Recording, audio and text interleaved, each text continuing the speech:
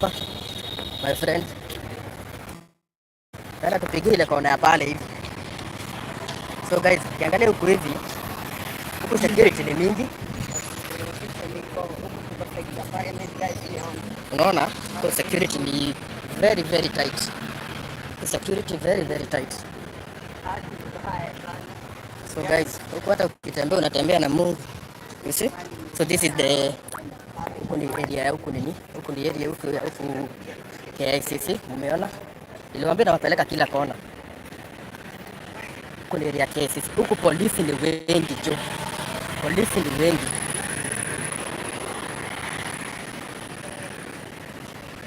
So this is the situation. Tena hadi DCI na CID na DCO wote wako huku kwa.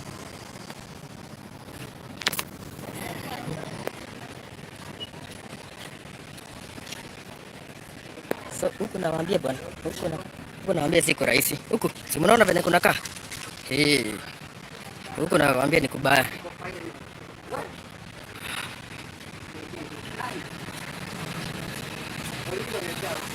Polisi ni wengi kuliko waandamanaji. Unajua mimi ndio maana niko huku niwaoneshe ground venye iko. Si kuwadanganya.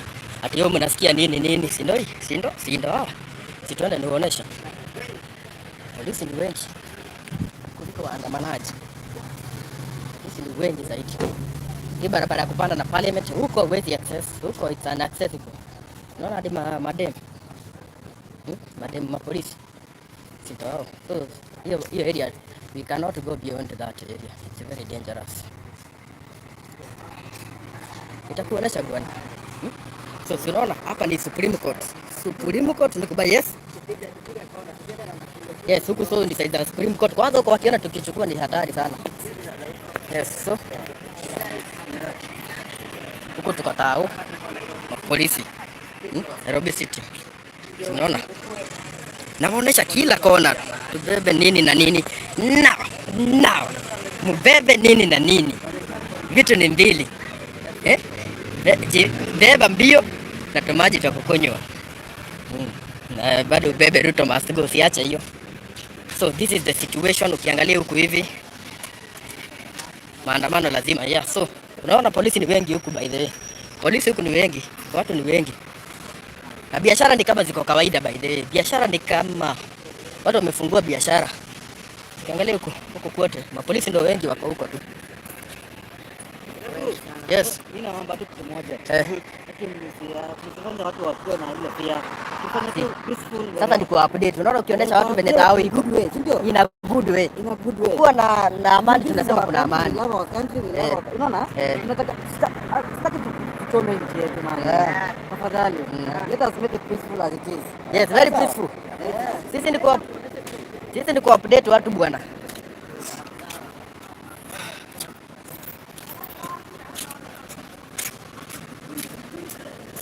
Sasa huyo ameshikwa. Huyo kwanza guys. Huyo mnyang'anyi hata siku. Huyo mnyang'anyi ndio ndio kusema peaceful. Yaani kusema tu peaceful. Amenyang'anywa funguo ya Nduthi, ogopa makarau bwana. Sisi huyo amewekwa ndani. Huyo in fact saizi huyo ako ndani. Amemnyang'anya funguo ya Nduthi bwana. So guys, nataka ona ule jamaa amenyang'anya funguo ya Nduthi yako huko, ambia polisi wale hatutaki. So kazi ni wakumbushe once more, huko tuko tao. Nataka tuende hivyo tu nikiwaonesha tu venye kuko hali ilivyo. Unaona biashara ni kama kawaida. No cause of alarm. Nothing. Hawa makarao kwani wote wako civilians. Huku nakwambia leo huwezi jua demonstrator na demonstrator. So huku bwana nakwambia huku ni kubaya. Huku hata ukijaribu kutoa maoni unawekwa ndani. Huyo mtu wa polisi amesema, huyo mtu wa Nduthi amesema anataka peaceful, anataka good Kenya. Umesikia venye amesema? Hawataki vurugu, amewekwa ndani. Yes.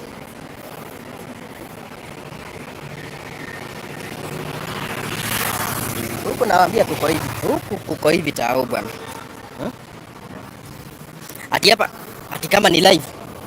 Si ni live kwani yaani huyu ni nani anauliza kama hapa ni live? This is live. It is today. Saizi ni saa ngapi? Saizi. Saizi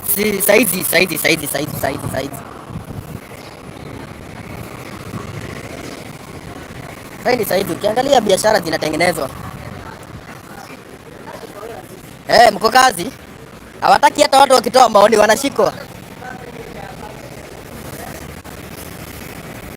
So guys, this is the situation.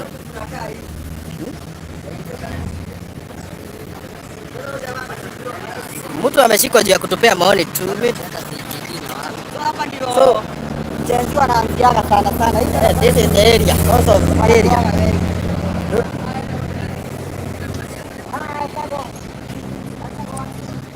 So guys, this is the situation. Hapa ndo kanakuaga kameumana vibaya sana.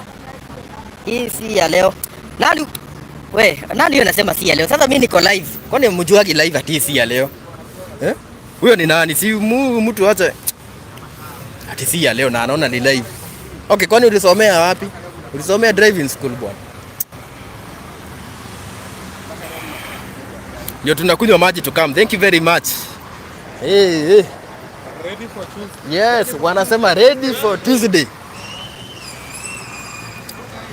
Guys, kuna watu wanasema ati yuko live. Tuko live bana. Mimi niko live. Hapa niko tao, niko CBD bwana. Nani wanasema ati yuko live? So guys, this is the current situation. Nimewazungusha kila mahali na naendelea kuwazungusha. Naona kule mbele kuna tanka ya polisi inapita hivi ikienda na huko, nataka tujue inaenda wapi. And so guys, niwakumbushe, leo sina mic, mkiniangalia sina mic, sina kamera, sina nini. Ni jana tuliibiwa. Vitu zetu zote Kikusta TV, cameras na nini, stands, kila kitu iliibiwa, lakini tunashukuru Mungu kwa sababu tuko safe. So tutaendelea tu ku-update. Yes, 5 minutes. Yes. So tuendelee na kazi. DPP kazi safi. Thank you very much. Victoria. Thank you very much.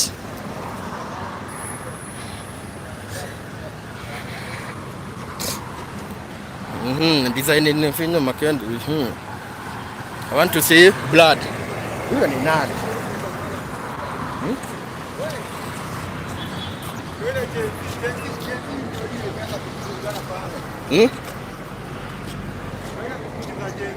Pale ni madam fulani anachora. Endeni muone kuna madam alikuwa anachora pale hivi. Anachora nini smart sana. Nilikuwa hapo. Anachora nini ya Kenya. Naambia uende uone Kenya anachora. Ni art fulani anachora hapo. Unaona hadi wazungu wako hapo.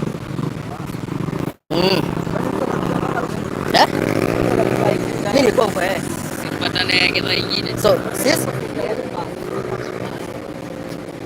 So guys, tunaendelea kuzunguka huku. This is the current situation. Sijui. Tuko area gani? Wewe huko ni kubaya. So sisi kama watu wa media, it's our duty and responsibility. It's our duty and responsibility to make sure wewe kama Mkenya wewe kuwa kwa nyumba at the comfort of your home. Unajua what is happening in our country. Manze sangapi leo kubaya fire. So kazi mingi by the way zimefungwa. A lot of work has been done here. Wacha wacha kuuzia raia uoga. No, hapa si kuuzia raia uoga. Mimi nimekuja kuonesha venye situation iko town live. Ndio maana niko live ndio uone live venye kuko. Kama duka zimefungwa na kuonesha duka kama hizo zimefungwa hivyo. CBD kuna mambo kujeni huku. CBD tulikuwa huko bwana. Sasa Kenya iko ni ati polisi ndo wengi. Waandamanaji bado hawajaamuka. So masaa yao bado bwana. So sasa yani ni short huko, hata sioni kama kuna kitu mbaya huko, yani kumetulia tu. The situation is very calm. Leo ni holiday. Situation is very calm.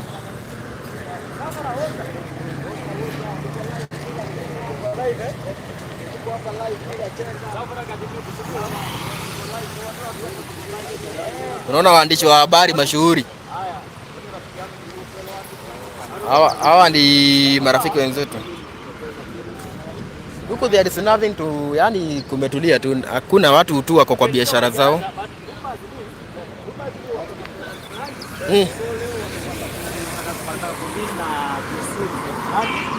So ndio maana watakuta umesikia wanakuja chini ya maji. So nao ni kupiga malaki kupanda hivi. Remember leo wamevaa t-shirt za white na Kiongozi ni aje? Confiti. So guys, mimi nataka niwaoneshe situation, how the situation is. Unasikia leo tactic ni hatari. Leo tactic ni ingine bwana. Yes, situation yani huku bwana, huku hali iko sawa. Huku si hatuoni kitu yote yenye inaweza fanya mtu asikuje tao. Unless kukue wako na plans zingine zenye hatujui. Ruto must go. Gen Z bado tunakula KFC ndio tu kama Joseph. Mtu anaitwa nani?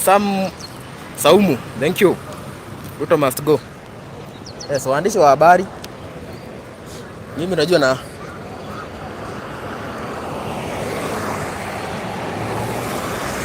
so this is the current situation. Tunangoja Uber. Yes. Hawana ngoja Uber. Unaona watu wako kwa nini? Watu wako kwa kazi zao, so watusikii kitu yote. Sema ni saa ngapi hii? Ati nisema ni saa ngapi? Sasa ni saa 4 kamili. Huyo mwenye aamini. Sasa ni saa 4. Sasa ni saa 4. Sasa ni saa 4. Yaani kuna watu bado hata mimi watu mnakuwa funny. Ati mtu anasema si uko live na niko live. Sasa ni saa 4. Tunakuja, kujeni guys.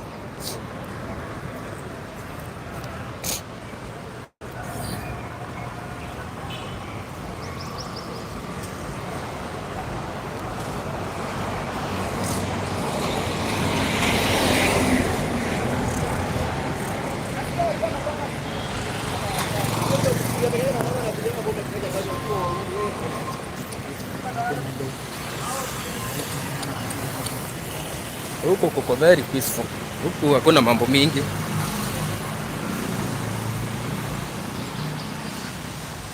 We are coming. Yes. Come one, come all. Come one, come all. Kuja mmoja, kuja wawili. Kuja mmoja. Unaona hadi ndege imekuja asubuhi. Very bad ndio hiyo.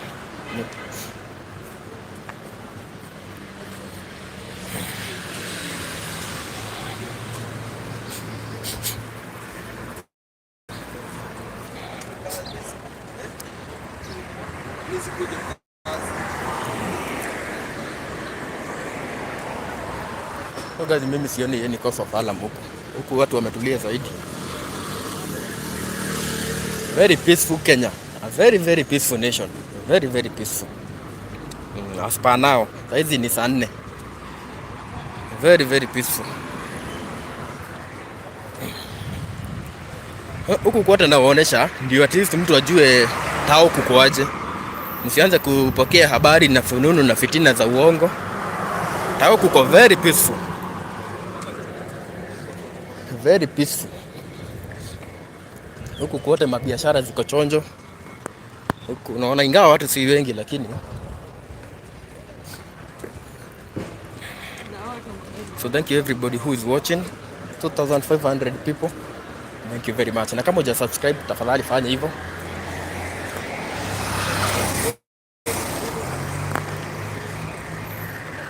Huko nilisema naamuka hata before nikunywe chai ndo niwaoneshe. Ndio kama wewe uko na kazi, tujue kama utafungua, kama utaingia job. Yes. Unaona watu tu ni biashara zao tu. Watu ni biashara zao. Watu wako kwa biashara zao.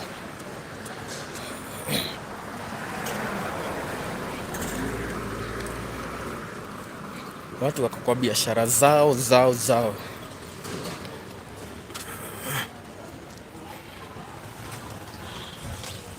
Kumezimwa stima? Haya, hakuna stima. Kuna watu bado wanafunga.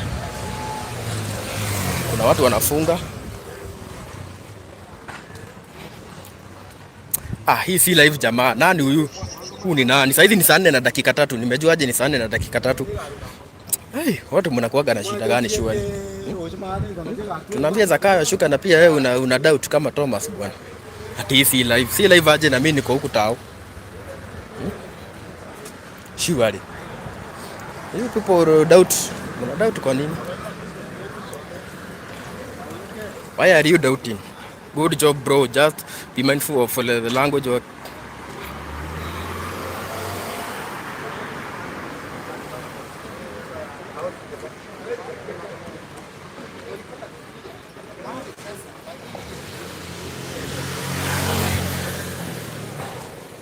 So this is the current situation, guys. Nothing. Sioni kama kuna any cause of alarm. Mambo imetulia, hali iko chonjo.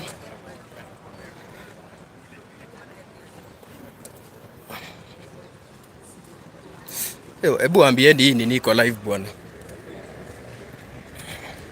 Wana wanahabari wanazunguka huku to make sure kila kitu iko chonjo. Nataka tufike pale hivi.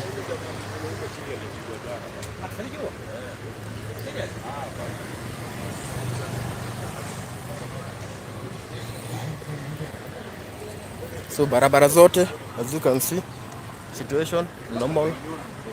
Nataka tutaenda hata expressway, side za expressway.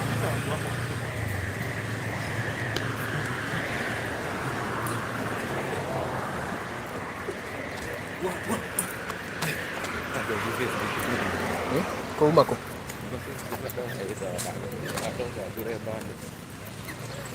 So welcome guys.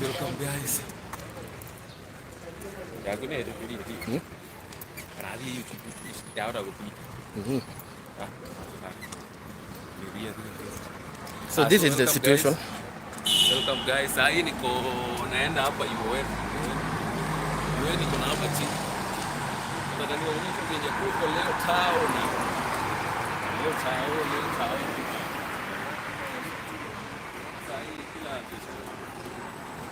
Yes, mnataka tuende tao side za mahasla.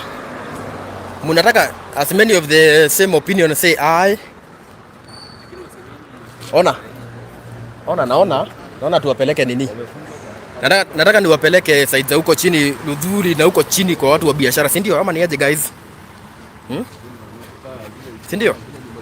I as many of the contrary opinion say I.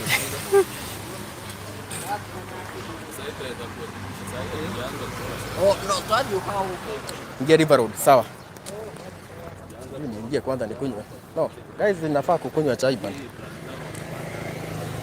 Huko ni Nairobi na University. Nataka tufike pale kwanza nimuoneshe hii Nairobi. Huko ya huku kwa barabara. Huko kuko peaceful.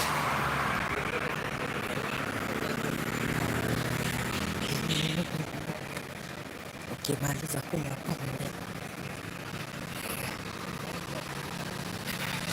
enda parliament. Parliament tumekuwa huko security. Tumekuwa parliament bwana, rudisha video nyuma. Kasiji kama inaweza rudi. Parliament tulikuwa huko. Ningekunywa kachai lakini sasa hii simu ndo natumia bado. At the day have it. Uko live for sure ama unatuzia uoga. Sasa ni nani shughuli? Kwani nyinyi wananchi mnaishigi aje? Okay, mnataka nifanye nini? Ndo mjue niko live. What do you want me to do? Ndo mjue niko live.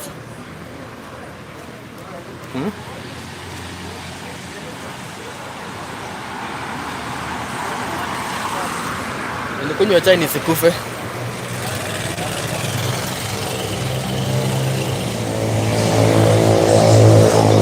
Yaje? So, guys, hapa ndi University Way as you can see. Hii ni University Way. University ukiangalia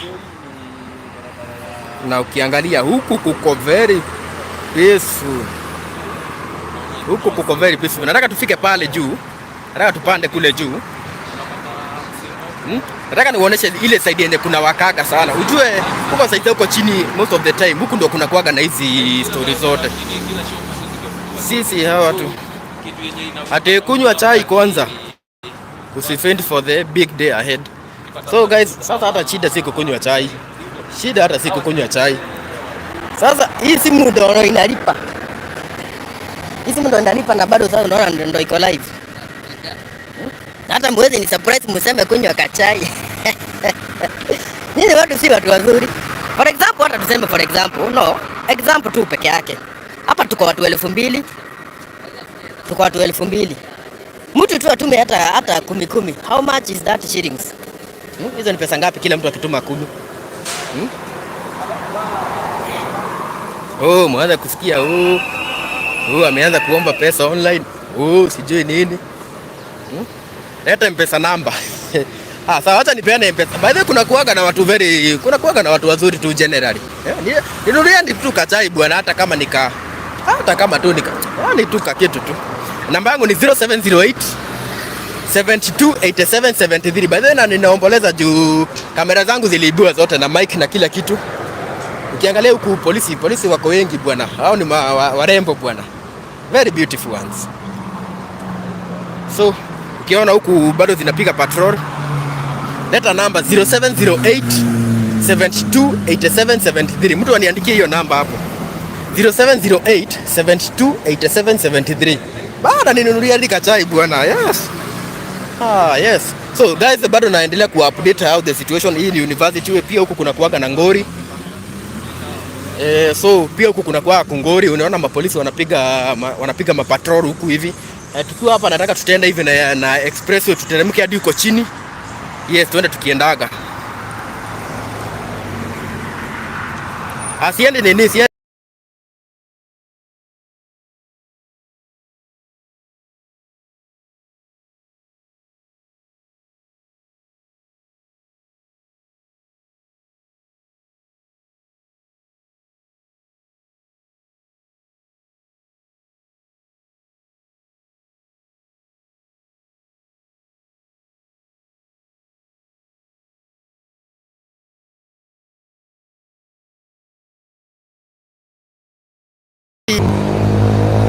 Sasa ile so mkiona sina simu mbili for now.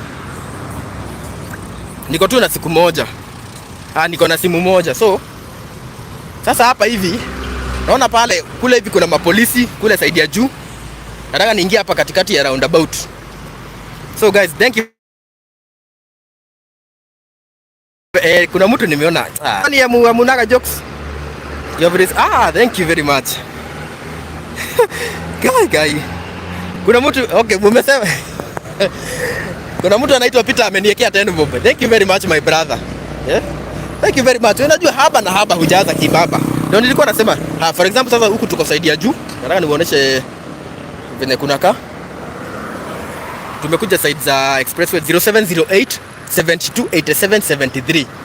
Nataka tuvuke ile side 0708 728773. Wenye mnajua hapa hii roundabout inakuaga hatari sana. Nimeweka 1K ya kuvuta bang. Yes, thank you very much for that bang money. Yes, Mungu akubariki. So, wenye mnajua hii roundabout inakuaga hatari sana.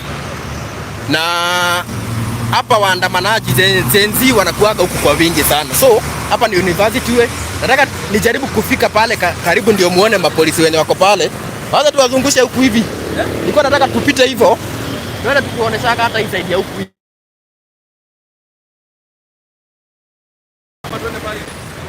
Tupitie na the contrary opinion say the eye is have it. Unaweza kuko sadaka pia wewe. Hakuna sadaka mimi nachukua. Mimi I was only suggesting. So guys, nataka tuteremke huku chini.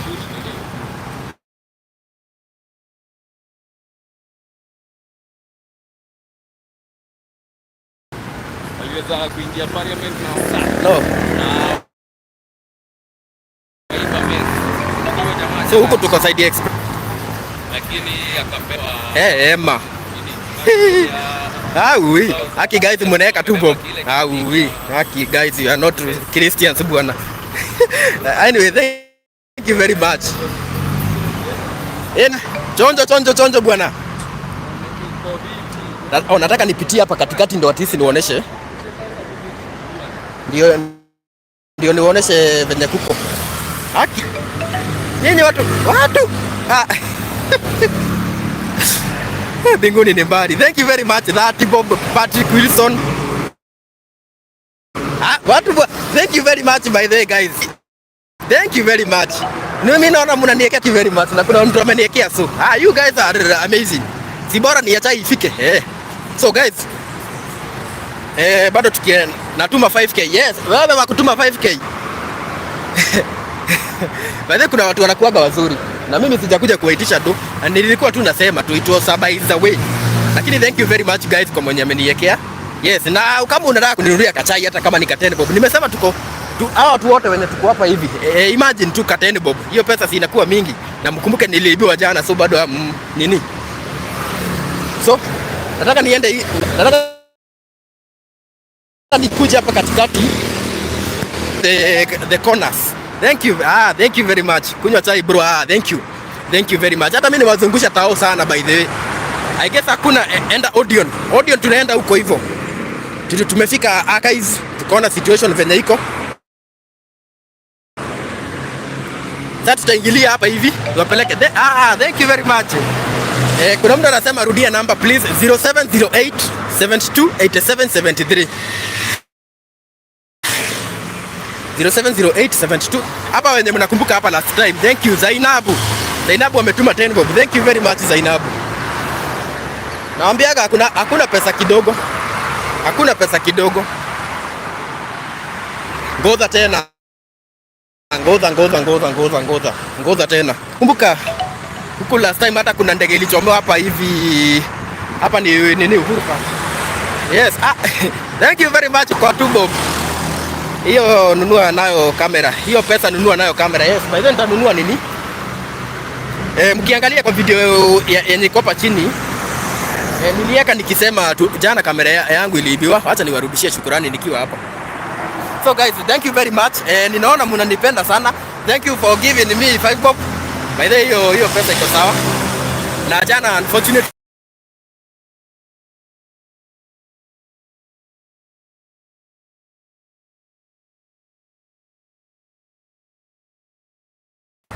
hata my press card kiangalia, hii ni mpya. Hii nyingine nimeendea leo kwa sababu ziliibiwa zote, kamera yangu kila kitu iliibiwa. Na so inabidi tu ni survive tu na simu peke yake. Niko na simu hiyo nyingine mbili, lakini saizi niko na simu moja. Sina mko. Maski kwa mfuko bwana. Ngoza. Maski kwa mfuko ndio hii mask. Nikujipanga tu. No please. So guys, naendelea kuwazungusha huku ni number 0708 72 87 73. Anything will be appreciated. Imagine hata 2 bob. Unajua 2 bob venye ni pesa mingi. So idharau 2 bob. So guys, tuendelee na kazi. Sauti inaenda wapi? Acha nikwambie. Unajua sina mic na nimeongea kutoka sijui saa ngapi. Hadi goza. Goza tena. Hapa hivi. Kufikia hapa watu wanasema wanataka kuona tauko chini. Rudia namba polepole 0708 72 87 73. 0708 72 87. Thank you very much. You have received 50. Thank you very much. So nataka tutemke hivi.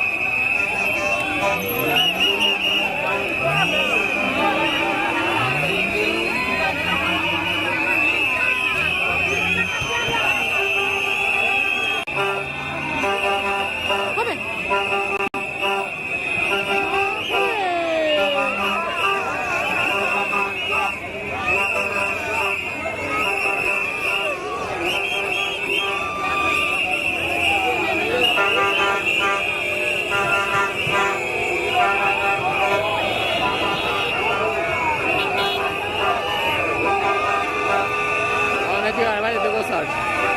Chica, vale, tengo sal.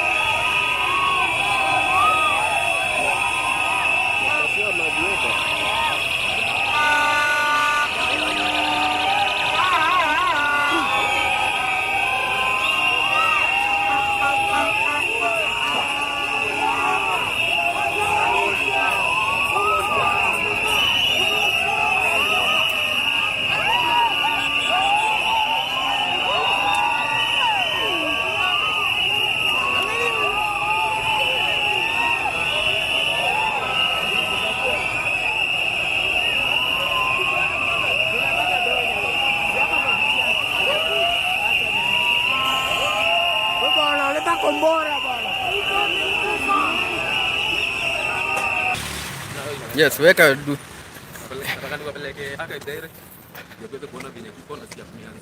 twende huko chini.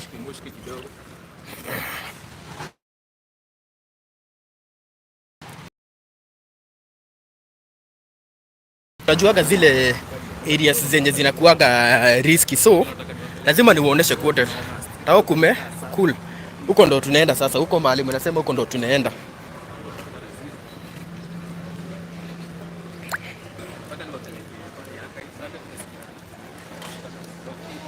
Network yangu iko weak sana. Unajua pia hata kuna mahali network inakuaga juu, ingine iko chini, so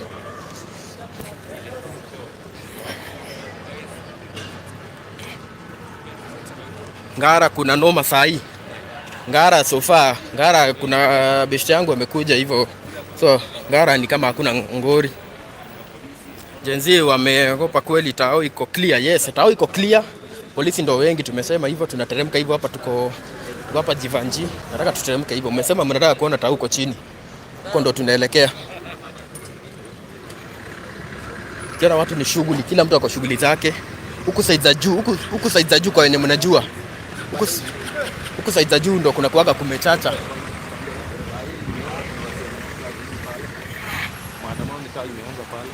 Bado time. So thank you very much guys, na niwarudishie tena shukrani kwa wewe ambaye umesema kijana akunywe chai. You people are amazing bwana. Hadi mtu wa Fobob. Wewe barikiwa kabisa. Najua next time kutakuwa poa sana. Hapo ni wapi? Hapa hivi ni karibu na huku kwa kuuza nyama. Unaita kwa aje? Yes. Ati wanasema haujaoga. Okay, niwekeni basi ya nini? Timuniwekee basi ya sabuni. Yaani mtu anaweza sema sijaoga hii asubuhi yote. Ulijua aje? Kumbe kuna maprofet huku. How did you know? Ukiona watu wa media ni wengi huku. Huku ni watu wa media wako wengi. Ona, tuteremkia hapa, si ndio? Tuteremkia.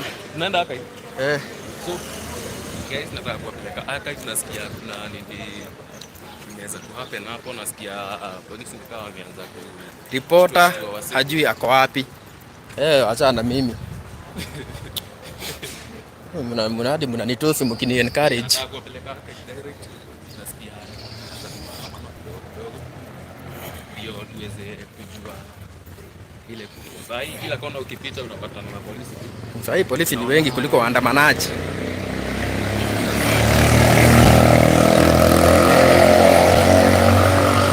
So guys, this is the current situation. Hii nyumba ya archives leo tunataka good work. Thank you very much. Yes, mtu nimesema ukisema good work unasindikisha na 10 bob. Otherwise, hiyo ni by the way. So, tunaendelea kusonga. Nataka niuoneshe mabiashara huku zimefungwa mingi sana. Uliza ulipiga passport. Wewe utaniingilia. Passport ndo nilipiga. Unahema au unapumua? I was tempted to call you Satan.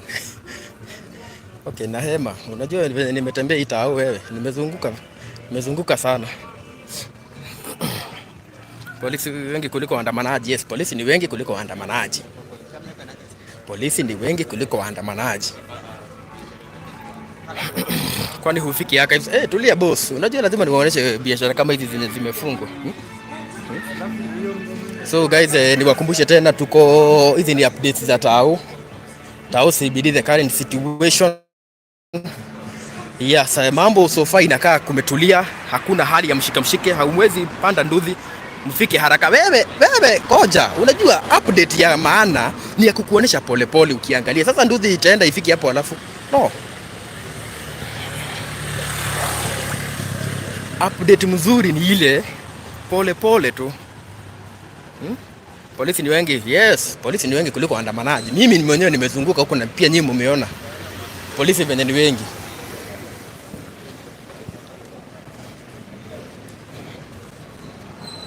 Siwezi wadanganya guys.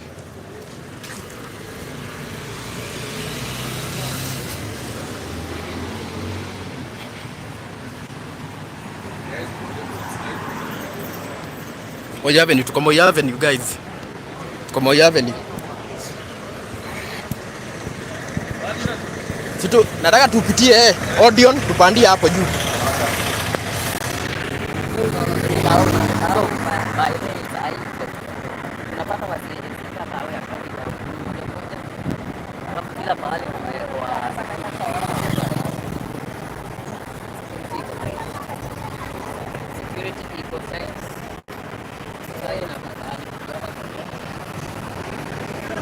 Haya, wenye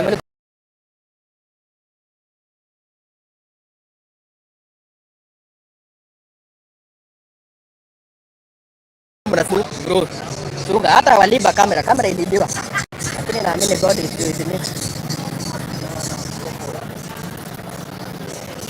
Vukia huku, vukia hivi, tukiona tukiandaga hivi. So guys, situation koja, sema namba 0708 72 87 73 0708 72 87 73 Martin Kimani 0708 72 87 73. Huku biashara by the way zimefunguliwa kwa wingi. Huku hawatambui, lakini kuna tayari zimefungwa.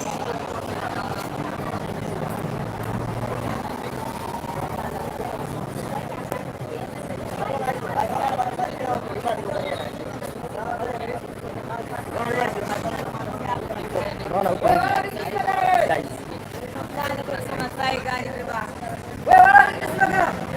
Huku kati inasonga vizuri tu. Kuna mambo mengi. Huku mambo iko shwari. Unaona biashara zimefunguliwa. Zaidi ya kwanza. Huyu anakuambia kuna nani kwa anaambia tuende ni yaka is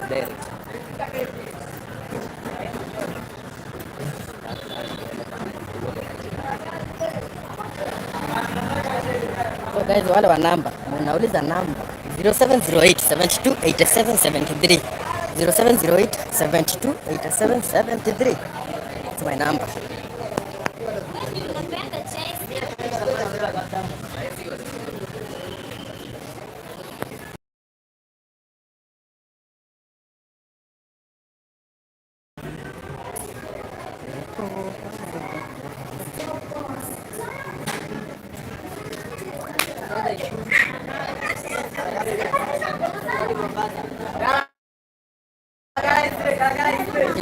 Nilikuwa na bila kona. Thank you very much mwenye umeniwekea.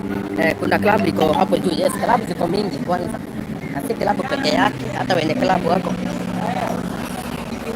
So, thank you very much kwa wenye mnaniwekea ka kitu. 0708728773. That is kwa kupenda tu kwako. It's not a must.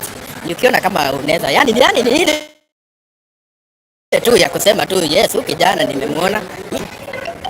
Hivyo tu. Thank you very much. 0708728773. Wenye wote mnatuma na ziona zinaingia. Na thank you very much. 0708728773. Yes, that is the number. So mimi kazi yangu unaona huku venye kumetulia. Huku hakuna story mingi. Huku hali inaendelea tu kama kawaida. Kazi. Mabasi zinabeba kama kawaida. Huku ni tao. Mahali mlisema mmekaa. Kwa karibu na Platinum Plaza. Mnajua. Odeon. Yaje wazee? Mko chonjo? Haya, wenye walisema wanataka kuona Odeon. Hali ya Odeon, huko ni Odeon. Thank you very much. 50 bob. Thank you very much. Wenye walisema wanataka kuona huko hakuna ubaya. Nataka tupandie hapa tuende hapa nini haka hivi. Si ndio?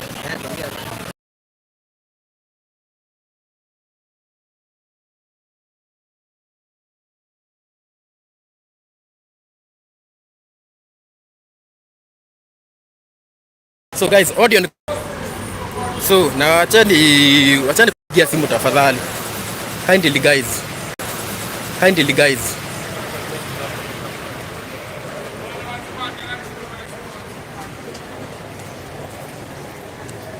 So hapa hivi naona mapolisi wako huku. Nothing much. Hakuna kitu ya kutoza alarm. Kama walikuwa na polisi ndio wengi huku. Polisi wengi kuliko waandamanaji.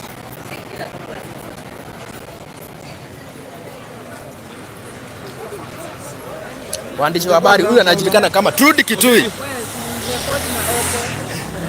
Recorder techno. Lazima unge shout. Huyu anaitwa Trudy, my very good friend. Yes. Uchoki. Yeah? Yes, nimetoka Kisumu na ulisikia jana tuliibiwa. We are very sorrowful bana. Kamera zetu zote mic unaona sina mic, yani mimi niko tu kila kitu iliibiwa.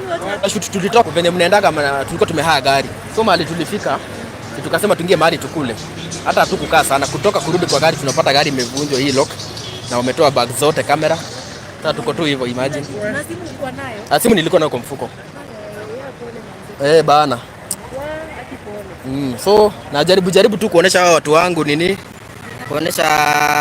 Kuonesha hii hali ya huku hivi tuone itakuwaje. So guys, kuna mtu anasema hapo namba. Oh, mumesikia niliibiwa.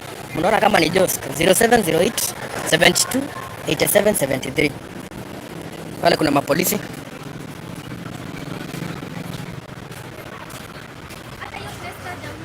Press card imagine nimetoka ku replace.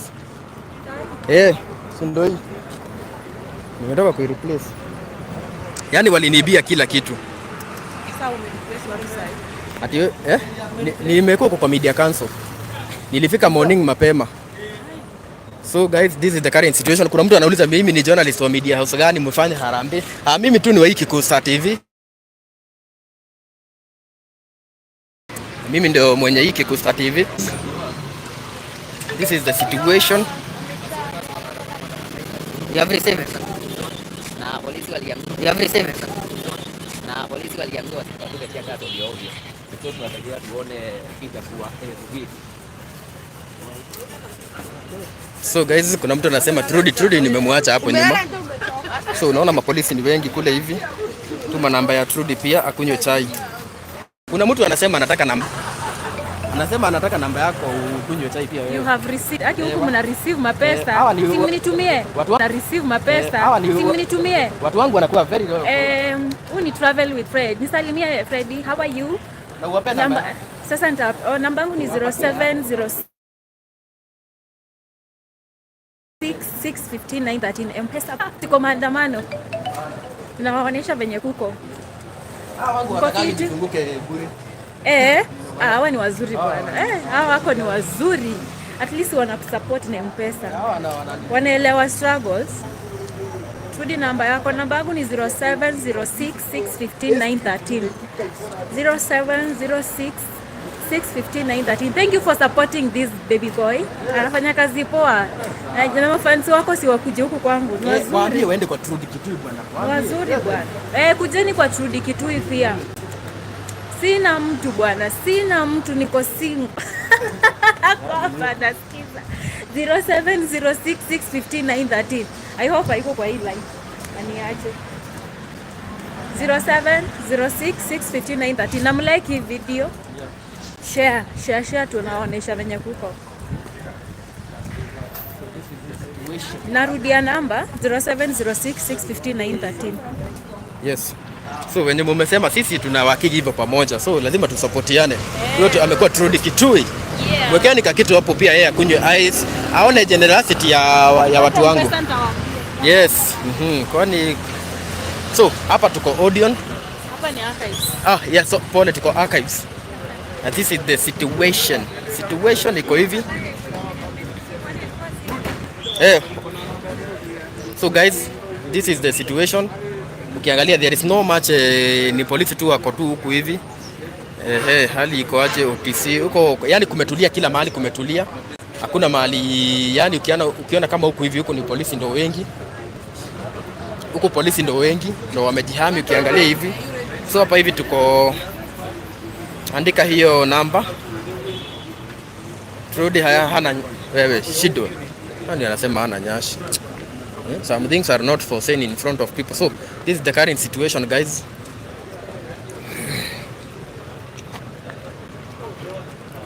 Ni kuonesha tu tuone venye kuko guys. Trudy uko na mzee. Trudy ashaenda. Mimi ndo nimerudi. So guys, members of the press wako huku. Waandamanaji hakuna, polisi wako. So this is the current. Uko mrembo sana. Yes, tushatoka kwa Trudy. Na msisahau pia mimi mlikuwa mnaninunulia chai, nisiwaletee mrembo. Mumweke hiyo namba yenye nimewapea hapo, mumweke ka chai hata yaone watu wangu ni generous. So guys, huku kuko hivi. Hapa tuko National Archives.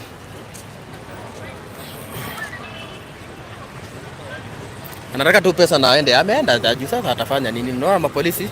Gari za polisi ziko huku hivi. So guys, thank you very much. Na niwarudishie tena shukurani wale wote ambao wameweza kuninunulia chai na wamenunulia Trudy chai. Mungu awabariki sana. So this is the current situation.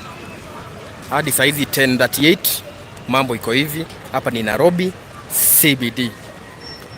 Nothing much is happening. Watu wametulia. Hatuoni hata dalili zozote za waandamanaji. Yaani tu hali imetulia tu hivi. Ni watu tu unaona wakuwa busy. Watu tu ndo wako busy. We don't see anything to cause alarm so far. Polisi ni wengi kuliko waandamanaji. Kule hivi unaona wako na tear gas. Na koti ilisema wasitumie nini. Karen iko aje? So guys, this is the current situation. Rudia namba kindly. Namba yangu ni 0708 72 87 73.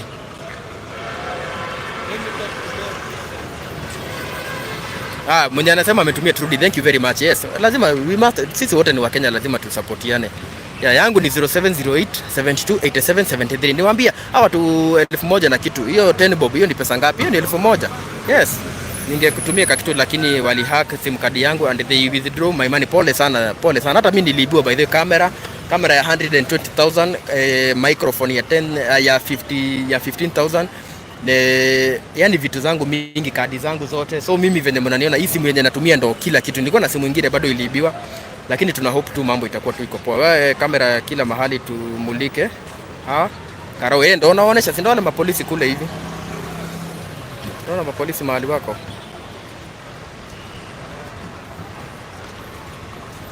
Weka kamera kila mahali. So guys, this is the current situation. No cause of alarm so far. Yani mambo imetulia tu hivyo. Guys, may peace prevail, our land is safe. Thank you very much. Mtu anaitwa Mutinda Winnie. Yes. So imagine kuko tu hivi. Nothing tu wako hapa hivi. Wanahabari wako. So in short sijui. Yani kuko peaceful. Mambo iko peaceful. Polisi wako pale hivi wako very nini. Nataka niwaoneshe hapa hivi. Polisi hawataki watu wanakaa hapa hivi, wanawatoesha. So this is the current situation. Huku hivi watching live from London. Great Chris, thank you very much. Kenya inaelekea wapi jameni? So this is police pia hawataki watu wenye wanakuja hapa hivi. So ni kukaa watu wakuwa chonjo.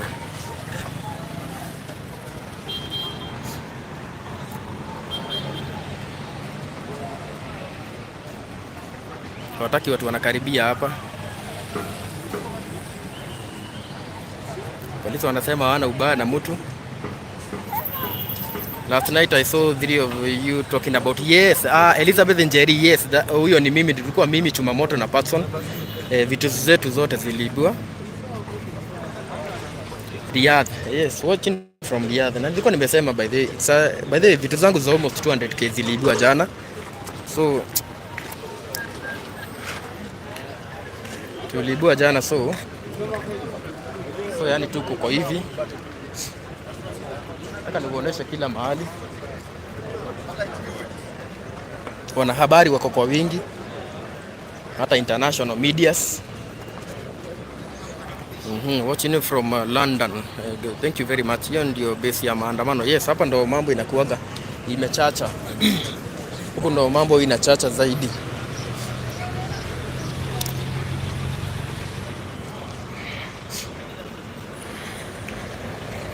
So guys, mimi I was robbed. Gari yenye tulikuwa nayo ilivunjwa so hata kamera niko tu na simu moja tu. Niko tu na hii simu. I have nothing else. Mbele nyuma. Hata press card yenyewe nimeenda ku replace asubuhi. Hata national ID yangu bado iliibiwa.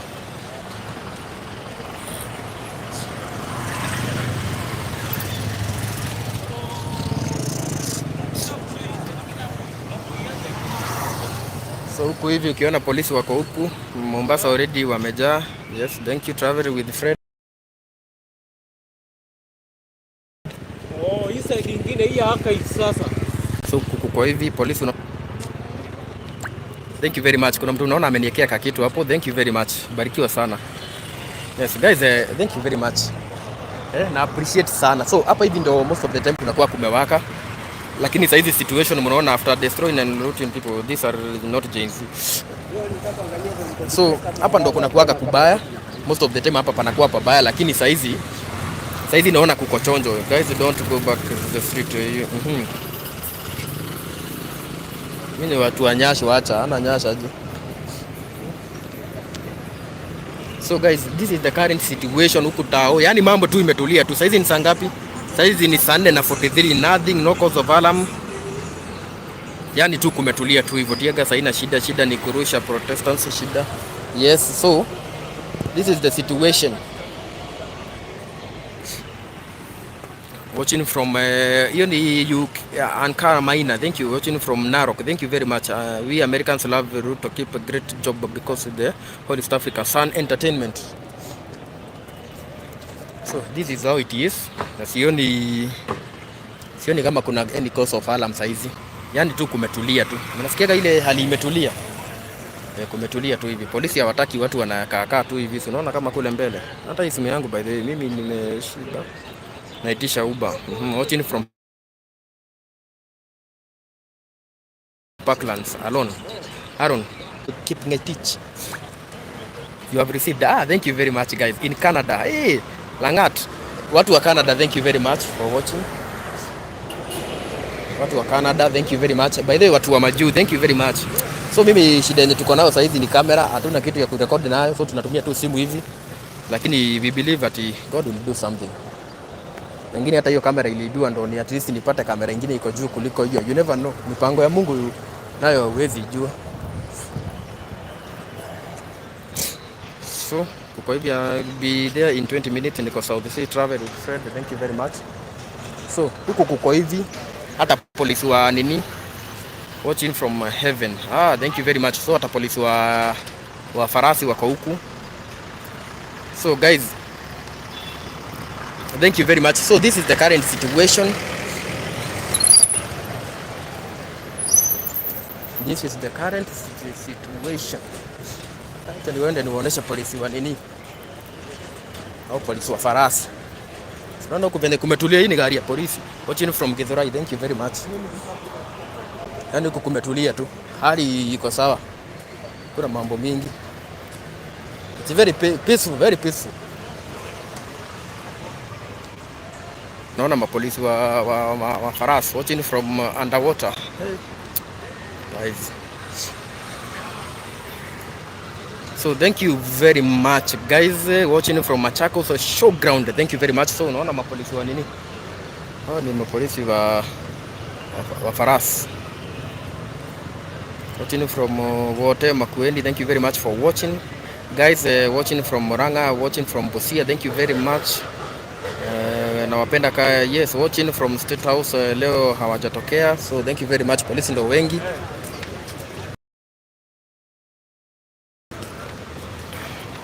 Leo hawajatokea. So thank you watching from Vihiga County. You have received. Thank you very much guys. Kwa yenye mnaniekea kitu kachai, mnasema kijana akunywe chai. Nimezunguka kutoka Charles, ndio maana umeniekea kitu. Nimezunguka kutoka morning. Mimi mwenyewe sijakunywa kitu, naona sauti hadi imepotea. So thank you very much guys. Na kidogo nataka nitoke live kwa sababu I need to charge this phone. Nimemwambia niliibiwa kila kitu, sina kamera, sina nini. So hii simu bado ndo natumia. Hii simu ndo nalipa nayo bills. Simu hiyo nyingine iliibiwa, kamera iliibiwa.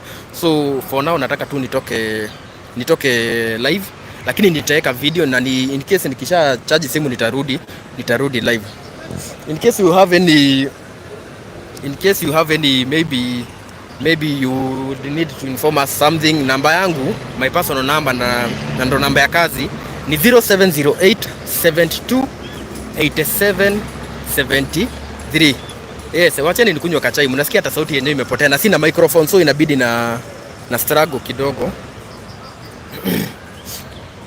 So guys, thank you very much. You are doing a good job. Yes, from New York. Watu wangu wa Majuu by the way. Thank you very much Martin. Thank you very much watu wangu wa Majuu. Yeah, watching from Nakuru. Thank you very much for watching from Kisii. You guys are amazing.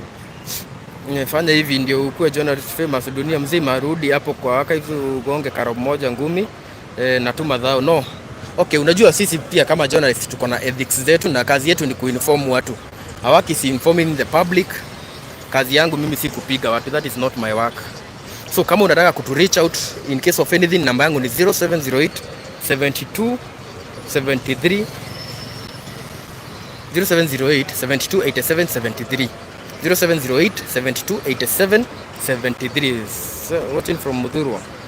So thank you very much Mudhurwa Market. Thank you very much. So guys, this has been a live update. Kutoka asubuhi nimewapeleka Parliament, nimewazungusha kona zote za Nairobi na venye mumeona. So guys, thank you very much. Nimewazungusha kona zote za Nairobi. Nimewapeleka Parliament, tumezunguka hata huko KCC, nimewapeleka University Way, na sasa hizi tuko hapa mahali kunakuwa kumeshika hapa ni archives na tumeona hali venye iko. So guys, thank you very much. Kama umeniekea kitu, kama umenirushia 10 bob, kama umenirushia so 500, thank you very much. God bless sana. Mimi kama kawaida DPP kutoka kwa Kikuyu Star TV, tutarudi tena na mambo itakuwa iko poa. Wacha nikunywe kachai juu nasikia hata sauti kidogo inagwara. So namba yangu tena nirudie, in case mtu unaweza kuwa na story unataka tukuje tukave, in case unataka maybe you have a message for me, maybe unasikia tuliibiwa kamera, so kama unaweza ni support na kakitu, watu wangu wa majuu, watu huko Kenya. Yes, so namba yangu ni 0708 7287 73. So thank you very much guys, I appreciate when mumeniekea kitu. Mungu anawaona na atawabariki sana. So wacheni kwanza nipotee, tutarudi na niteka video zingine by the way guys, si ndio hivyo? Adios muchachos.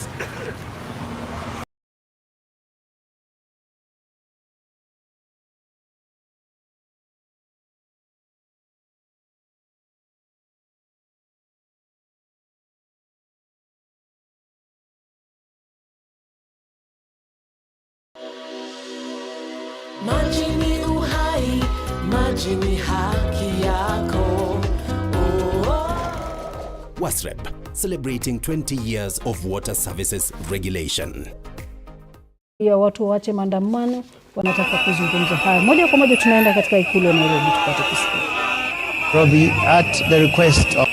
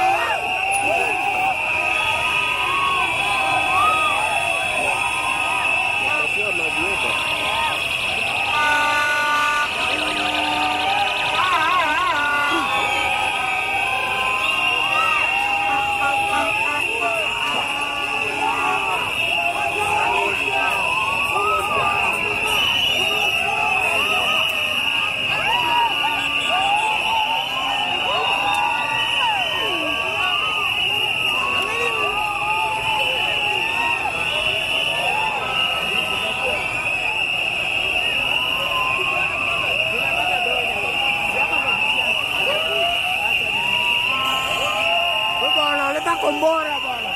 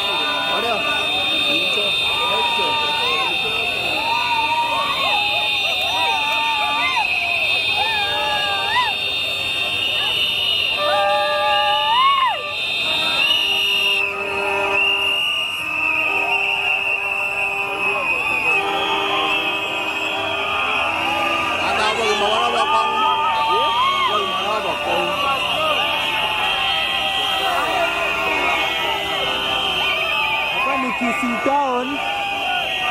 Hapa ni Mwembe.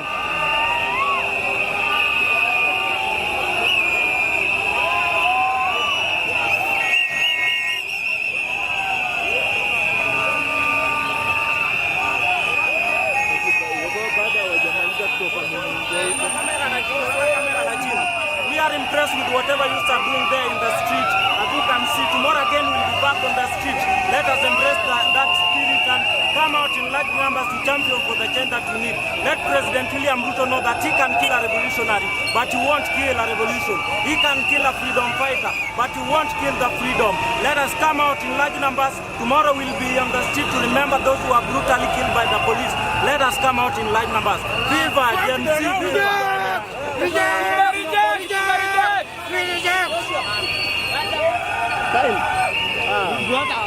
Ruto must go!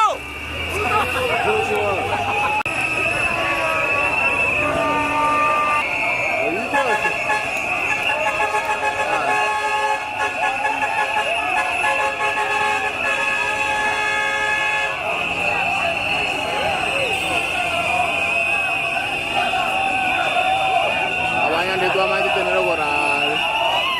Ego neto bokro.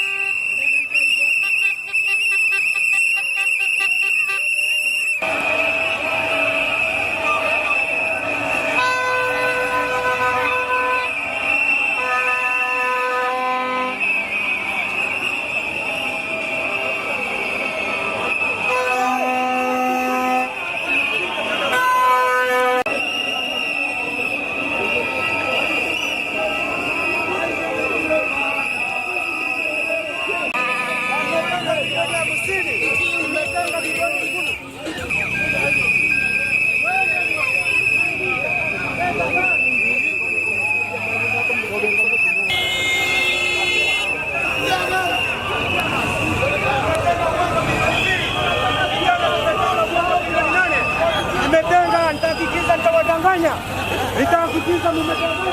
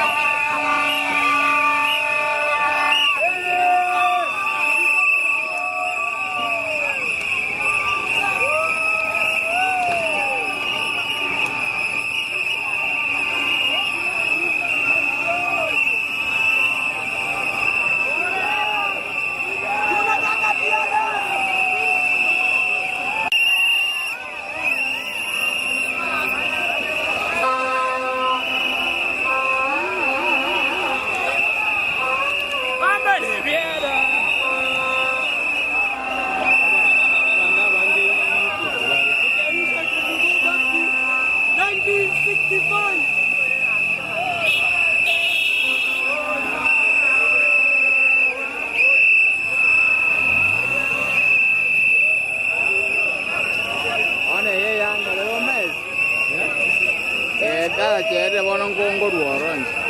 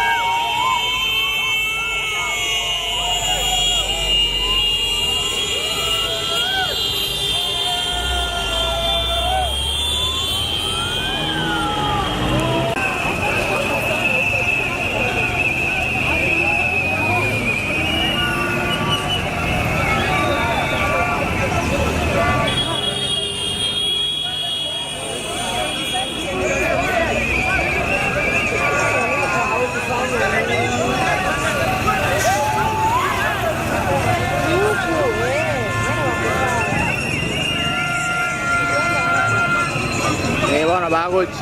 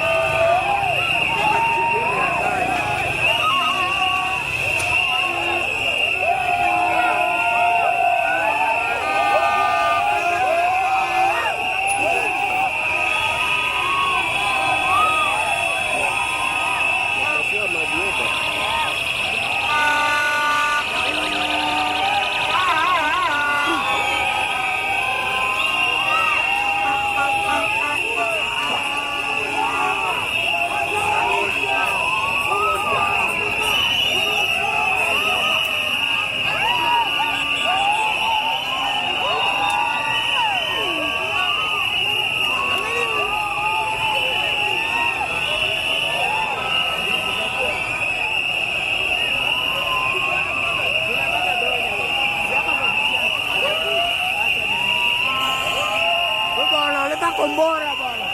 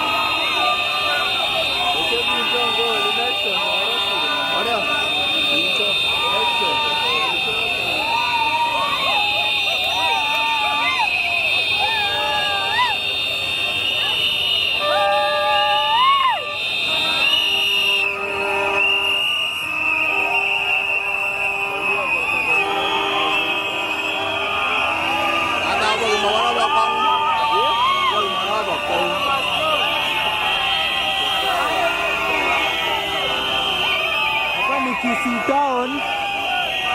Hapa ni Mwembe.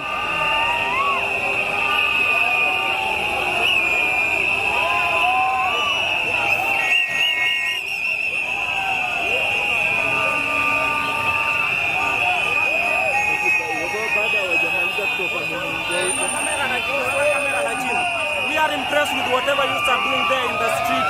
As you can see, tomorrow again we'll be back on the street. Let us embrace that spirit and come out in large numbers to champion for the change that we need. Let President William Ruto know that he can kill a revolutionary, but he won't kill a revolution. He can kill a freedom fighter, but he won't kill the freedom. Let us come out in large numbers. Tomorrow we'll be on the street to remember those who are brutally killed by the police. Let us come out in large numbers. Viva Gen Z!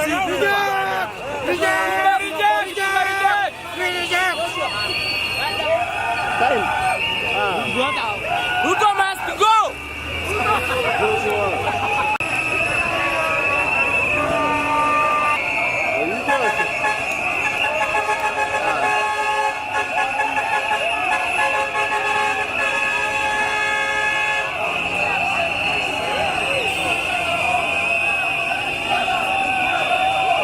Abanya ndetu amaji tenero koral. Abanya ndetu bokuro.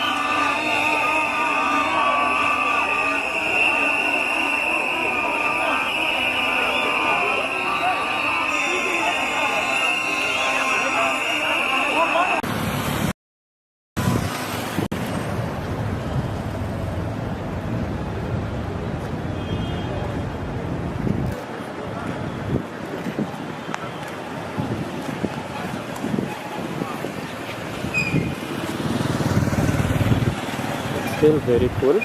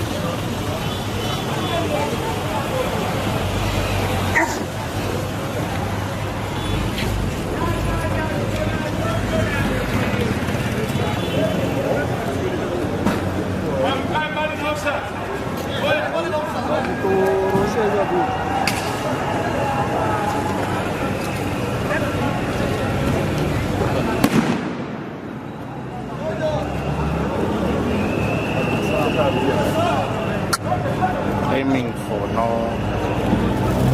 bigger.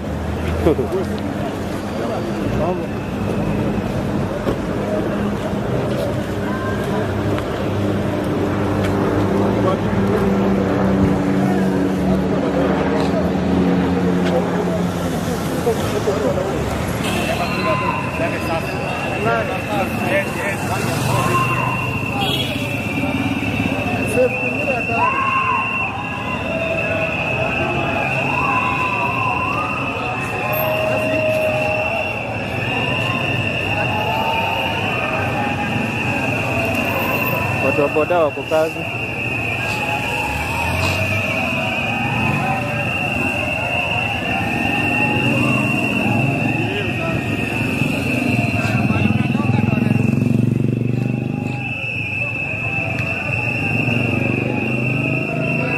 Hali imetulia leo. Iko sawa leo. Hawa. Especially wale wako nyuma. Hao wengi ni waporaji.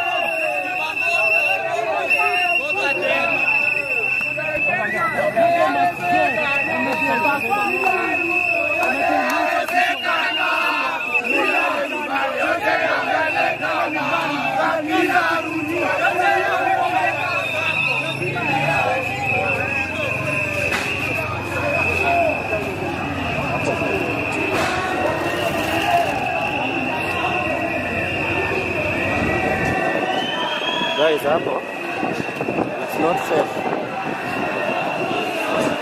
It's not safe hapo.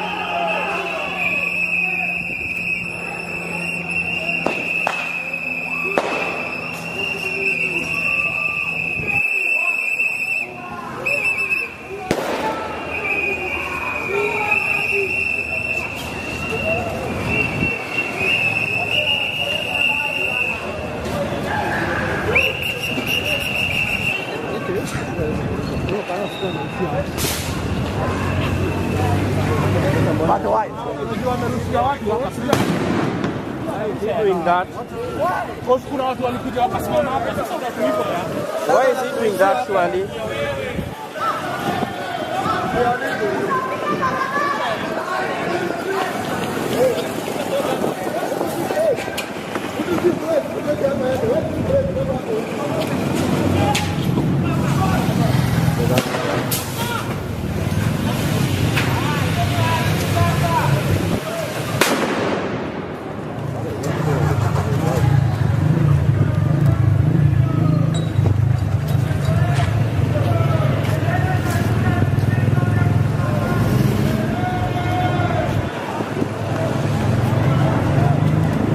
This is Kenyatta Avenue.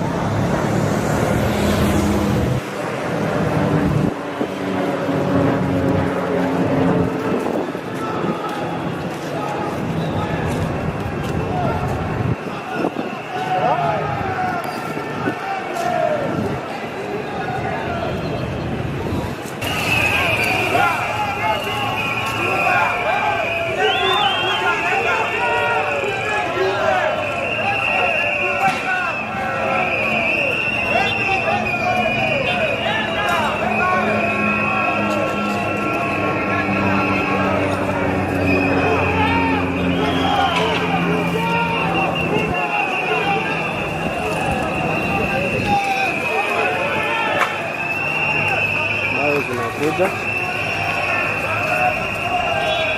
Tena na mawe.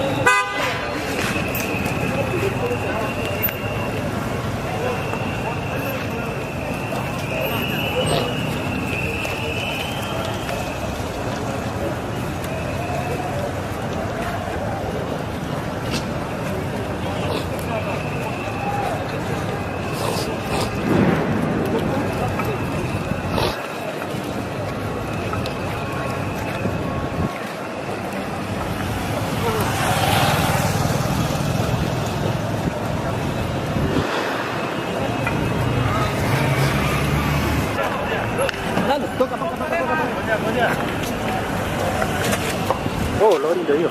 Kiasi. Sioni. There we go.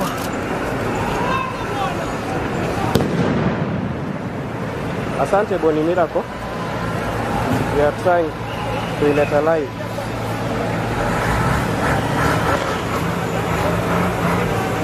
As you can see, matatu zimefukuzwa.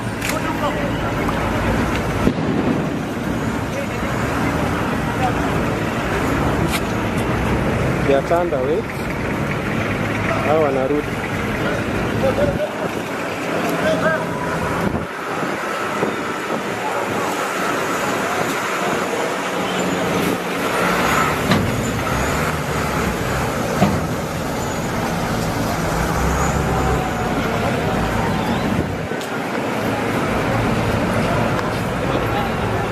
Lori ya pili ndio hii. Ziko mbili. Ndio sasa.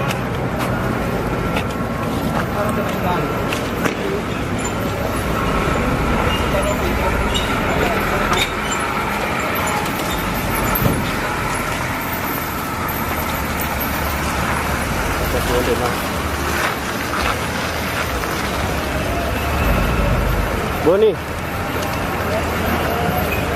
kukaa front line kati ya mawe na risasi.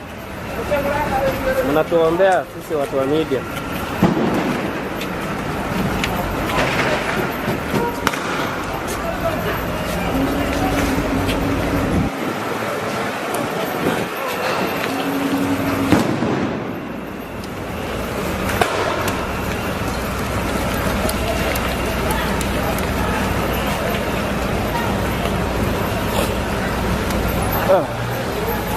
Kiaga simeanza kunifanya ile kitu, lakini sawa.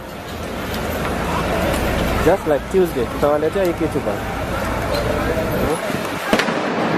There we go. Hiyo ni risasi zimeanza kutembea. Umesikia?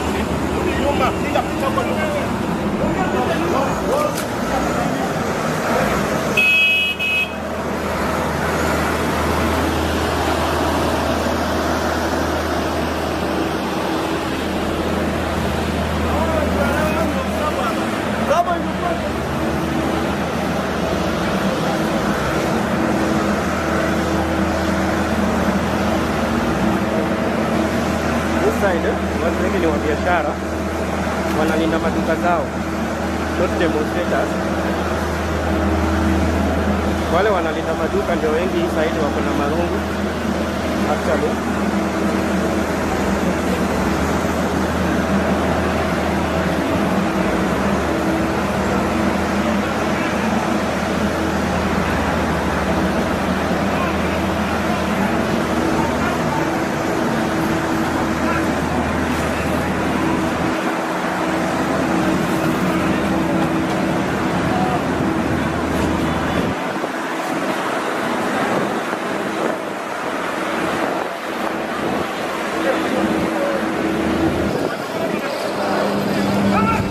can see the streets are just okay.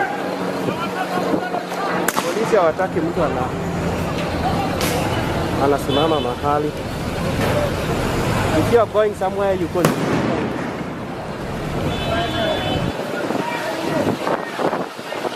Atataka kuwachapa. No, don't do that.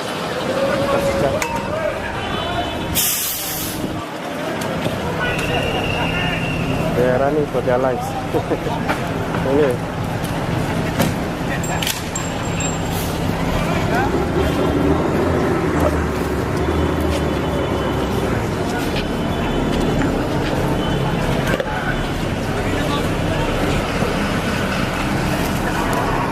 We are moving towards Globe Roundabout.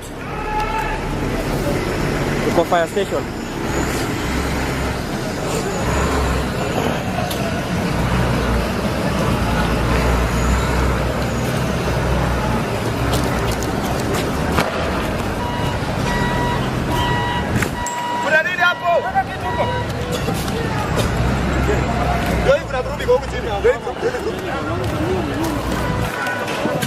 Tunateremka Grogon.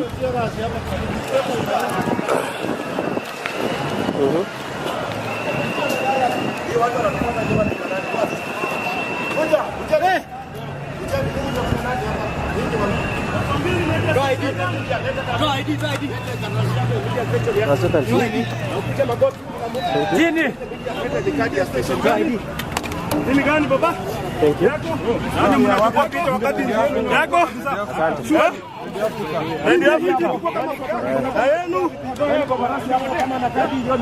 There we go.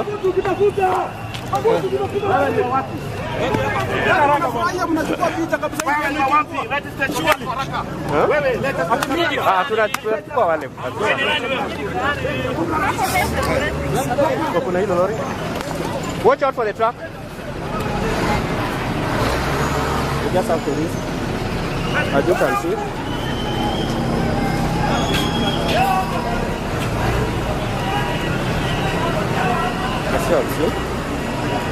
Hali iko hivyo ilivyo.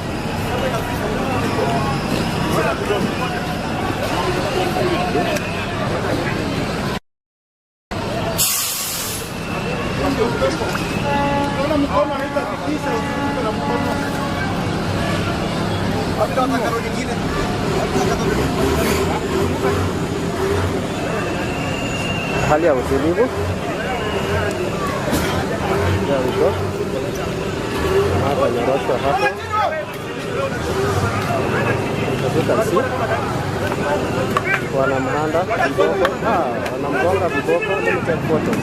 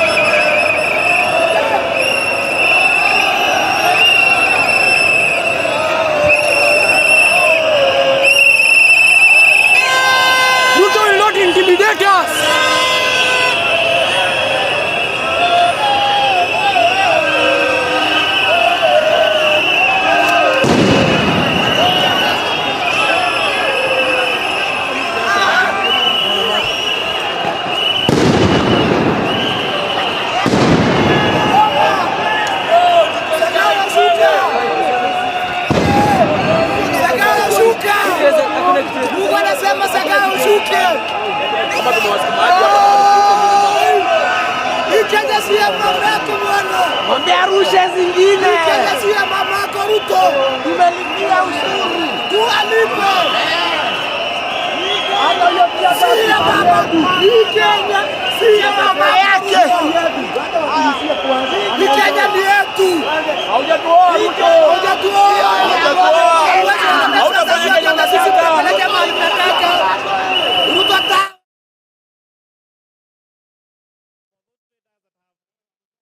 1 million shillings, and for the subsistence farmers. 51. Honorable members, I propose a question that clause 51 amendment as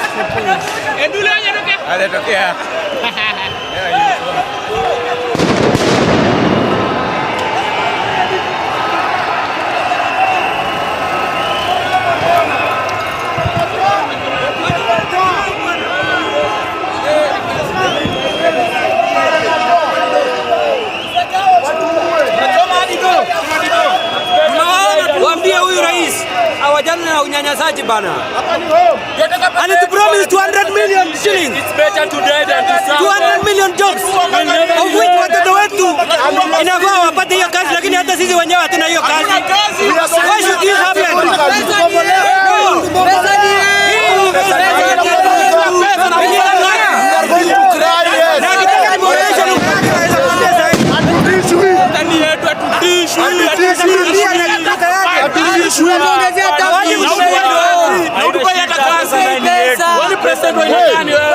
Hata yeye anatembelea kila mahali ni pesa yetu. Hata yeye anataka pesa ndani yetu. But I want to promise one thing. Rais ametuahidi 200 million jobs yenye hakuna hadi wa saa hii.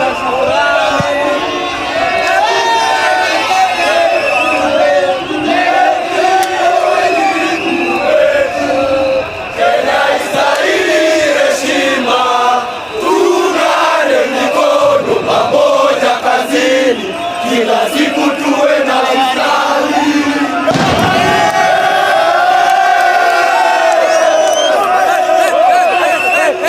Bota tutu.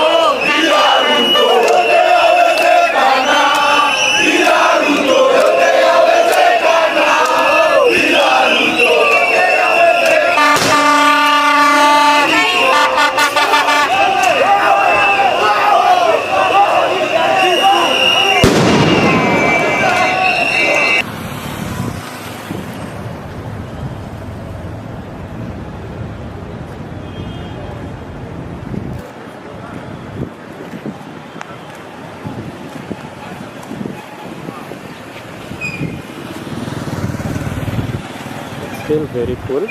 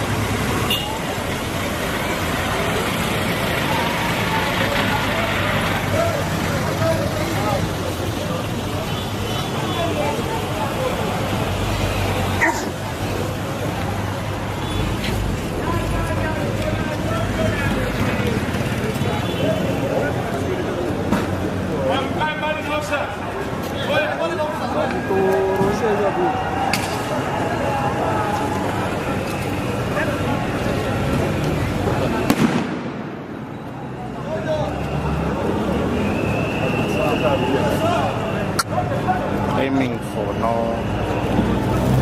bigger.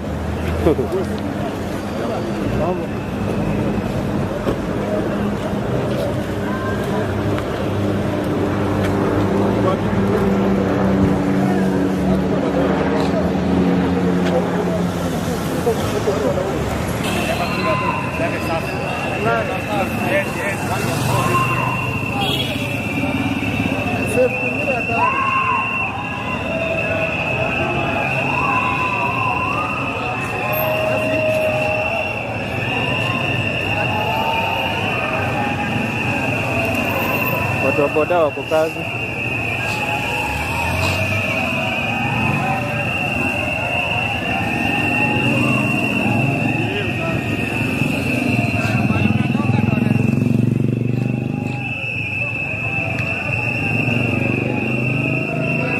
Hali imetulia leo. Iko sawa leo.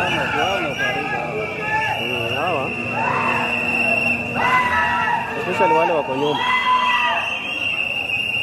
Hao wengi ni wafarati.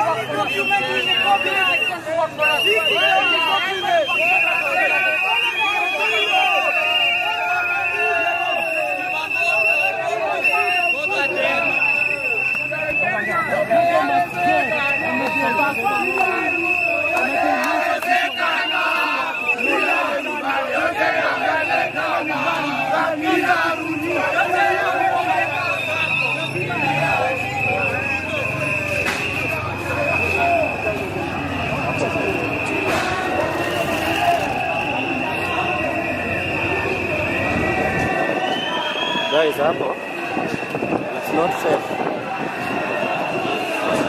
It's not safe hapo.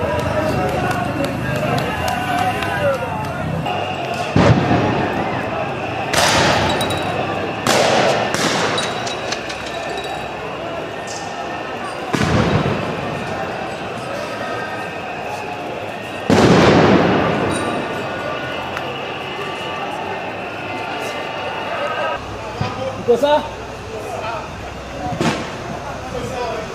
Wazi. Hapa tu.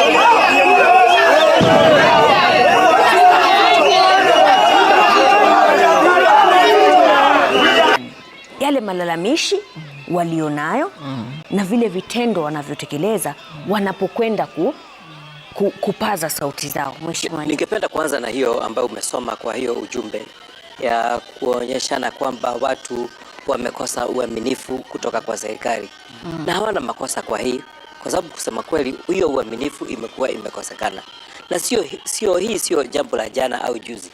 Kutoka wakati tulipewa uhuru hii mambo ilikuwa inaendelea namna hiyo.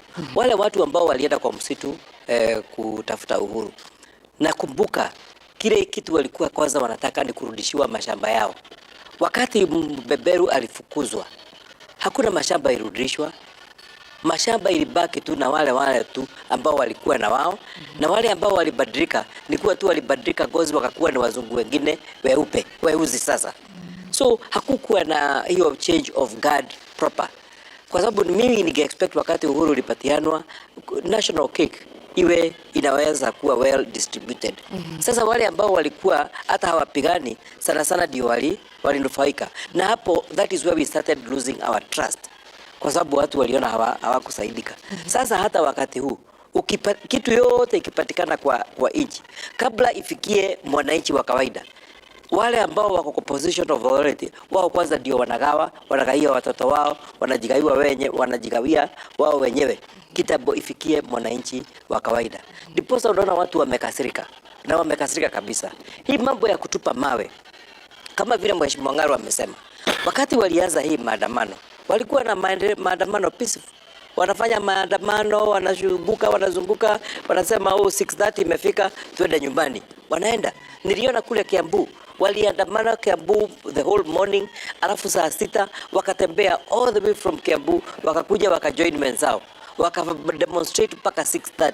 Saa moja nilikuwa nawaona kwa Kiambu Road wakirudi Kiambu kwa miguu, na hawakuwa wana destroy property yoyote, lakini response ya police ndio inawaprovoke hiyo, na pengine kuna vikundi kidogo ya watu ambao wanakuja wametumwa na wengine kuja kuleta taswishi, kuja kuleta shida ili ionekane hizi maandamano ni violent, iwe bad. Hao ndio pengine wanafanya hivyo. Tukitazama hizi picha kwa mfano ni katika eneo la Mlolongo, kuna baadhi ya vijana ambao wanaharibu tu kwa hiari ilhali polisi wako pale. Ungetarajia nini kifanyike pale ambapo baadhi ya vijana unavyowaona wanaharibu ile fence ya expressway ambayo hapo kesho tutatarajia kwamba serikali itabidi itengeneze. Wacha tuseme hivi Mashirima, as much as tumeaddress His Excellency na everything tumesema, pia watoto wetu kwanza, we are extremely grateful that our children have come of age. And they are telling us mulitusomesha, tulienda shule na tunaweza kuambia shida iko wapi. That we appreciate and we commend them for that. However, ile maneno ya uharibifu tunaona, hiyo pia tunasema it is not acceptable. Watoto wetu tunawaomba, kama mama zenu hapa ni grandmother, mimi na Mondi hapa nafikiri ni grandi pana hapa hivi. Tunawaomba kabisa, kusikika sio kuchukua mawe, kusikika sio kutukana rais, kusikika sio kutukana deputy rais, sio kutukana government. Kusikika ni kuleta maneno vile katiba inasema. Tukienda barabara ile ya dialogue, kwa sababu niliposikia Nyahururu kanisa, sisi maendeleo tujaongea, tunaongea leo. I was very careful and I listened. Na bishop wangu Bere South where I'm born, Mashamba alisema, chondo unashona pahali umekipata, unaendelea kushona. Hii ni inchi, hata mimi kila pahali unapata unaendelea kushona. He was very clear. Aliongea vizuri na rais alikuwa hapo na alisikiza na akakubali. Na because tumupe benefit of doubt, hakuna kitu hajasemwa. Kwa hivyo watoto mawe tuweke chini, tufanye demonstration, kwa sababu hatuwezi kuwasimamisha. Wao ndio wanajua wadianza wapi. Ukisema ile hawataki wanakukunjia kesho. Mimi sitaki mnikunjie. I just want to advise you and my children, I'm your grandmother, that mawe tuweke chini, maneno yale yote tunataka tuseme, ndio kutafutwe njia ya watu kukaa chini waongee, kwa sababu tusipoongea tutafanya nini? Tusipofanya dialogue tunafanya nini? Mashirima, let me just tell you something in a minute. 1994 when Rwanda ilikuwa inaenda chini, nilikuwa Paris, nilikuwa Kenya was, hawa wote wanajua, ukishika passport ya Kenya Europe from the 70s ya blue, hata hatukuwa na diplomatic, unapita tu. Na nilikuwa nimetoka kufanya exhibition Fair du Paris in Paris 1994. Usiku kabla sijaondoka kuchukua day flight, mzee akanipigia simu, alikuwa mtu ya ndege Kenya Airways engineer. Kaniambia usiondoke, kuna maneno mabaya, nitakwambia asubuhi. Early in the morning akanipigia akaniambia president ya Rwanda ameuawa. Kwa hivyo you can take your flight kurudi nyumbani. That's 94. By the time tufike Kenya, bodies ilikuwa ina float, si ndio? Waziri. That is 30 years today. Kwa nini Rwanda iko mbele yetu? Kwa nini Rwanda iko safi kuliko Kenya hii? Umeona how dirty Nairobi is. Tunasikia vibaya. Hatukutaka tuzeeke tukiona maneno kama haya. Kwa hivyo experience watu wako naye, na mimi my parting shot, vile tunaongea na watoto. Kuna swali imeulizwa sana. Kwani rais anafanya peke yake? Wasaidizi wa rais wako wapi? We are also concerned, kwa sababu hii kazi ya kuendesha nchi ni nyingi sana. Lazima uwe na very sincere support staff, genuine to your cause. We are concerned as mothers, kwa sababu hiyo kazi haiwezi fanyika na mtu mmoja, and so we are concerned because tukipretend hatutasaidia nchi hii. Hii kazi tumekuweko wakati ya ile uongozi ingine, tunajua vile tulisaidiana. Sisi ndio tulifanya Linda Mama na former first lady, na tuliona vile imesaidia mothers and children. That is the call we are hearing from children. 2004 hawa wakiwa mawaziri, Rais Kibaki Kasarani, Charity akiwa Minister for Health, I made the first call through Waziri Ngilo kusema maneno ya pads. Mombi Ngaro, if you remember, Rais Kibaki akasimama akasema hiyo matawel nimetoa ushuru. How can we 20 years later be talking about sanitary pads? Something is not right. Kuna kitu iko na makosa pahadi. Tutafute hiyo kitu pamoja. Mheshimiwa, ningependa kusema jambo moja. Hii sio mara ya kwanza Kenya kuwa na maandamano. Tumekuwa na maandamano mara mingi. Nakumbuka ile ilikuwa kubwa kabisa. Ni ile ilikuwa inaitwa Sabasaba. Ambayo iliendelea na culmination yake tukakuwa na a new constitution. Ambayo imekuwa in play for the last now 24 years. The new one about 13. Oh yeah, 13 almost, sorry, yeah, kwa sababu ni 20 about 2010. So it culminated na kutupatia katiba mpya. Sasa tuna mambo mingi imefanyika. Kuna 1982 tukakuwa na coup katika nchi yetu ambayo iliongozwa na Kenya Air Force. Na hiyo coup ikabadilisha mambo mingi sana. Nakumbuka President Moi alikuwa hajakaa sana kwa uongozi. Alikuwa amemaliza a snap election ambayo ilikuwa imefanywa na alikuwa sasa anajiweka mizizi yake. Na baada ya hiyo coup tuliona mabadiliko sana ndani ya serikali. Kuna mawaziri walibadilishwa, kukakuwa na msaliti ambaye alikuwa na Jojo akaitwa msaliti na wakambadilisha. So as a result ya hiyo coup, wale watu ambao hawakuwa wanatakikana katika serikali fursa ilipatikana ya kuwatoa. Na mimi naona the same thing ikifanyika wakati huu. Lakini baada ya hii maandamano, baada ya hii ambayo inaendelea, utaona kutakuwa na mwosho mpya katika serikali. Wale ambao hawatakikani katika serikali sasa wamepata fursa ya kuwabadilisha. Ile jambo lingine lilifanyika Madam Mashirima ni kuwa President Moi akabadilika kutoka yule kiongozi ambaye alikuwa na akakuwa kiongozi wa kuongoza kwa mabavu. Na hapo ndio nchi yetu ilianza kupotea. And I hope hii maendeleo, hii maandamano haitabadilisha rais wetu akuwe rais wa mabavu, ila imbadilishe akuwe rais wa kusikiliza watu. Kwa sababu watu wamejaribu kumwambia rais, umetembea sana, tulia kidogo, tutengeneze mambo ya nchi. Anasema ile mambo mimi naenda kufanya ni mambo muhimu. Sasa hii hawezi tembea. Hata kama kuna mambo muhimu, sasa amefosiwa kukaa hapa kwa sababu kuna mambo ingine muhimu zaidi ya nchi. Hiyo mambo bado ilikuwa hapa, ni vile tu hakuwa anaielewa kwa vile vijana wanaweza kuyaelewa. So ni maombi yangu kuwa hii maandamano itambadilisha akuwe ni rais ambao ako na maono mpya ya kuona ile mambo ambao wananchi wengine wanaona.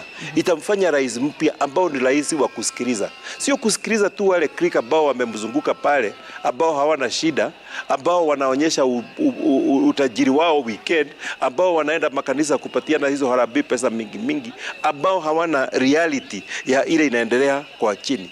Wakuwe ni watu ambao wakumsikiliza kwa ile mti ambayo mheshimiwa umeita Kiget.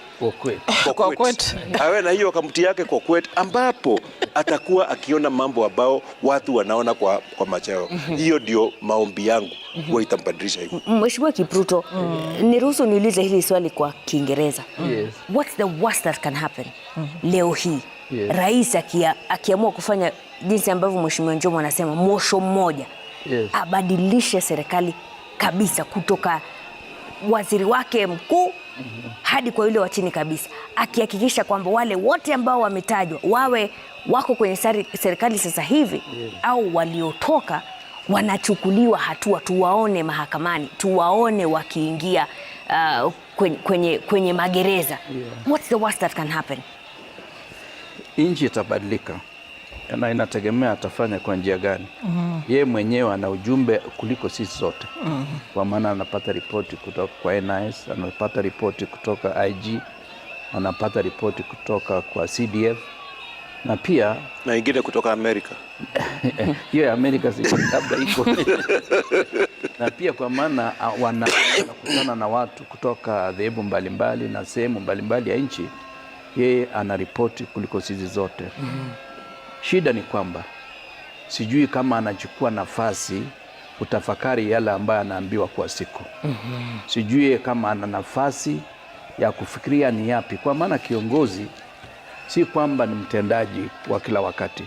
Kiongozi lazima awe na nafasi yeye mwenyewe, awe na mkutano na hali yake vile alivyo, wakati hakuna mtu yeyote ambaye anamsukuma na matatizo hapa na pale. Hapo ndio kiongozi atapata nafasi ya kuona hii nchi nimepewa kwa uwezo wa Mungu na haki ya raia, na aanze kuamini wengine kwamba hii nchi inasimama kwa maombi ya kweli. Jambo la pili, yeye mwenyewe aeleze marafiki zake kwamba mahali tumefika wakati huu kama nchi, yahitaji kila mmoja wetu awe na ndimi ambaye inaweza kusaidia kuchenga nchi. Unakumbuka nyimbo ya Munishi, anasema ulimi ni kiumbe kidogo, lakini anaweza kufanya mengi mazuri na mengi mabaya. Mazungumzo, ukiona hii hamaki ya vijana, ni mazungumzo ya viongozi ambao wanajihisi kwamba wao ndio wanasimamia nchi, wao ndio wako karibu na rais. Na jambo muhimu, nakumbuka baada ya referendum ya 2005 ambapo serikali ilishindwa na ODM, wakati huo ikiwa fugufugu haijakuwa chama. Rais Kibaki jioni moja akadissolve baraza la mawaziri. Tulikaa siku 11, kila mmoja wetu, hata simu yetu haikuwa inatusumbua, kwa maana hata wale marafiki zetu walianza kushuku kama tutarudishwa serikalini. Rais akidissolve serikali yake sasa, na akae hata wiki 2 vile huyo kijana alisema, na wakati huo ashughulikie kimakini yale ambaye amepata kutoka kwa serikali, na pia kwa maana yeye hakubadilisha manifesto yake ikawa policy document ya kusaidia implementation. Aanze kuangalia yale alisema kwa manifesto ni yapi yanaweza kutekelezeka, na pia end through clips, kwa maana vijana wana tayari zaidi ya hadi 1,000 yeye mwenyewe alitoa katika mikutano mbalimbali kuhusu mambo mengi. Kwa mfano, alisema chakula ya ng'ombe itakuwa bei nafuu, kwa hiyo tutasalisha maradufu kiasi ya maziwa ambayo tunatoa kwa mashamba yetu, na hiyo inamaanisha hata maziwa ikiuzwa kwa bei nafuu ndio tupate chakula ikiwa bei nafuu, tutafaidika. Na pia ajifunze kutorudia uongo. Juzi nilimwona akisema mbolea ilikuwa shilingi 7,000, amerudisha mpaka 2,500. Kweli katika sehemu fulani unaweza pata mbolea ya shilingi 2,500, lakini ingine inaweza kuwa mawe ama kinyesi ya punda. Ya pili, bado saizi hata akienda Sibanga mahali ninakotoka, bado kuna mbolea ya 6,500. Hii inamaanisha yeye kama rais ajue akisema kitu, kila mmoja wetu tunasema labda anajua, lakini tumejua sasa yeye anajua, lakini hana uoga ya kusema uongo. Ama labda washauri wake hawamwambii ukweli, manake kuna wengi wameuliza hilo swali. Washauri wa rais wako wapi? Washauri wa rais wanamwambia nini? Je, washauri wa rais wanamwambia ukweli? Na juzi tulimwona naibu rais akisimama na akimtaja mkuu wa NIS akisema kwamba NIS imefeli, haijampatia rais taarifa zinazofaa. Afueni ni kwamba rais juzi alipokuwa anauliza maswali na vijana, Joageo, Linus Kaikai pamoja na Eric Latif. Eric Latif alikubali mawasiliano kwa serikali yake haijakuwa ya kiwango kizuri. Na tumekuwa tukimweleza na Mheshimiwa Ng'aru tukiwa station nyingine kwamba it should improve communication within and also interaction with the public. Ili public, ile neno inatoka kwa serikali imepepetwa kiasi kwamba tunajua hii ndio msimamo wa serikali. Serikali yake imekuwa ngome ya sintofahamu, a den of confusion. Waziri ambaye hahusiki na sports anasema tutakuwa tunasimamia sports 2027, tutakuwa tunasimamia hii Mjimbe nini Kizima karibu na kwenu. Kama unasema bei ya mafuta imeenda juu, hiyo si lugha ya waziri wa serikali. Waziri wa serikali yafaa azungumzie yale imepitia clearing house ambayo tunaita kwa kimombo cabinet. Ili cabinet inatoa kwamba wewe ndio unasimamia hii idara, enda tangaza hiyo. Lakini mawaziri wanatangaza vitu kiolela, ni kama kila mtu ametoka katika bar na anasema ile ambayo iko katika akili zake. So it should improve communication so that the public trusts that the president is telling us the truth. Most important, it should have state of the nation address. Aseme niliahidi haya 27, lakini naona naweza tekeleza 17. Wakenya watamsamehe. Na nataka kusoma jumbe hapa. Emmanuel kutoka Githunguri anasema sio vizuri vijana kushindana na serikali, kwa maana polisi wako kazi yao, na vile vijana wanafanya hata ndio wanaleta shida, because wakiharibu mali ya watu tena hizo pesa zitapungua. Sasa watapata faida gani? Mwingine hapa hajasema jina lake, lakini anasema our concerns are very clear. A transparent government, why should they tax all our money just for a few to drive cars worth millions, shoes worth hundreds of thousands, watches worth millions? Should people sit down and waste resources just to discuss embezzlement? Let the government, instead of misusing money with luxury, put up developments that are beneficial to both the government and citizens. Remember, the more the tax, the limited the number of investment, therefore no revenue collection. Ndakuuliza swali lile ambalo nimemuuliza Mheshimiwa Kipruto. What's the worst that can happen to President William Ruto leo hii akiamua kusafisha serikali? Ingeleta manufaa makubwa. Na nimetaja hapo mbeleni kwa station nyingine. Inawezekana kuwa Rais William Ruto ni hostage ya watu fulani. Kujitokeza tu kusema nimesikia watu wamecomplain fertilizer, hakuna haja ya kupeleka waziri wa agriculture kwa dry cleaner ya bunge. Kuna maneno ya petroli, kuna maneno ya edible oil. Kwa hivyo kuvunja serikali, mi pahali nikiangalia itapunguza hasira ya vijana wetu. Na kwa system ya serikali, wale vijana ambao wako kwa street si wote ambao hawajasoma, wengine wana degrees 4, 3, 4, 5. Alafu unapata wale ambao wako kwa maofisi ya serikali hata kusoma gazeti yenyewe inawashinda. So how do we balance? Ndio wale vijana waingie kwa maofisi ambao wanastahili kuwa na hawa. Hata kama ni boards, unaweka mtu ambaye hajui chochote na hawa wanajua. Ukiweka board kwa nini, kwa Kenya Gazette, wanajua huyu ni mtoto wa so and so. Huyu ukiangalia makaratasi, alinunua makaratasi yake kule River Road. Hiyo maneno, hiyo yote iko kwa hawa watoto. So mimi ningeomba rais ajaribu apate hiyo uwezo ya kuvunja baraza ya mawaziri, hata kwa mjumbe kujitokeza kusema majority leader kwa bunge hatujui anatuambia nini. Brother yake, dada yake, sister in law. It is embarrassing.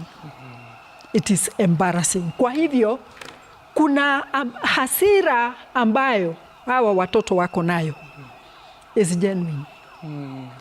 Matumizi ya pesa ya serikali ambayo inawekwa wazi na ofisi ya Auditor General, hata kwa county government kiti ya kukalia 800. Wanasoma hizo vitu. Kwa hivyo kwanza to deal na how to manage hasira ambao wako nayo.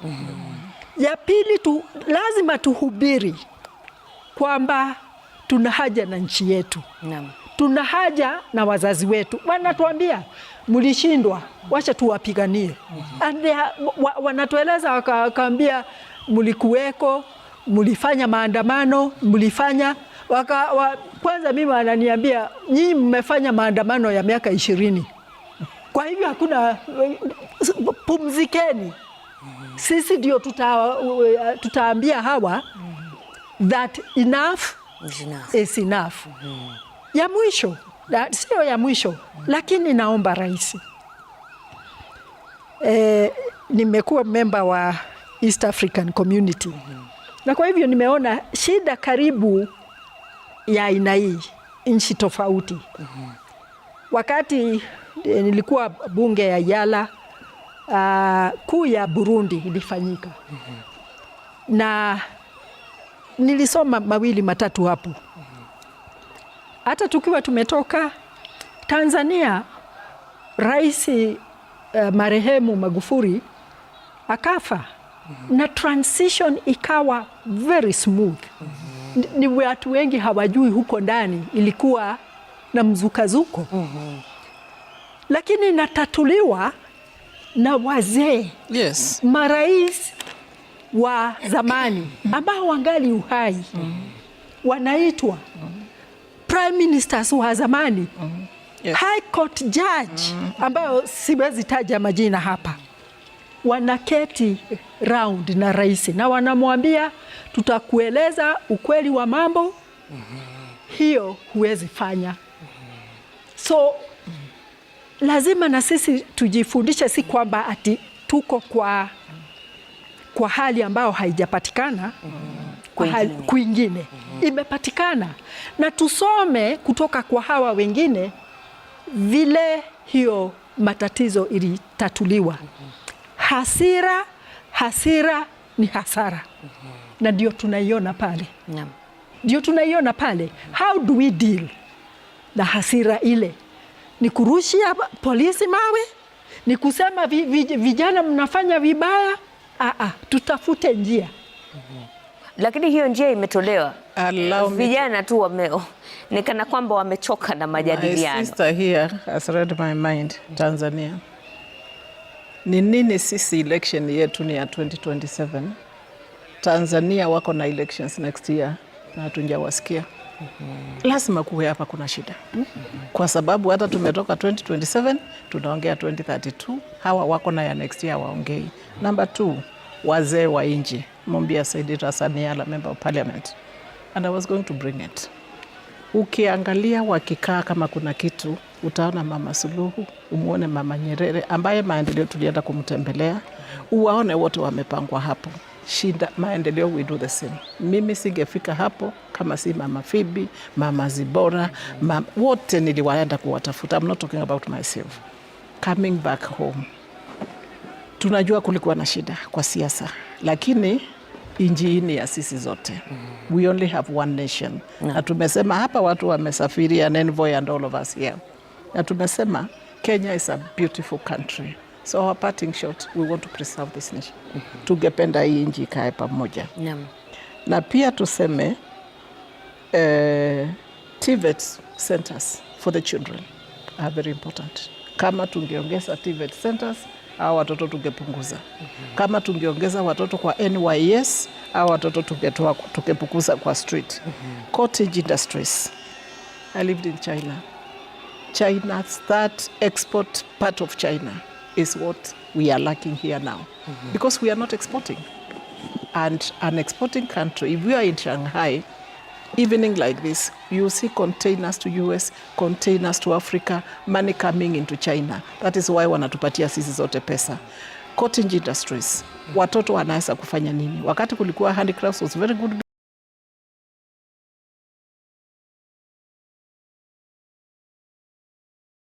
business, watoto walifanya maushanga, watoto wa mama walishona viondo, cottage industry, so that watoto tutoe kwa street, tujaribu kuwapatia something to do.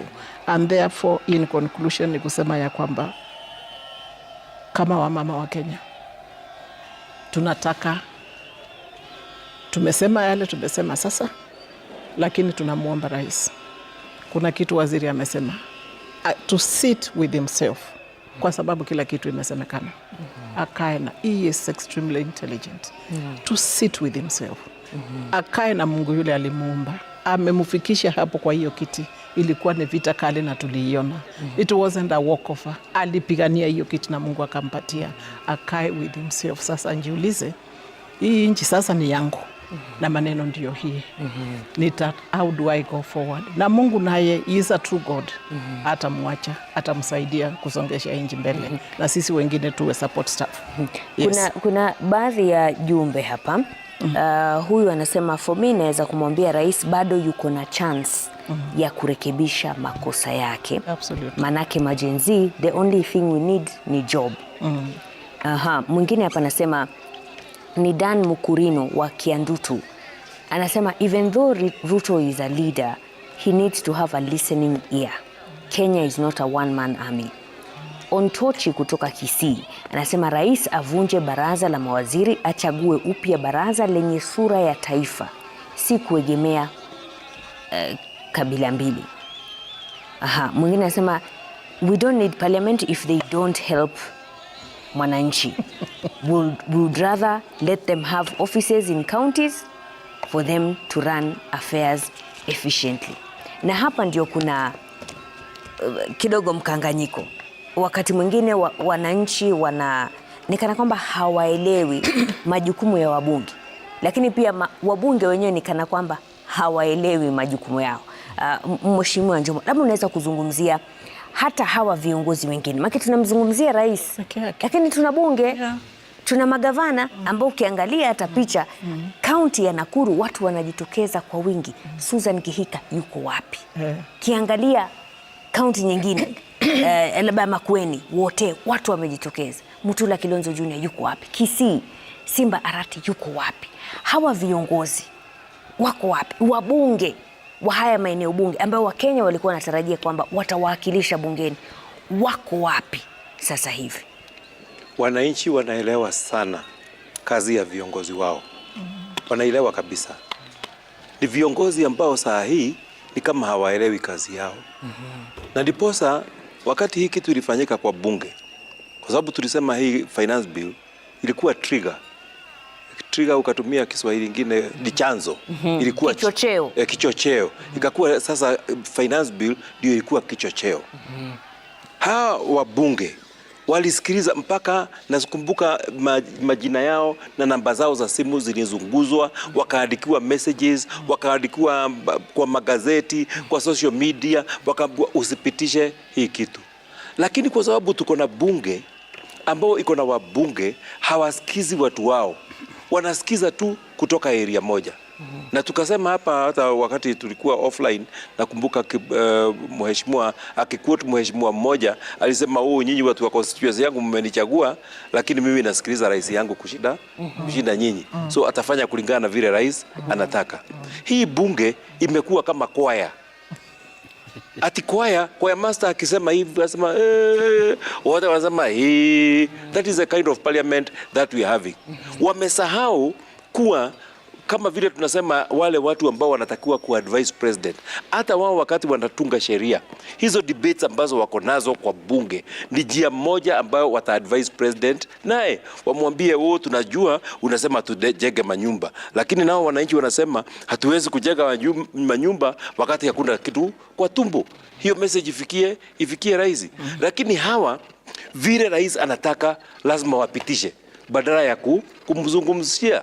Na sio kusema ati wakikataa kupitisha wako na wa upinzani, lakini ni kumwadvise ground inasema hivi. Kwa hivyo na niliwasikiria huruma sana wakati niliona wamepitisha mswada na kuna shida sana huko nje, lakini wakapitisha tu kwa ngumu kwa nguvu, alafu nawaona kule kwa corridor wakikibiria wananchi, running away from their employers, wakaenda wakajificha.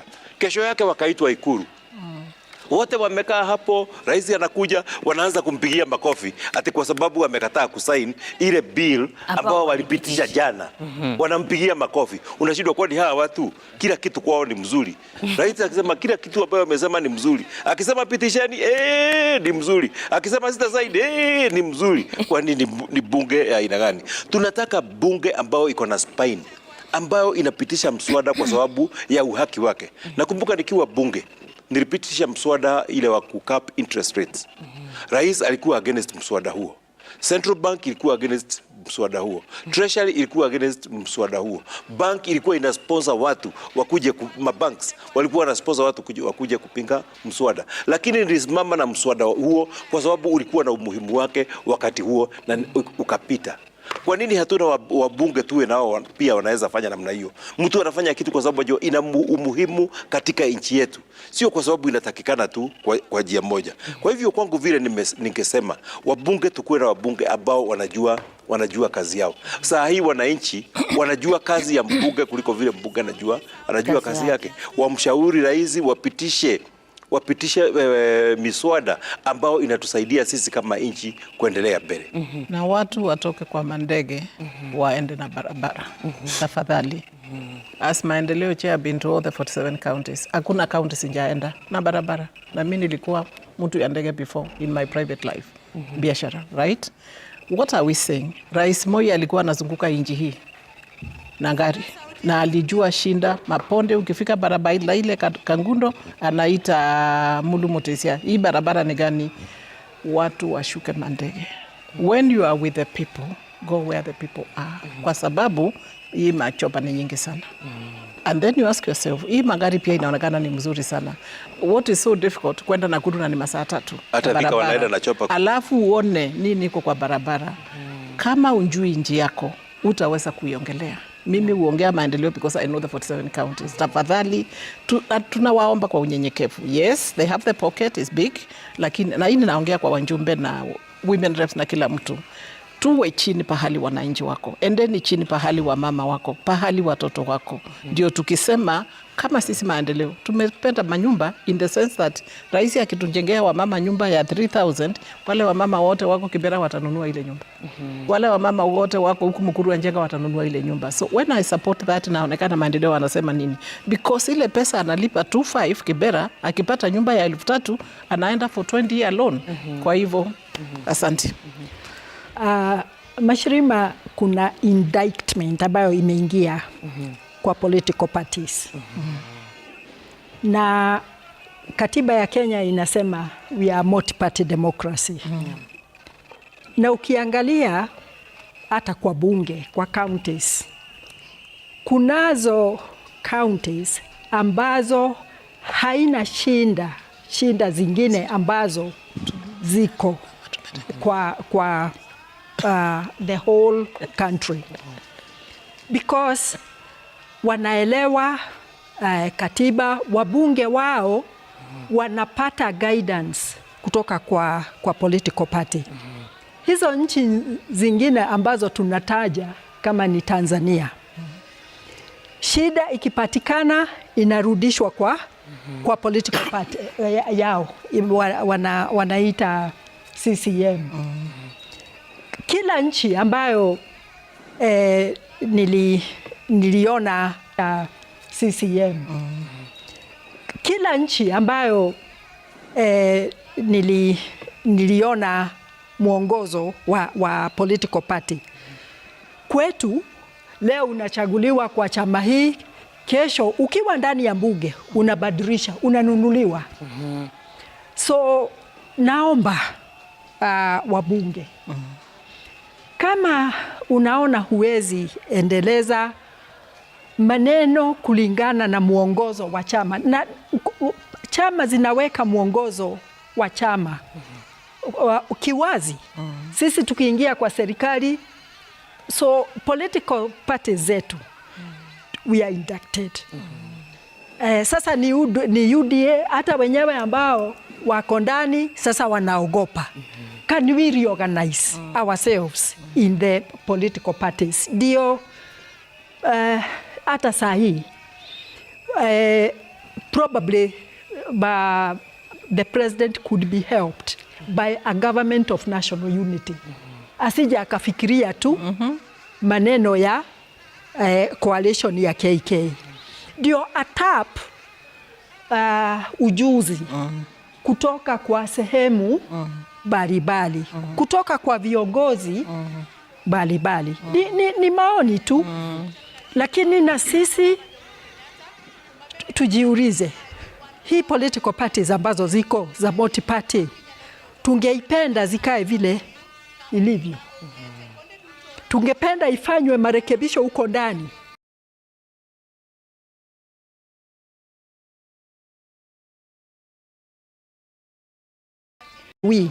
Where has UDA taken us? Nafikiri kama chama zote briefcase na zile ziko kwa uongozi, tuketi tujiulize na sisi tutachangia kivipi kwa hawa watoto wetu. Mheshimiwa Kipruto, kuna masuala kadhaa ambayo yanatajwa na vijana na Wakenya wengi tu wanaotuma jumbe hapa, lakini hii katiba mpya, hii katiba ya mwaka 2010 iko na uzito wake wa kumpa mwananchi nguvu, lakini pia kuna sehemu ambazo imemfungia rais. Anaposema kwamba kuna mambo fulani ambayo yanamshinda, hawezi kutekeleza. Kama kwa mfano, watu wakisema kwamba wewe ulipata mshahara ulikuwa 18,000, sasa hivi tunavyozungumza tayari kuna mapendekezo kwamba wabunge, MCA na hawa viongozi wengine wa serikali waongezewe mshahara kufika 900,000, na haswa kwa wale ambao wako bungeni. Rais anaweza tu kuja na kusema hapana, tuirudishe hadi 200,000 kama wanavyo pendekeza wananchi. Kisheria huwezi punguza mshahara ya mtu bila kwenda kinyume na maagizo na desturi za nchi. Lakini umesikia tukizungumzia rais kwa muda mwingi katika mkutano ukumbi hii, kwa maana rais yeye mwenyewe wakati alitangazwa kwamba ameshinda uchaguzi ya rais na kura zaidi ya 200,000 dhidi ya mwenzake ambayo alikuwa anapambana, jambo lake la kwanza alianza kuchukua nyundo ya kupomoa dayosisi.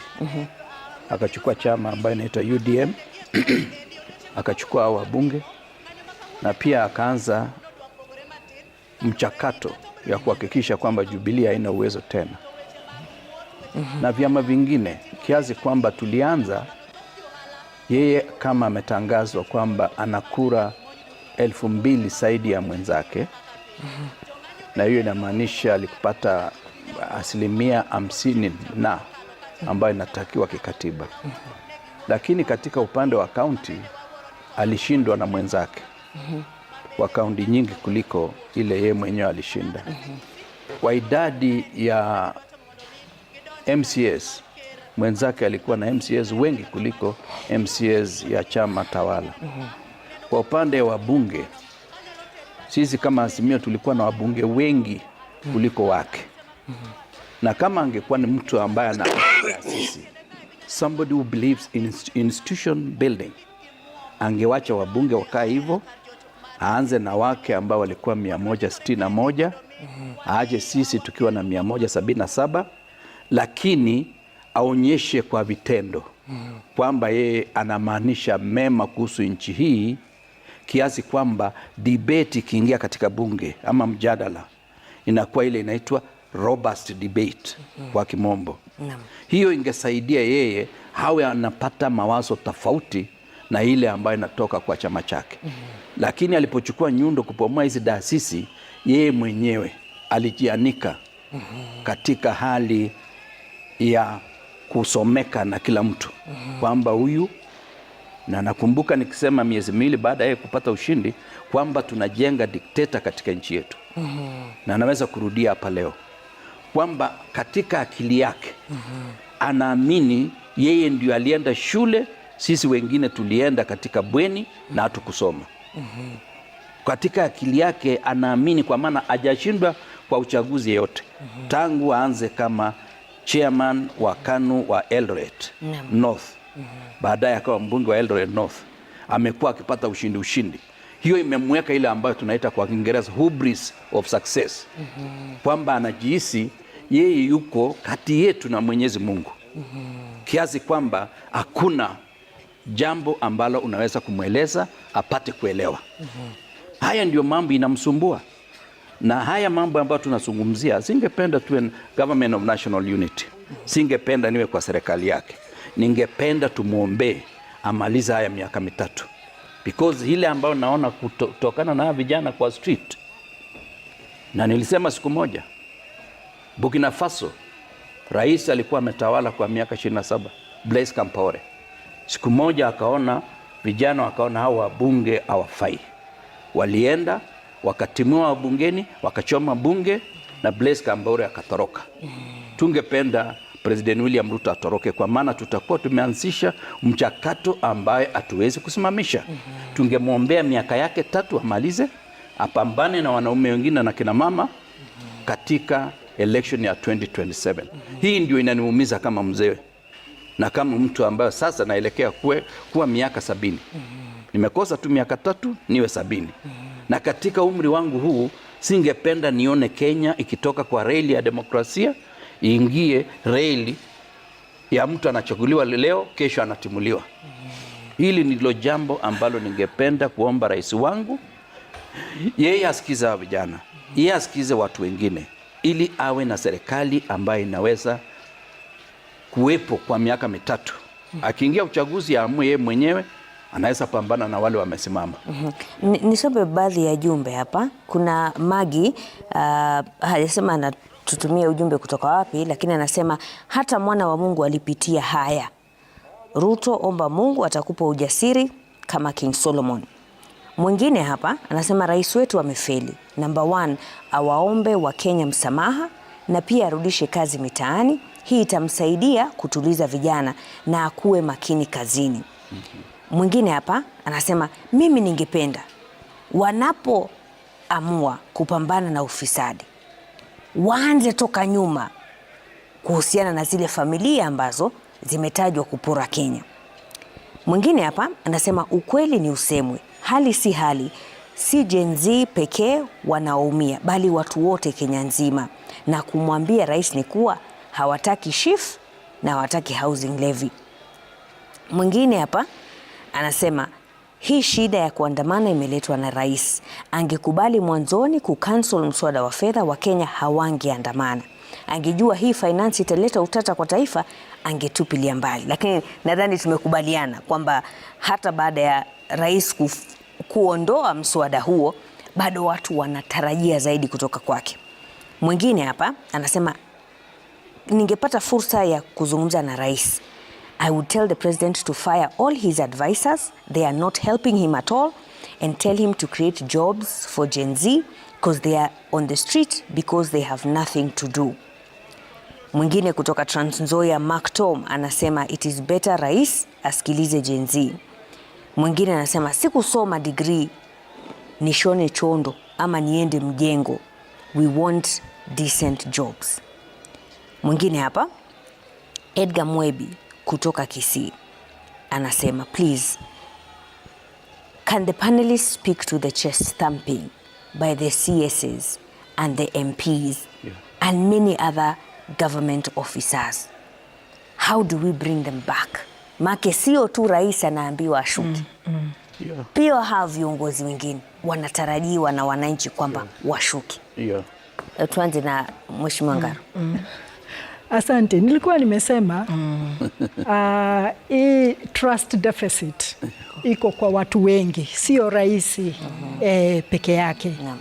Kujipiga hiyo kivua ni kweli tumewaona, na waziri hapa akataja maneno ya lugha, ulimi. Ile lugha wengine wanatumia haina adabu. Vitendo vyao zingine haina adabu. Na ndio tunaongea habari ya hasira ambayo iko kwa wale wamejitokeza, lakini wale ambao wako manyumbani, wazazi wao, bababu zao wako na ile hasira, na hiyo lugha wameshaisikia. Kwa hivyo tunaomba hata akiongea na hawa viongozi, lakini wako kwa ile segment ya Gen Z wanasema waliingia hapo, mtu ni mfisadi, anajulikana, kesi imeondolewa kotini ndio apate nafasi ya kuserve. Hiyo maneno yote wanatueleza. Ningekuwa raisi, thank God I'm not. Na ningekuwa thank God. Hutaki hicho cheo hapa, kila mtu anakipigania. Advisor wake. Thank God I'm not.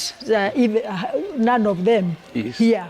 Because if we were, they have spoken. She has gone to visit. We have spoken in various forums. Deliberately amefunga masikio. Lakini hawa watamtoa. Ile pamba ameweka kwa masikio lazima iwe imetoka. Kwa hivyo avuje baraza ya mawaziri, aanze mpya.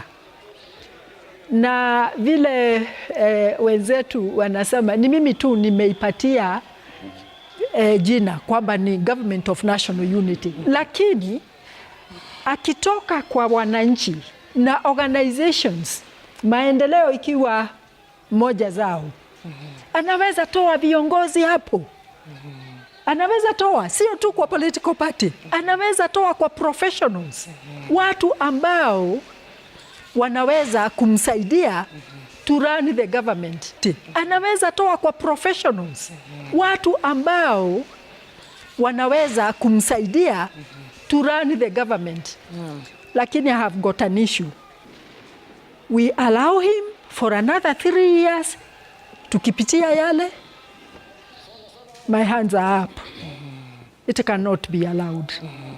It cannot be allowed. So he has an opportunity to listen, to disband, and you know what? Even for him mwenyewe kuinua mikono juu kusema naondoka. He will be a hero in this country. He will be a hero. Nauliza hawa watoto wetu, kwa mpangilio yenu, sasa mkisema ashuke na aende na kila mtu, mumejipanga, nani atachukua? Mumejipanga namna gani? Ni nani mtapatia? Sababu serikali haiwezi endelea bila mtu ambao au team ya viongozi ambao wanaweza peleka maneno ya mbele.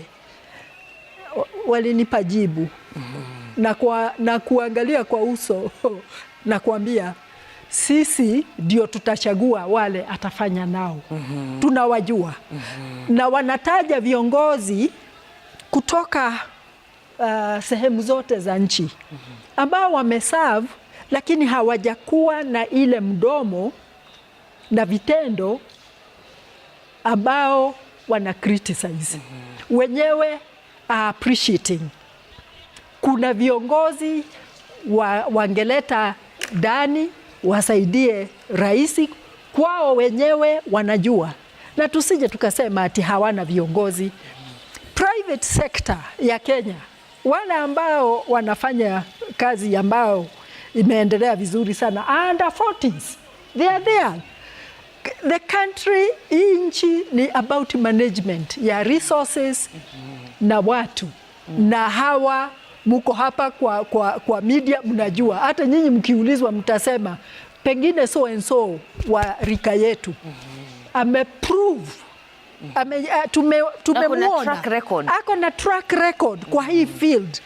Hawa ndio wanataka wenyewe wajishagulie walete kwa serikali ya Rais Ruto. Mheshimiwa Njomo, labda una la kuongezea kuhusiana na hilo swala la baadhi ya hatua ambazo japo wananchi wanamtaka rais achukue, kuna vikwazo fulani vinavyotokana na sheria za nchi pamoja na katiba. Unajua shida moja ambayo inatukaba kwa saa hii ni kuwa wale ambao wamekabidhiwa kazi ambazo ni muhimu sana kwa hii nchi hawakupewa kwa sababu ya qualifications zao. Walipewa kwa sababu ya ile walisaidia wakati wa campaign, walileta kura ngapi, walifanya role gani katika campaign, na saa hii ni kama zawadi wamepewa kwa sababu ya kazi ambao walifanya. Wengine hata hawana idea watafanya kazi namna gani. Wengine wanafanya uamuzi ambao ukiangalia unashindwa kama hii ni uamuzi ambao uko wa minister au nani. Ukikompare hawa na kama wale ambao tulikuwa tumesema hapo awali, the first government, ile cabinet ambao ilikuwa imetengenezwa. Wengine walikuwa watu wachanga sana kwa kimiaka, lakini kwa experience, kwa masomo ni watu ambao wako na masomo ya juu sana. Apart from that, their dedication, ile kujitolea kwa kuendeleza nchi iko juu sana. Sasa tuna watu ambao hawana qualification. Tuna watu ambao wamepewa zawadi kwa sababu ya ile pesa walitumia wakati wa campaign, kwa sababu ya ile mambo ambayo walipata kusaidia serikali ili ipate uongozi. Kitu ya kwanza wakikalia kiti ni kujua mimi nilitumia pesa kwa campaign. Wacha kwanza nirudishe mali yangu. Hawana hiyo patriotism ya kusema mimi nitafanya. Ndiposa tunasikia ukienda Dubai utasikia kuna mtu amenunua estate huko Dubai, unasikia mwingine amepeleka huko. Unajua hata kama yeye ni mwizi mzuri, aibe na alete pesa hapa nchini iwe inatumika hapa kwetu. Iwafaidi wananchi. Sasa tunaenda tunaweka pesa huko nje, lakini na hizo nchi za nje zinatumia hiyo pesa kutukopea hapa kama nchi, tunawalipa interest. Tunawapatia pesa ambao watatumia. Hawa ambao wanachaguliwa, ile maamuzi ambao watafanya, kama ni kazi ikitokea, hawataki hiyo kazi ifanywe na wananchi wa Kenya. Wangependa ipelekwe huko China, ipelekwe wapi, ili wao wataenda kunegotiate huko. Contractor ni kukuja atakuja. Kama ingepewa contractor wa hapa kwetu nchini, angeandika watu locally, angenunua mafuta hapa, angenunua simiti hapa, kila kitu angenunua hapa. Sasa tunaletewa Mchina ambaye mpaka kitunguu anakuja naye kutoka China. Apaka ile pombe atakunywa jioni, analetaka kila kitu, which means tunamlipa pesa, anaweka kwa chondo, kila kitu anarudisha kwao. Kwa sababu mpaka simiti, mpaka kila kitu inaletwa kwao. Alafu tunajiuliza, kwa nini nchi yetu hakuna kazi ya kuandika vijana? Because we have exported all services kutoka nchi yetu tumepeleka kule kwingine. Na hata hawa wa China wakati they developed kwa sababu nchi yao ilipatia vijana wao kazi. So tukiona kitu kama inatengenezwa vizuri sana kiwa huko nje, hiyo ni yao. Wacha tutengeneze yetu na standards hizi wenyewe. Kama wa China anatengeneza barabara sana, atengeneze kwao. Kitu moja ilikuwa inaniudhi sana ni kuona kazi zingine ambazo ni simple zinafanywa ile inaitwa bundling of contracts. Kama kuna kazi ambazo zimepeanwa za kuweka barabara Maram, au hapa mwaka juzi hapa Nairobi kuweka viraka kwa barabara, unakuta badala ya kupatianwa hii ni Gara Road, ipatianwa ikiwa Gara Road kwa sababu hiyo itachukua Omoro contractors wafanye. Wanachukua barabara zote za Nairobi, wanashishikanisha, inakuwa contract mmoja. Qualification ya kwanza ili upewe hiyo contract, lazima ukuwe na turnover kibiashara ya mwaka ya bilioni 1. That eliminates 90% ya kampuni za Kenya, lazima kazi itoke kutoka nje. Ila hali wangeweka hiyo contract kuwa mingi, utaona kuwa Wanakenya wengi watafanya hizo contract. Wanakenya wakifanya, wale watu ambao wanachimba watanunua sukuma wiki kwa so and so, watanunua nyama choma, wengine mutura, na jioni kuna wengine watakunywa kwa hiyo bar iko karibu. That is how you activate economy. Watu wengi wanaguza hiyo pesa ambao imeenda kwa hiyo contract. Lakini sasa tumechukua yote, tumepea Mchina mmoja ambaye aliweka vitu vyote kwa container kutoka kwao akaleta. Hata nyumba hakodi kwetu, anajengaga kayadi yake hapo prefabricated akaa huko. Kwa hivyo hata landlord hasaidiki, hata haadiki maid hata hakuna kitu wanafanya. Pombe analeta kutoka kwao, sukuma wiki anakuja na begu anapanda hapo nyuma. Hakuna kitu analeta kuactivate economy yetu. Yeye tu ni conduit ya pesa zitoke Central Bank zipitie kwake apeleke. Alafu tunajiuliza ni kwa nini vijana wetu wako kwa street hawana kazi. It's because our policies are wrong right from the bottom, na zinahitaji kubadilishwa from the way we do our things, from the way we think. That ili kila kitu tukifanya, kitu ya kwanza tunajiuliza, hii inatuletea employment kiasi gani? Hii inatusave foreign exchange na njia gani? Hii inajenga nchi yetu na njia gani? Kama hiyo maswali hawezi jibu, then that project is not worth it. Uliona hata ile pesa ilikurwa kule inaitwa Kimwarel Dam. Wanashikanisha dam 3, 1 2 3 ili ipatiane ikiwa contract kubwa, ili hata wakati mtu anakata pesa yake anakata ikiwa kubwa.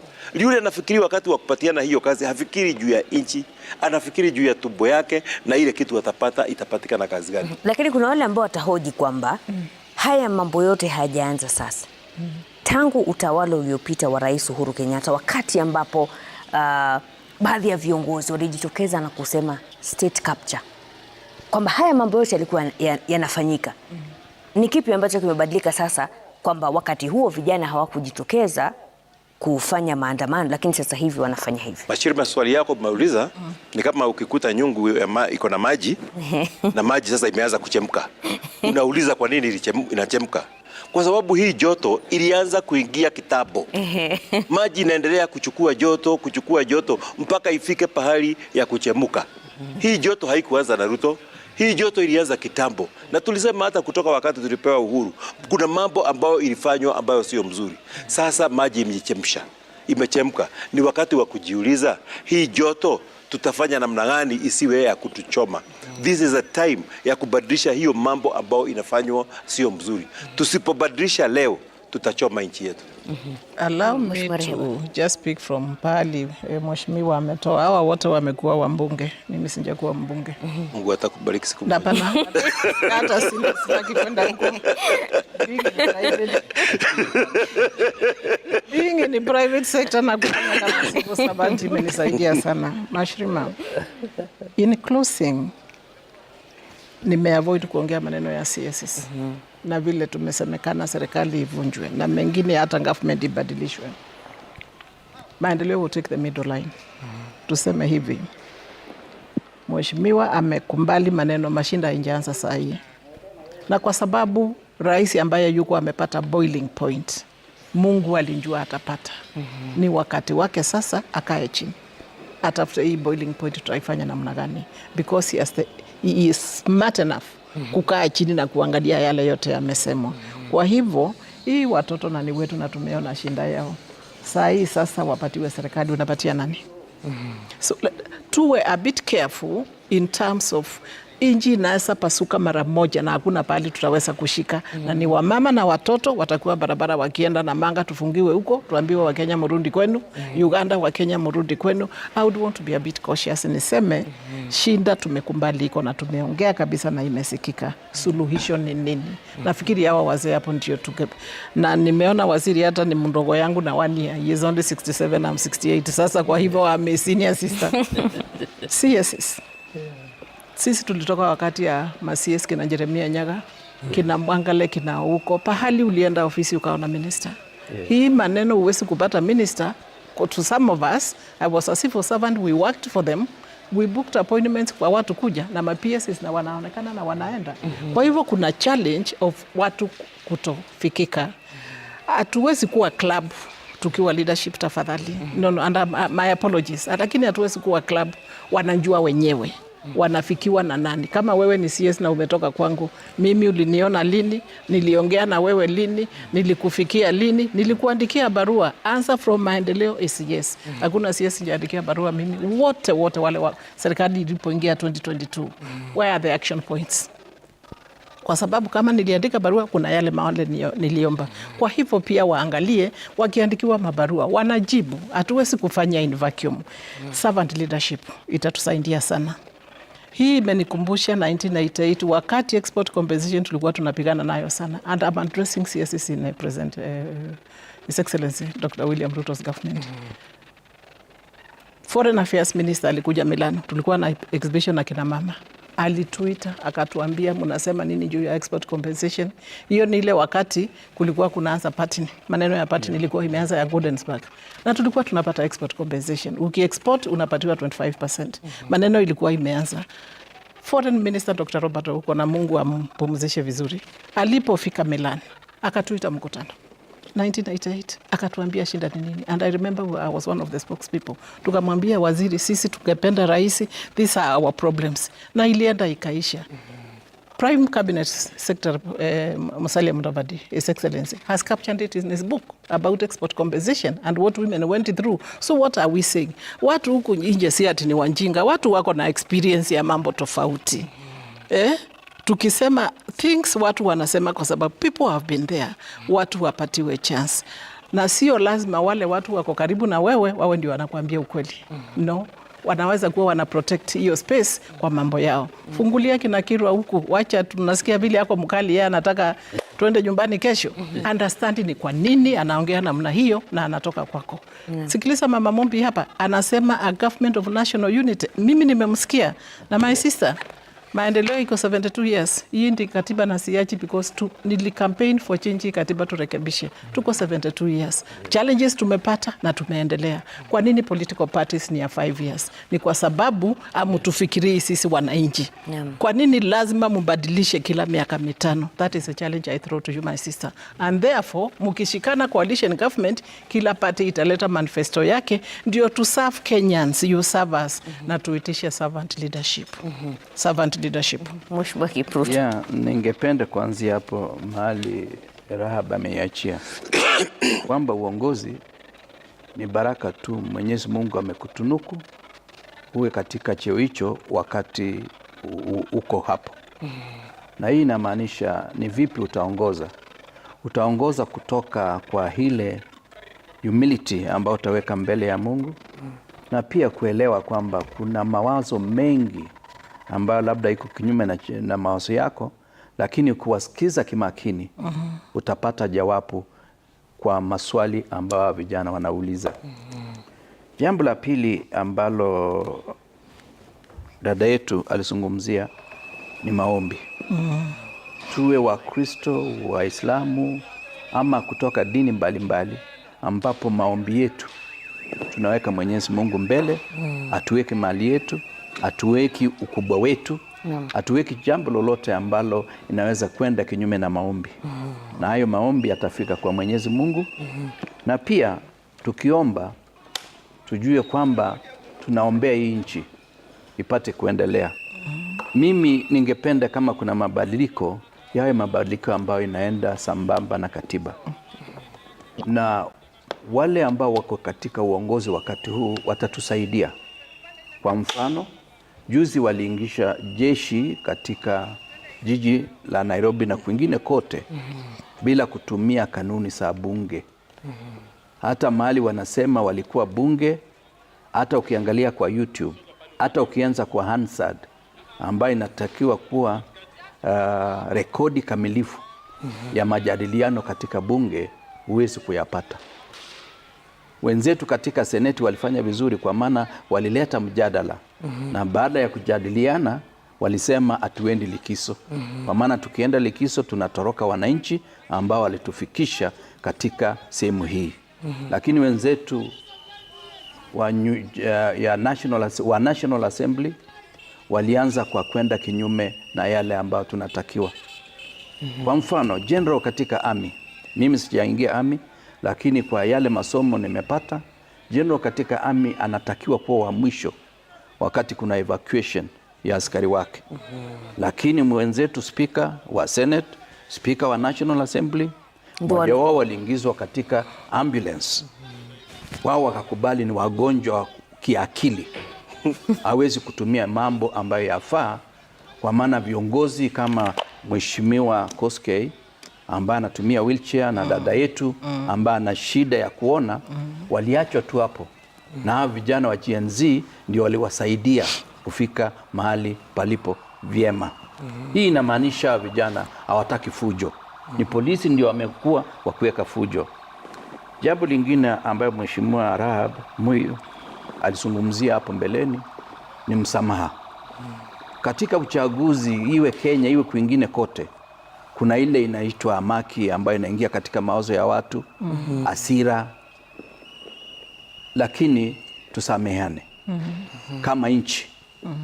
Na wale pia ambao walishinda, msituambie kwa kimombo we won fair and square, tukijua kwamba kuna wizi iliendelea kote nchini. Hii ni kama kutukana sisi kwamba we won fair and square. Katika kila uchaguzi kuna madosari ambayo hufanyika, lakini ukisha shinda, na nimeshinda mara 4 katika constituency yangu, na nikisha shinda sijipiki kifua kwamba mimi ndio najua kushinda uchaguzi, kwa maana hilo ni jambo ambalo haina maana. Pia kuna watu wamekuwa wakisema labda hii serikali ya President William Ruto ni vijana. Ningependa tu Mashirima unipe nafasi niwaeleze. The youngest Chief Justice katika nchi hii ilikuwa serikali ya Jomo Kenyatta, the late Kitili Mwendwa. At the age of 31, he was Chief Justice. Sijui kama kuna mwingine ambaye atapatikana tena.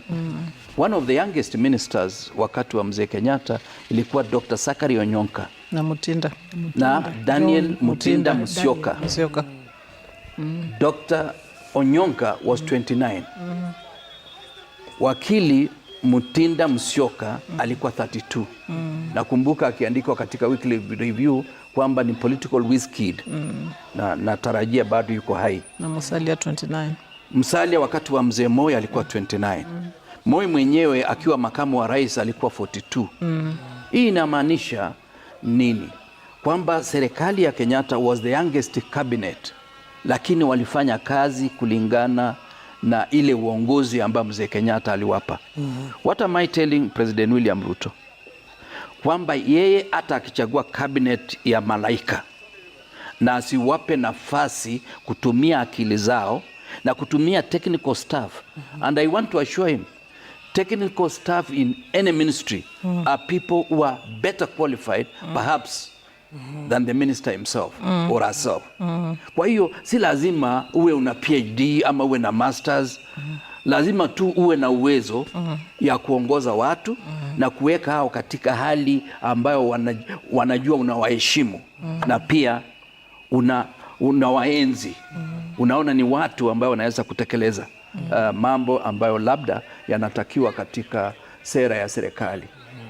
Kwa hiyo tukizungumzia presidency kwamba hatumtaki, hatumpendi, na singependa atolewe katikati ya mla wa miaka 5. Lakini asipojichunga, tumeona nchi nyingi, iwe Ufaransa, iwe Libya, iwe Egypt, iwe Sudan na nchi zingine, mtu asipojichunga, ukiona vijana wameingia street, utakimbia nyumbani na utoke nje ya nchi. Tunamweleza hivyo ndio aelewe kwamba hatuna shida na yeye. I worked for him for 2 years when he was running for the presidency. Tulikosana tu mwisho kwa yale maamuzi ambayo alichukua, ambayo niliona inaenda kinyume na maadili zangu. Si kwamba mimi ni mwadili zaidi kuliko yeye, lakini niliona haya hayafai. Na haya ambayo yanaendelea katika street hayafai. Yeye mwenyewe hata angeaibika asijiite ni rais wa street protesters na kutuambia eti kuna gang of criminals. Hiyo inamaanisha hata yeye mwenyewe aamini kwamba hii nchi ina sheria. Niachie hapo. Mheshimiwa Ng'aro. Mimi napenda Kenya. Sina nchi nyingine za kuita nyumbani. Na Wakenya wote, kabila zote have a right to be in Kenya. It's their homeland. Walianza wakiwa wote kwa serikali ya KK kutuambia serikali ni ya shareholding. Kwa hivyo kuna wakubali kurekebisha na kutubu dhambi kwa Wanakenya wote, ndio tujisikie zote tuko nyumbani. Na ningependa nimweleze kwamba wengi wetu ambao wale ni watoto wetu, tungemuuliza asikie ile uchungu pamoja nasi. Akipata wale ambao wana huo uchungu wa kuhifadhi nchi yetu, tutatafuta suluhisho na wale watoto na wengine na tutaipata.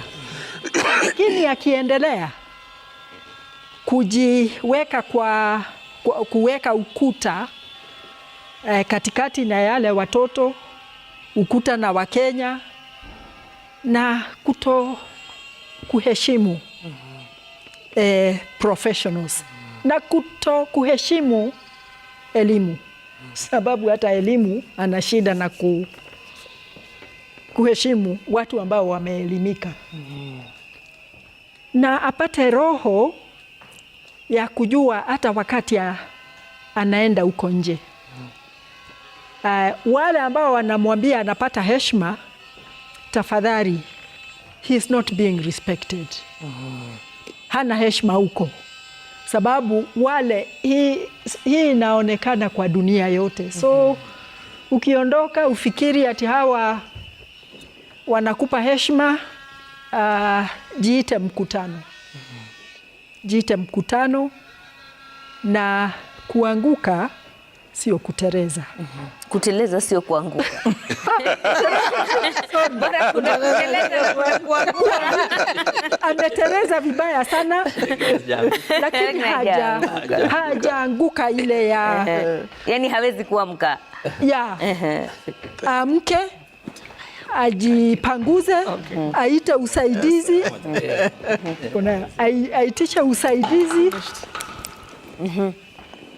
na wengi watajitokeza kumsaidia. Mi namuomba ile Ukristo alikuwa nayo,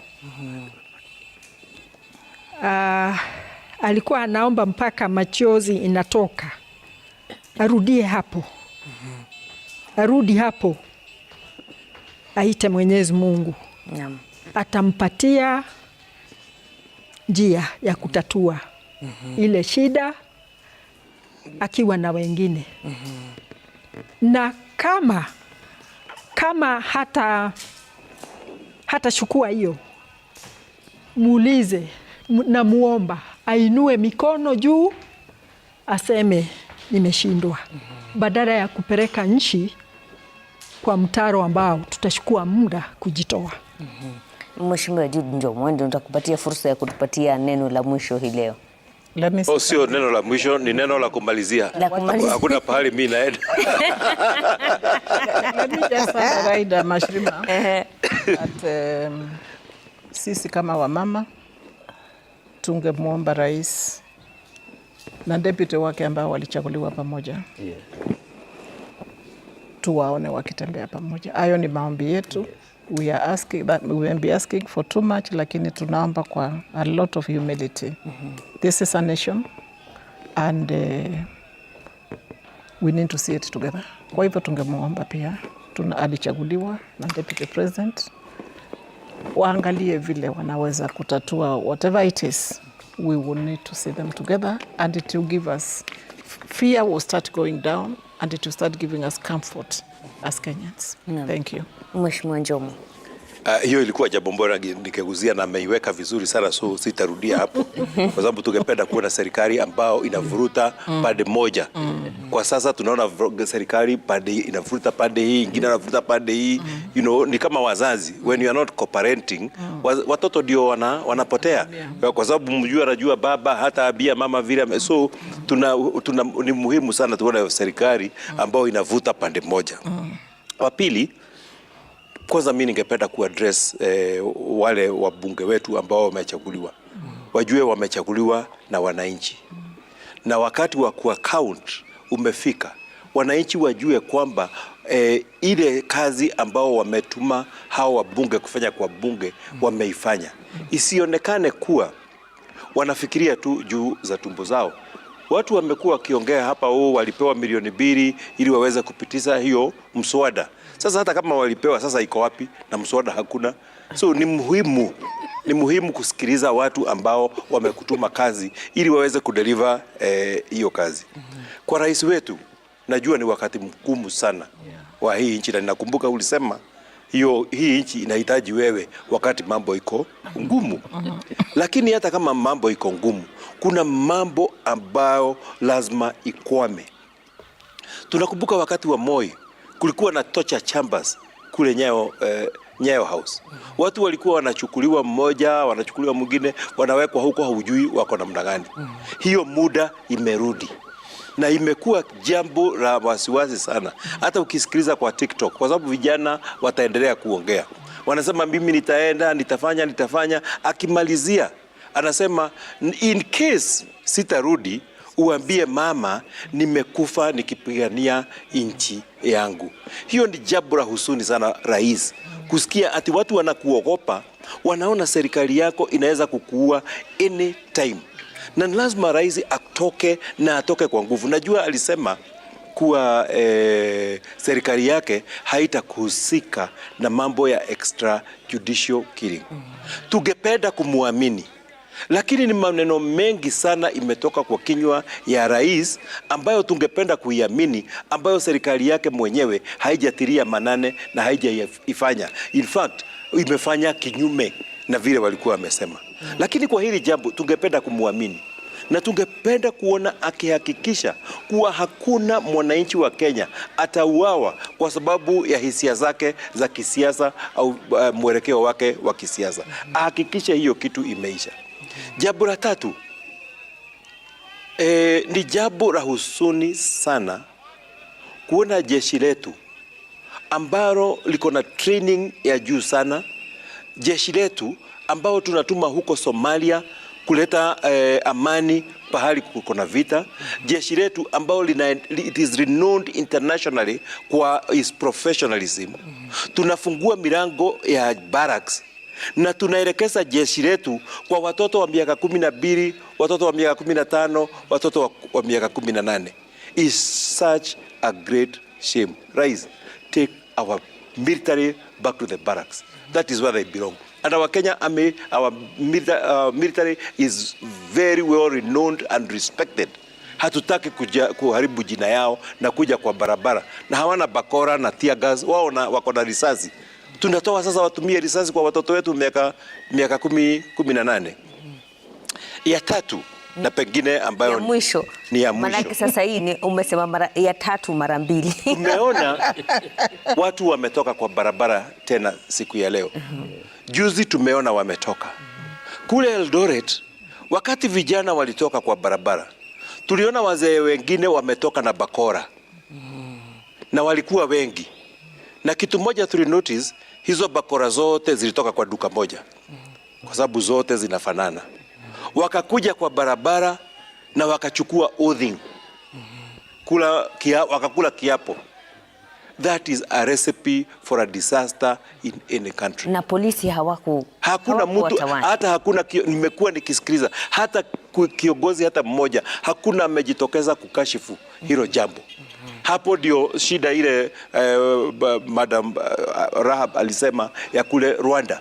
Walianza hivyo kukula kiapo. Ati wanakula kiapo ya ile mambo ambayo tutafanya.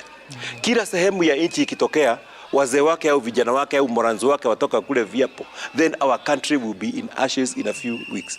Lazima to condemn, tukashfu hilo jambo la watu kutoka hawako kwa serikali, hawajaandikwa kazi na wanatengeneza milisha yao, wanakuja kukula kiapo kusema vile watapiga wananchi wenzao. Hiyo ni jambo ambalo is outdated, haina vacancy kwa nchi yetu, na nchi yetu tuko na system, tuko na police, tuko na jeshi ya kuzuia mambo isifanyike, isije ikasema ni milisha tunatengeneza. Serikali yetu ilifanya kazi kubwa sana kule Mount Elgon.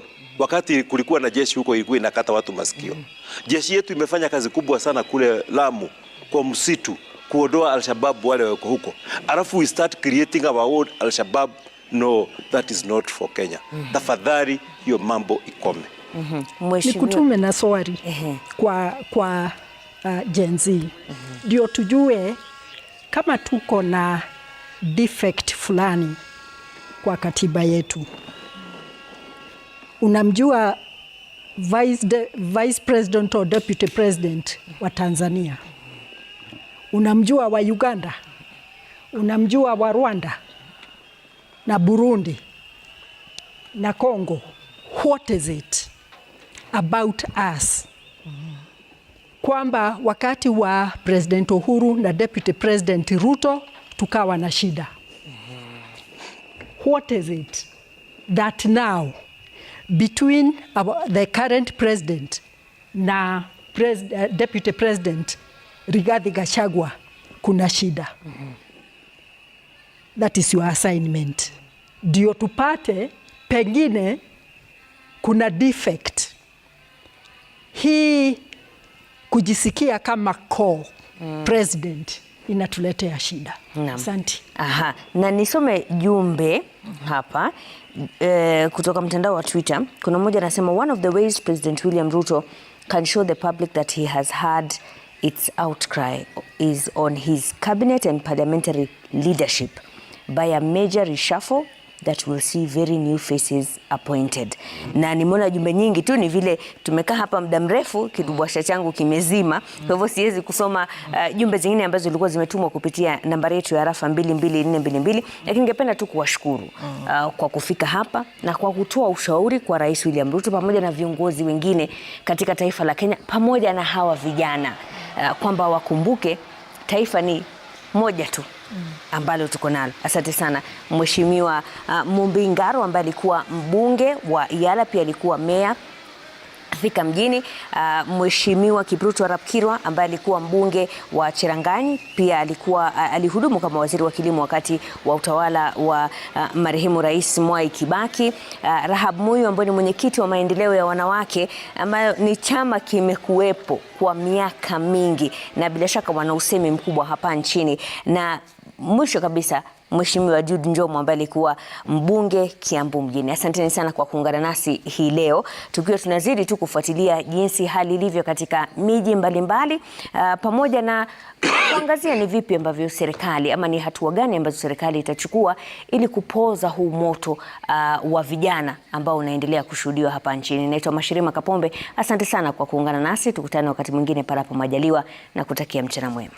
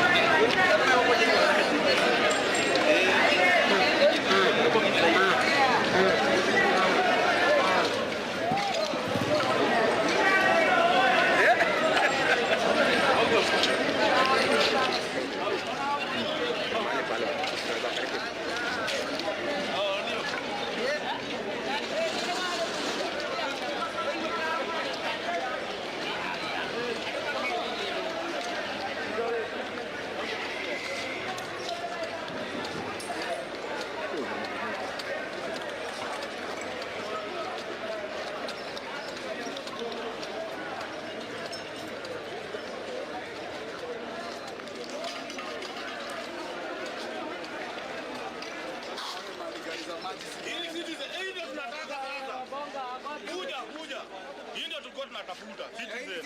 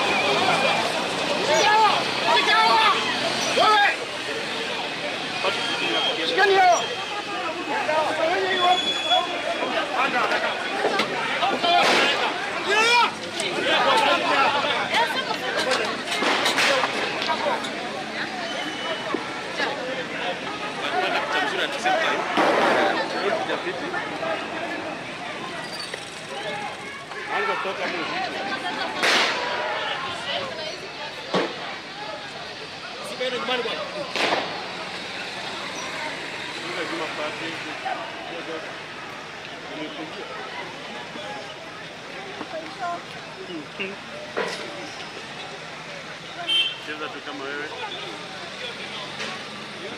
Meza sana, komea. Sana kienda hapo.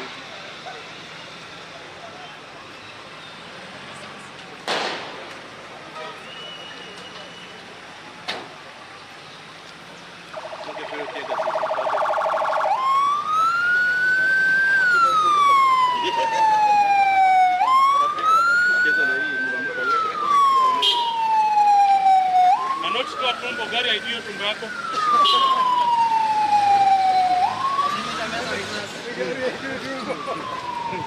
Mandoto muonea. Toa tumbo gari haidio tumbo yako.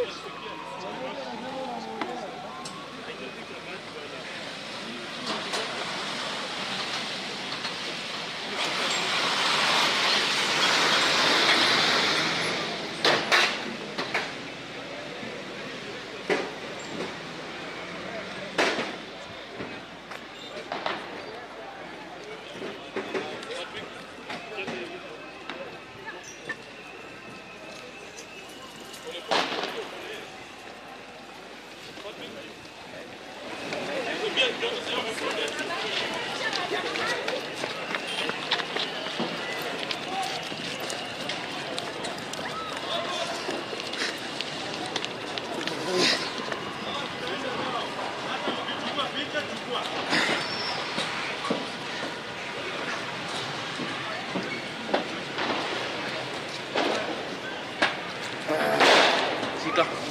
Au, acha nayo kwanza.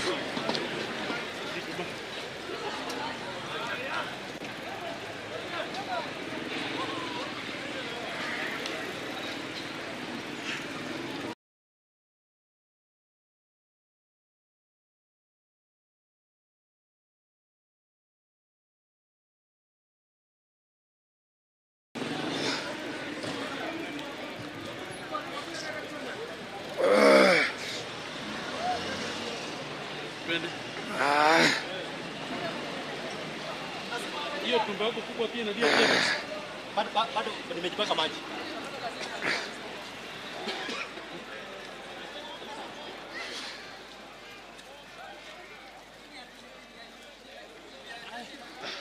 Hii ni pilipili ya Uganda.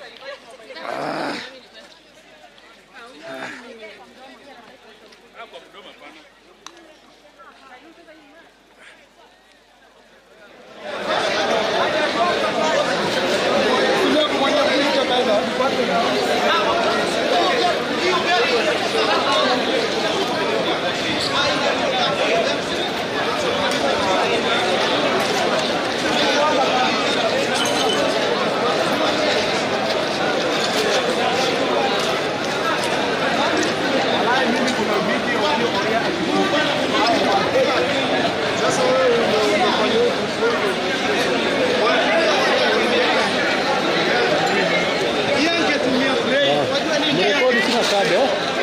Kadi yangu imejaa, rekodini kama mnataka hivyo. Kwani kama polisi hawasingekuwa wameambiwa kila kitu. Hapana, hii ni mawe imepigwa sababu ya hasira. Kwa nini anakiweka risasi? Hiyo ni hivyo tu basi. Lakini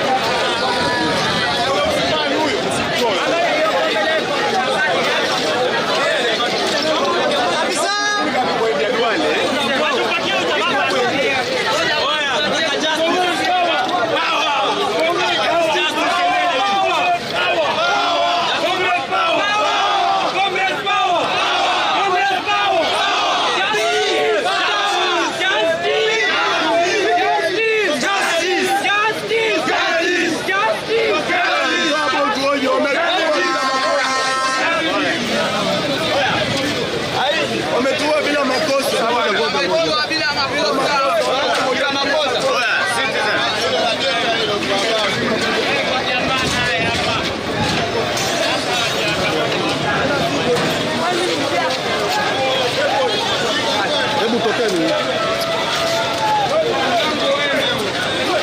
Somali watu wakapepo hii.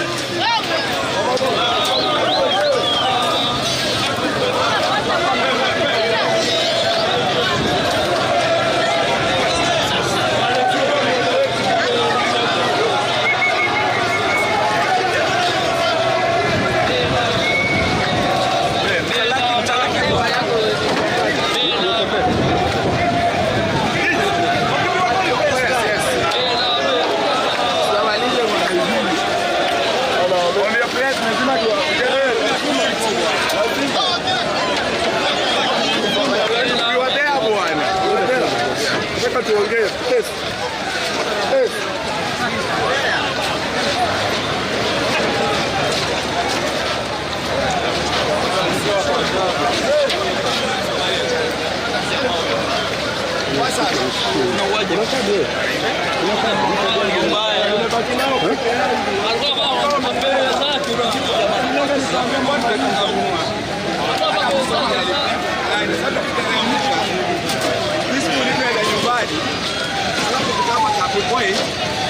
walikuwa na gari walikuwa ati wanaenda kuiba. So hao Wasomali wametoka wawili na pistol. Wakatoka na pistol.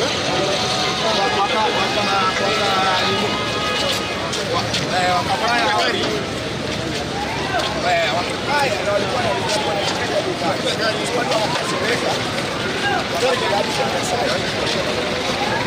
Wakaanza kuwapiga polisi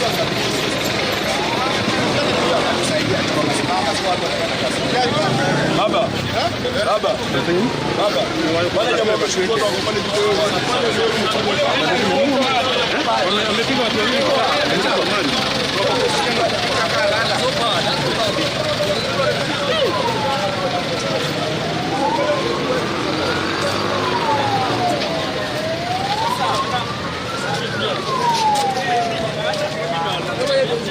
Hello? Huyo jamaa anasikia mpigo kwa huyo sasa hiyo picha ushike. Huyo jamaa. Huyo.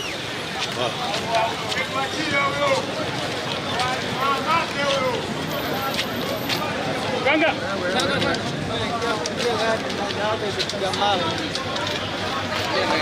Kia ndani huko.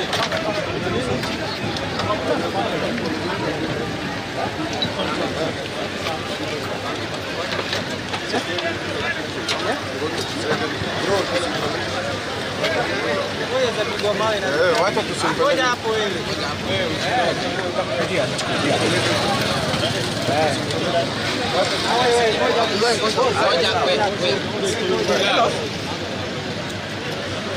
Hello. Nada piga picha huko.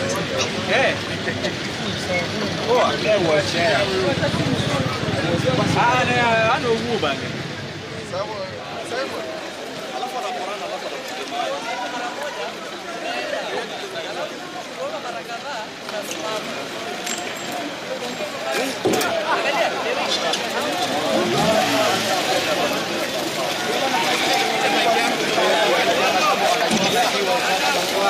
Acha ni picha yangu kwanza.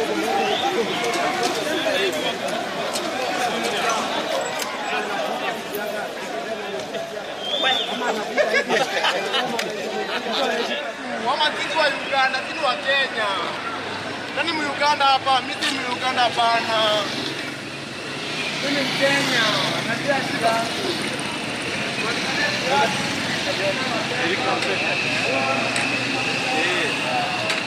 Yes, sir. How are you?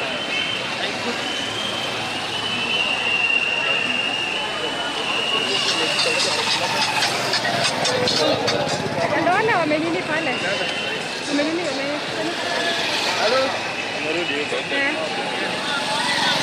Iko baby.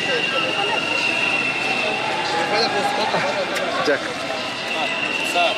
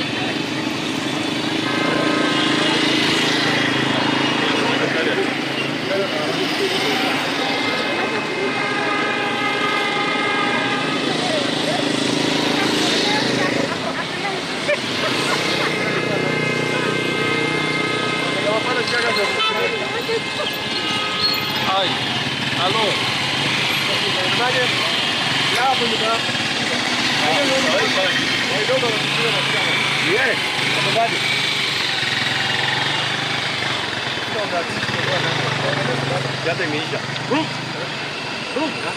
Hapa nimeona kama maji sasa. Na ulikuwa unaniambia nini? Mimi nasubiri hivyo. Mbona basi? Hapo hapa. Hapo. Gazi huyo hapa. Leo kusiana hizo kama wewe ndio ndio kitulia hivyo sasa. Semkeni. Sio kwa nini uchinja kuna kitu. Sio kwa hapa. Ndio sasa hivi. Wakao. Wachika pia.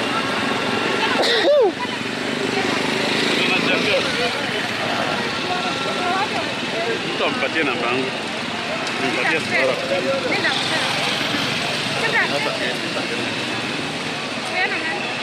Wewe hapa ndio. Nenda dina. Nenda dina sasa. Sijapeana. Naenda na wewe. Siwezi. Hata nikikuuza na kuuza na kwa mungwana sana.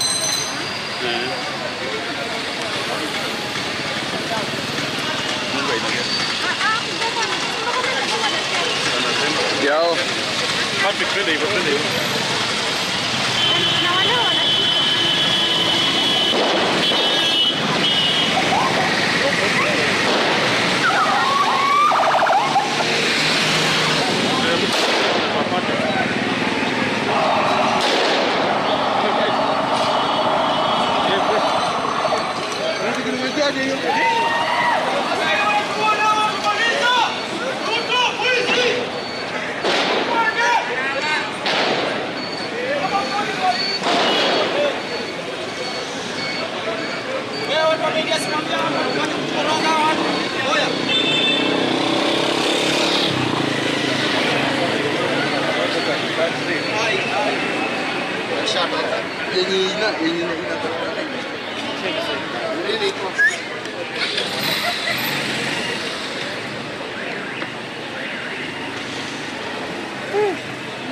Bro, tunaona nini? Tunaona nini? Hakuna.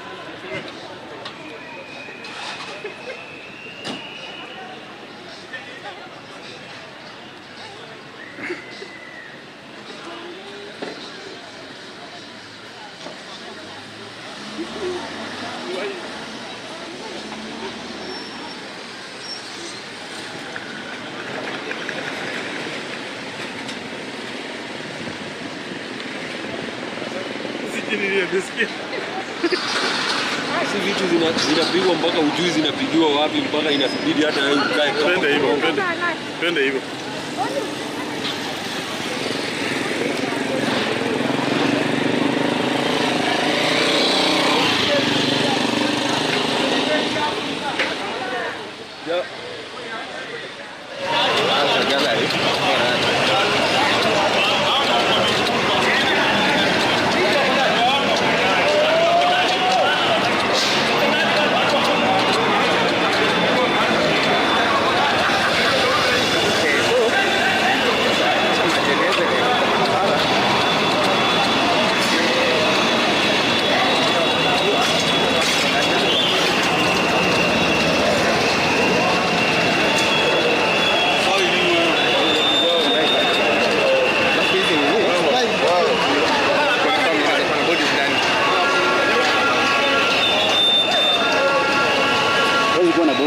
polisi hapa.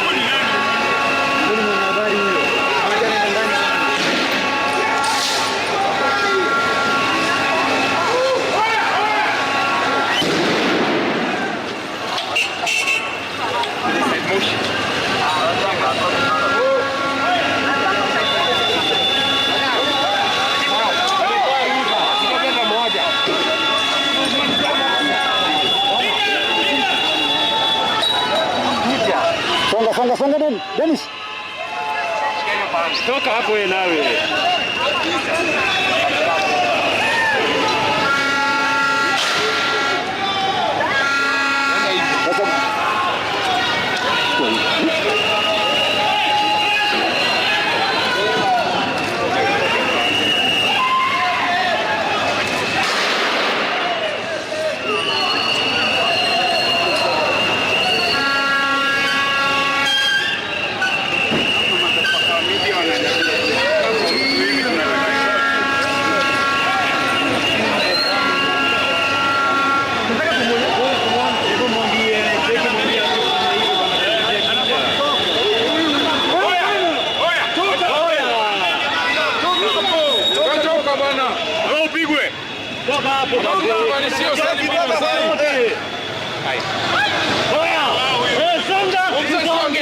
Polisi tutole mbele.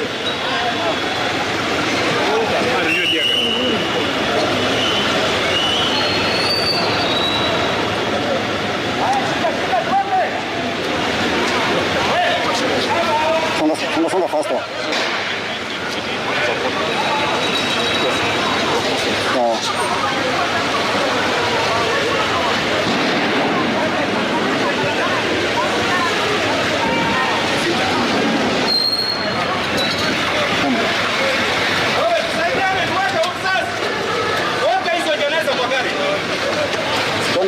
Songa.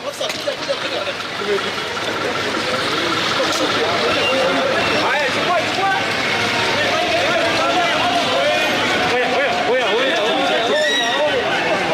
Go, bro.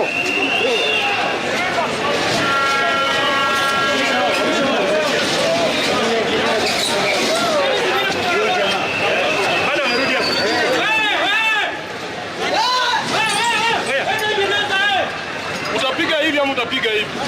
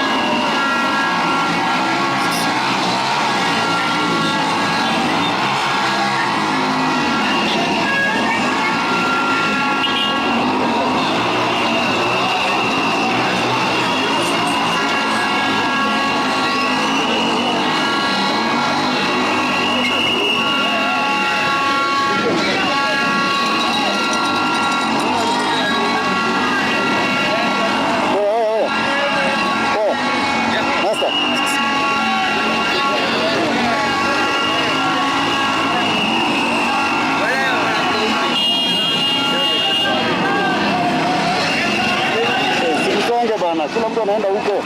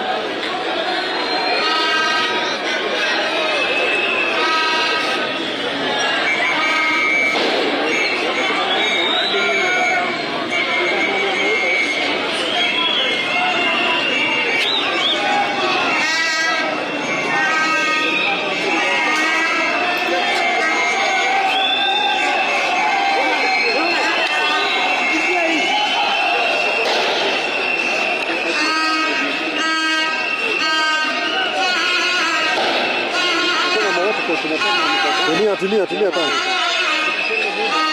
Karibia jioni.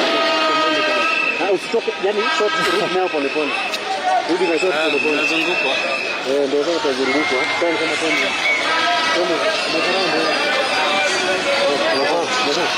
Kana hiyo short, kana hiyo short. Lakini kana wenzetu. Kama mnamoja kidogo. Majamaa wengine watano. Corona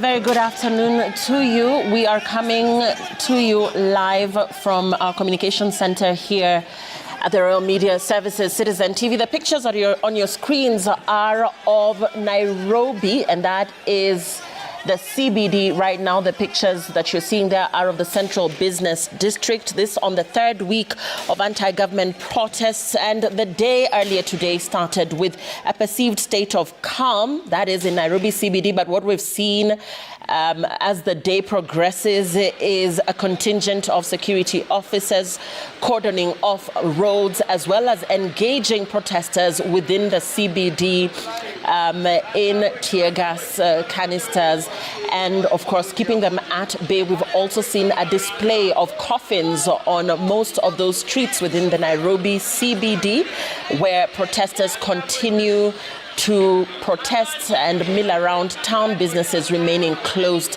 for the better part of the day. This being 2 p.m. now, we still are seeing the presence of security officers in roads leading to State House and feeder roads leading to the CBD, forcing motorists to use alternative routes.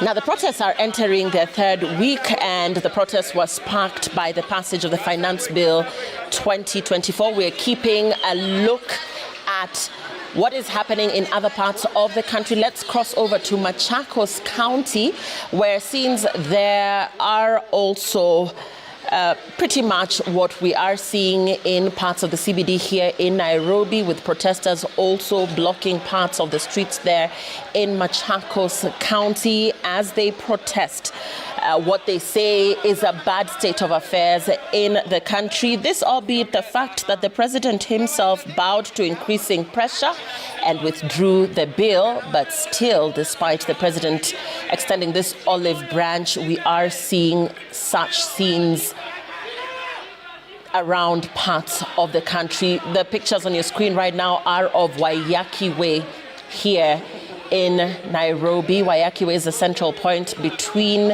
Kangemi and Westlands area of Nairobi, and this is what's happening there. Earlier we saw scenes of protesters hurling stones at security officers who, in retaliation, lobbed tear gas canisters, despite there having been a ruling made against, the use of water cannons as well as rubber bullets against protesters. We are seeing the police under increasing pressure there, where they are trying to keep protesters at bay, and that is what is happening as of now. The Gen Z, of course, has been marshalling support from all Kenyans to show up in solidarity with their cause. And while the unrest may have been sparked by the finance bill, frustrations continue to simmer over the country's economic situation, the country's economic growth, which many feel has failed to keep up with population growth, and the Generation Z now inviting everybody in the country that cares about the state of affairs, particularly the economic state of affairs, to join them and marshal their support and show up in solidarity with their cause. So those are the pictures that we are getting from different parts of the country. Let's listen in.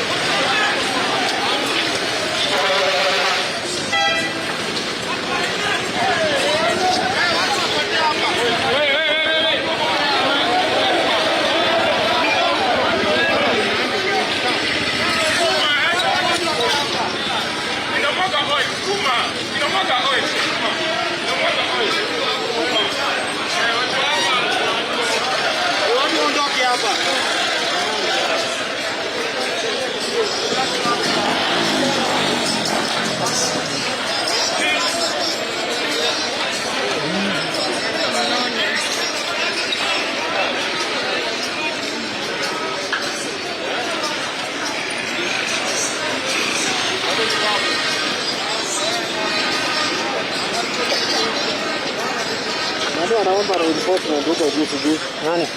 Nataka yule boy mwenye alitoka MTV. So, kuna to na je ni kama hapo ameweka majeneza katika barabara.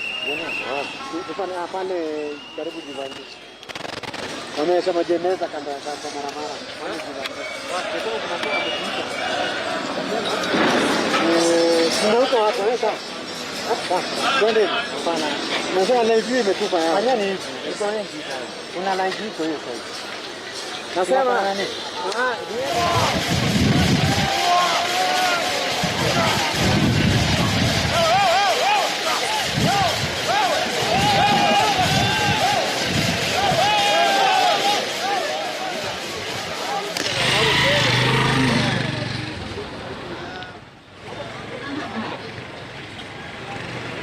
Yeah.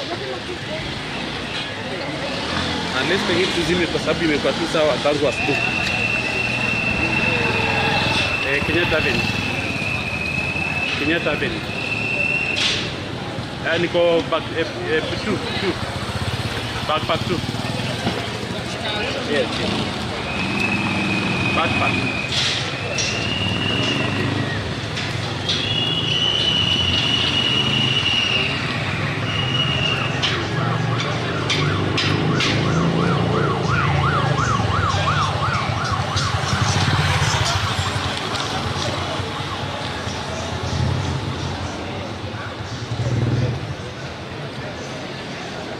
Kaje? Biti.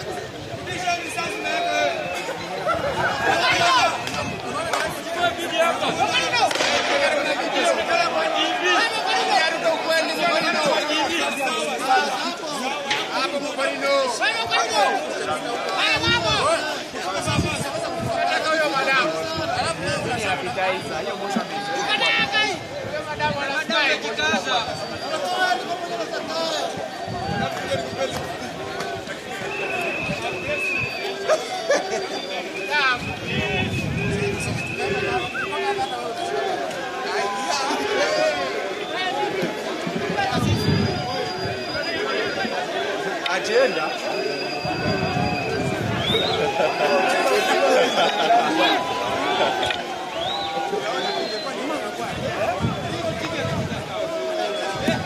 Ayezi. Kwanza kisenda isonge ni 56 ama ni Kongo.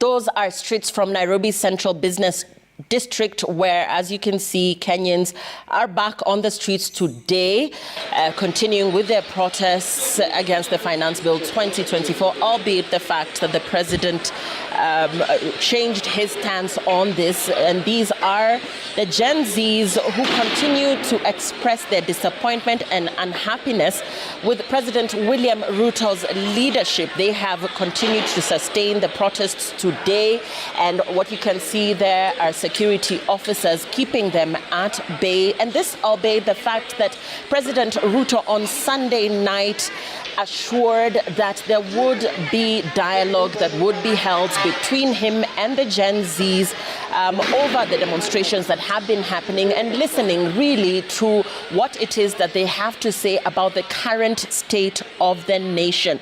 Police are there on the streets, keeping these protesters at bay, even as we continue to see scenes reminiscent of what is happening in Nairobi and other parts of the country. We have seen Mombasa County, we have seen Machakos County, we have seen Kisumu and Eldoret, where scenes that are a replica of what is currently happening here in Nairobi CBD continue to be seen. And according to protesters, they feel that there is yet much that remains to be done as regards the state of affairs in the country, the economic growth, the unemployment levels in the country. Even as the government continues to say that Kenya is at high risk of debt distress, Kenyans continue to express their displeasure on the streets in various parts of the country, with the hashtag Occupy CBD coming before the protest that we're seeing today, being Tuesday. A contingent of security officers also cordoning roads leading to State House, forcing motorists to use alternative routes. And these protests are now entering their third week. The protests being sparked off initially by the Finance Bill 2024, which the National Assembly passed in June. However, President Ruto did bow to increasing pressure and withdrew the bill. Still, the Gen Zs and indeed everybody else that has joined them in marshalling support, all Kenyans from all walks and sizes and ages now joining the clarion call for the government to listen to their concerns. While the unrest may have been sparked by the finance bill, many say that frustrations have continued to grow over the lack of trust and accountability that they feel this government has shown.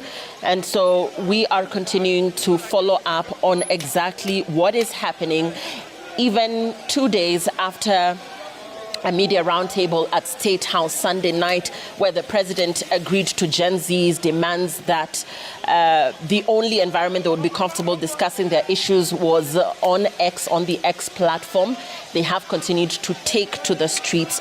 Of course, this invite for dialogue from the president and the Gen Z's on platform X has attracted mixed reactions from the Gen Z. Some have welcomed it, while others have expressed reservations over the same. And that is what we are seeing, with them still taking to the streets and continue to air their displeasure.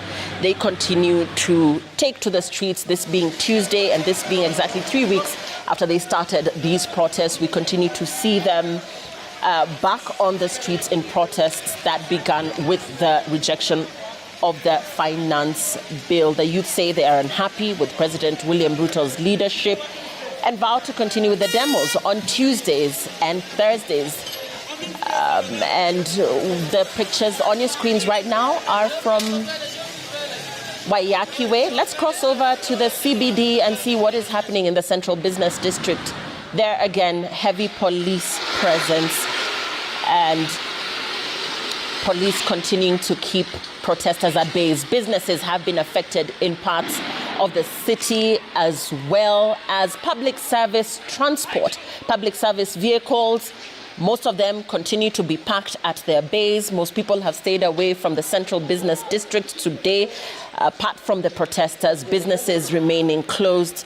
And of course, a lot of roads blocked today as the Gen Zs continued to make true their word that they would take to the streets once again. Today they have resumed their Tuesday demonstrations, and we continue to monitor what is happening in parts of the country. Kenyans have also raised concerns over excessive use of force by police officers, as well as recent abductions.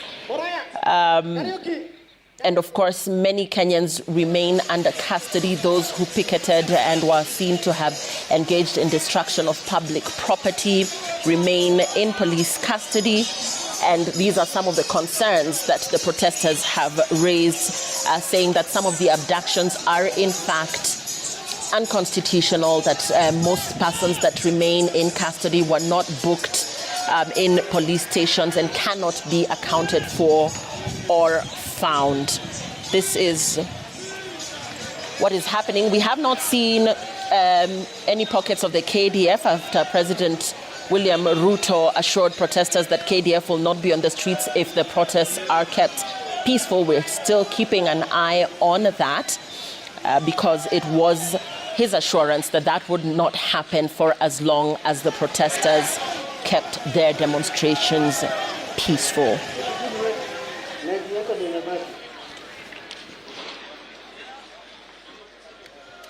To Waiyaki Way and see the situation there. Waiyaki Way is right here in Nairobi County, and it is the central point that leads towards Westlands, which also leads to Nairobi Central Business District. It is also the central point that leads to Kangemi, as well as Nakuru County, going towards, of course, other parts of the country, such as Kisumu as well. And this is the central point where we're seeing the roads being cordoned off with protesters taking to that very usually busy highway. And that means that motorists are unable to access that particular road as protesters take to the streets and security officers continue to keep them at bay.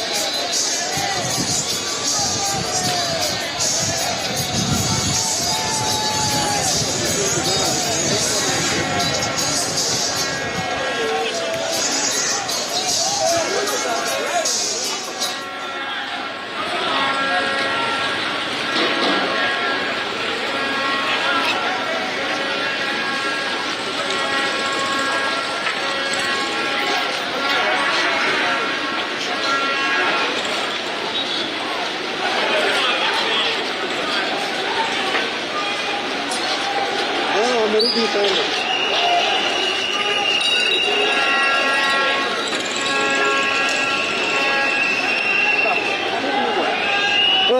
Oi, chief, kidogo.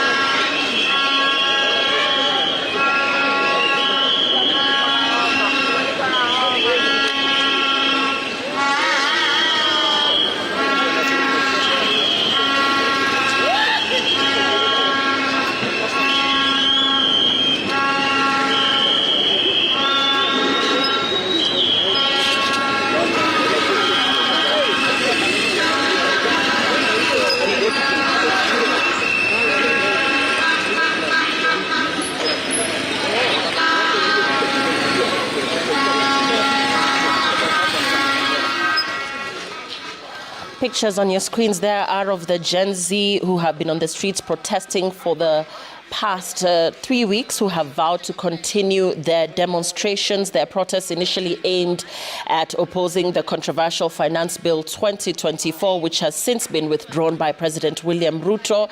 Initially, those protests were largely peaceful, but have later turned chaotic after the youth gained access to Parliament last Tuesday. There has been no end in sight even after that, with the youth and everybody or anybody who chooses to marshal their support towards this movement continues to join them on the streets, this being a culture that has become a Tuesday and Thursday demonstration culture.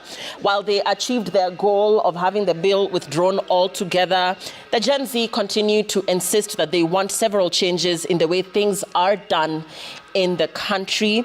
And of course, they continue to make this very evident by continuing their concerted efforts and move towards protesting every other Tuesday and Thursday. And through their numerous online platforms, they continue to vow to continue their picketing against what they see and describe as rampant corruption, poor governance, and unfulfilled promises by the government of the day.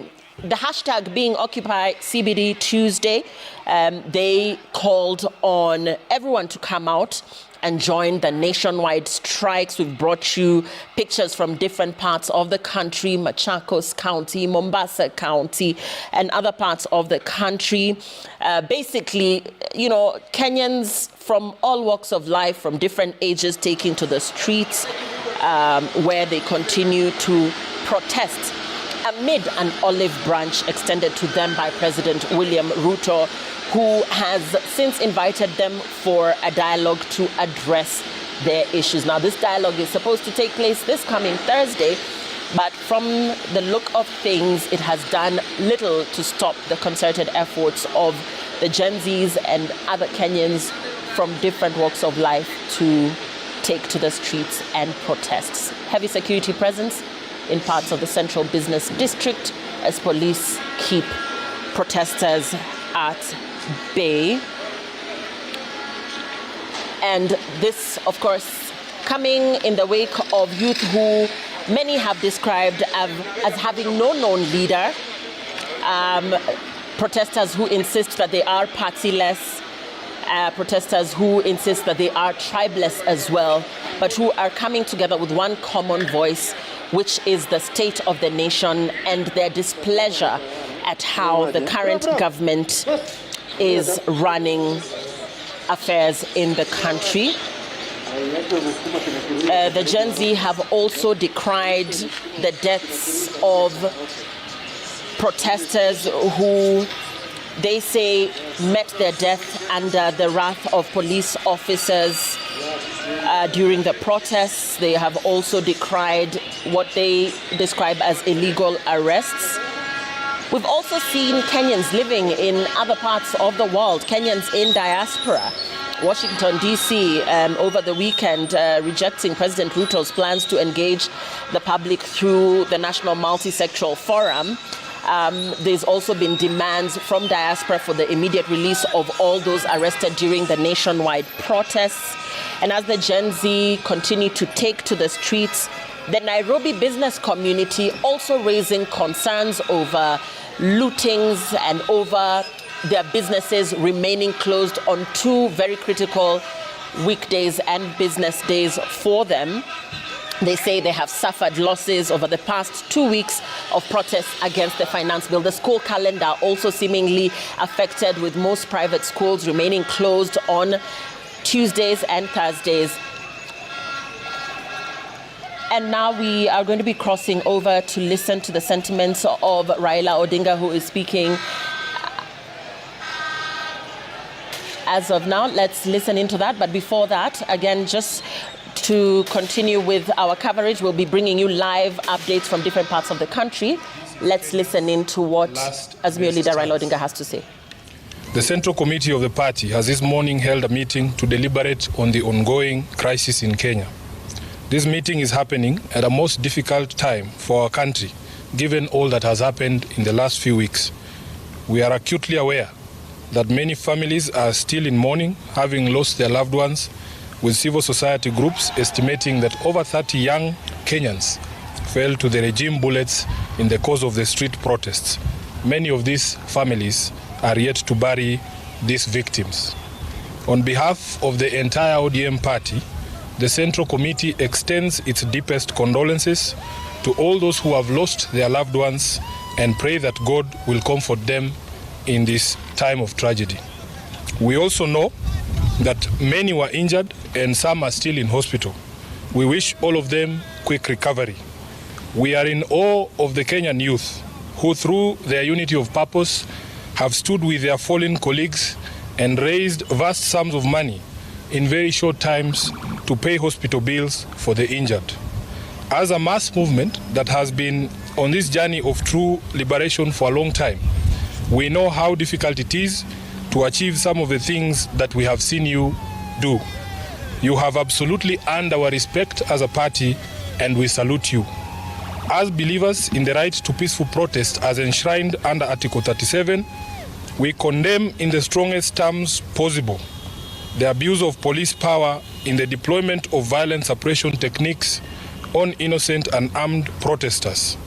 Our position is that no one has to die in exercise of the rights under Article 37.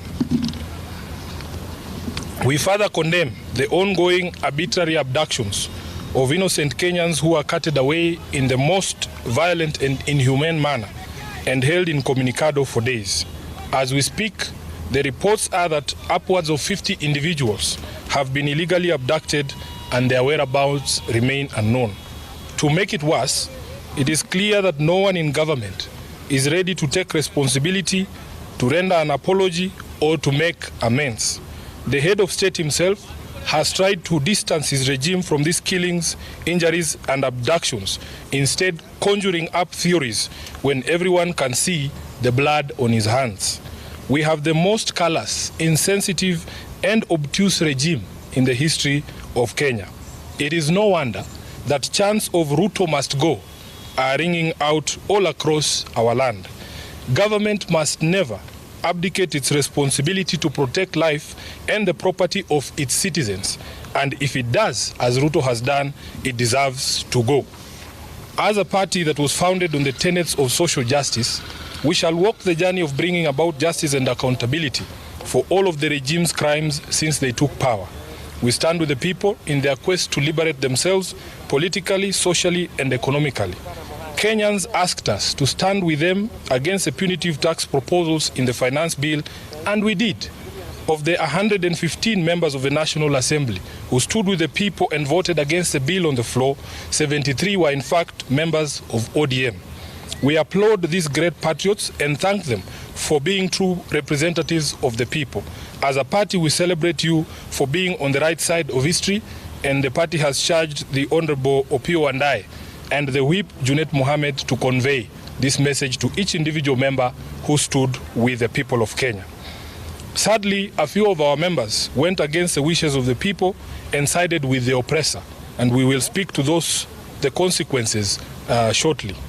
In light of this state of affairs, the meeting has resolved as follows. Number one, that it is time for all of us in the political leadership to begin to listen. Listen to what the people are saying and not to our own voices. The young people have spoken in plain language that should be clear to everyone. Let's not be vague.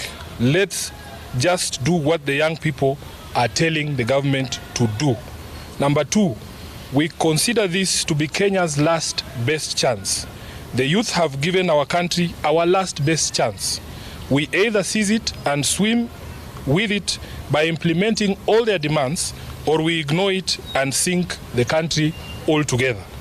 Number three, that the Kenya Kwanza regime must take full responsibility for all the deaths, injuries, and destruction of property arising from the violent suppression of peaceful protests.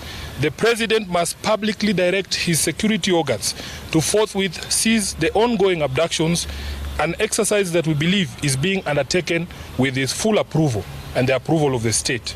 He must account for and order the release of all detainees abducted by these security agencies. Number four, that the Independent Police Oversight Authority must expedite investigations into all these incidents, including allegations of mass murder by police in Githurai and in Rongai. We were shocked to watch the president claim on live television that only one life was lost. It tells you how out of touch with reality he is. Number five, that in our view, what happened on the 25th of June 2024 amounted to a vote of no confidence in the Ruto regime. It is clear that this fact is totally lost on Ruto. It is reflected in his petulant proposals on how we manage our economy following the rejection of his tax bill. Instead of focusing on cutting wastage, opulence, and corruption in his regime, he is hitting back at the Kenyan people with threats to cut funding for the judiciary and the county governments. Six, that the ODM party will support credible austerity measures in the executive and in parliament. These two institutions have been expressly indicted by the people as citadels of largesse and wastage, with fresh memory of the invasion of parliament and standing threats for occupation of the executive seat of power. These two institutions must have an honest introspection on their contribution to our current predicament and take measures to lessen the taxpayers' burden. As a party funded by taxpayers ourselves, we will also be taking steps to scale down on our presence across the country and some of our activities to reflect this new economic reality. Lastly, that ODM shall initiate and lead recall processes in the following constituencies in light of the current office holders' repeated violation of their sacred oath and the wishes of their electorate. Number one, Game constituency. Number two, Bondo constituency. Number 3, Navaholo constituency. Number 4, Kajiado Central. Number 5, Ikolomani. And lastly, Suba South in Homa Bay. Thank you. That is the end of the statement.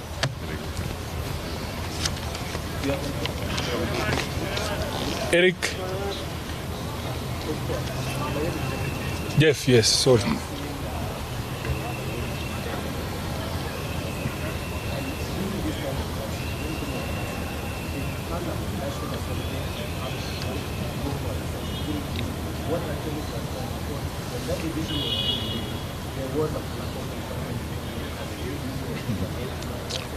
Kirui, can I first take questions that are related to the statement we've read? Brad, please. Now, you see that you support the demand by the youth. One among the demand is national. Do you support that? The youth have spoken in clear and certain terms. Let us not pretend like we don't hear what they are saying. You have heard it, we have heard it, Ruto has heard it. Next question.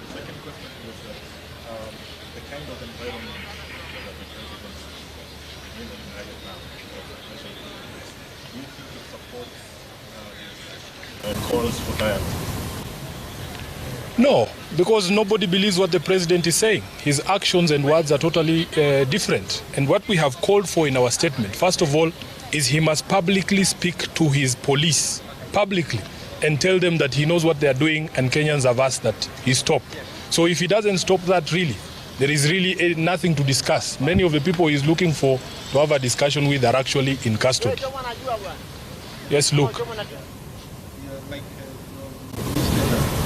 From 5 constituencies that you are going to initiate the report. 6. Yes. How did you arrive at 5? Yes, the criteria was very simple. In our statement, we have said repeat offenders. Those who voted against the wishes of the people in 2023 and again did it in 2024 because there are a few who met their Damascus moments this year.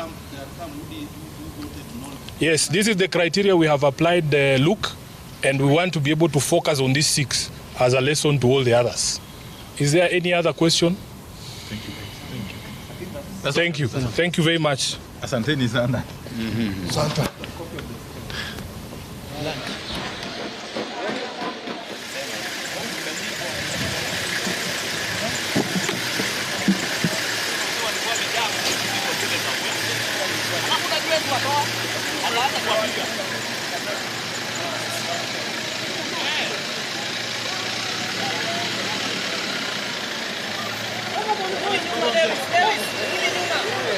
Hao watu wanatusumbua juu ya media.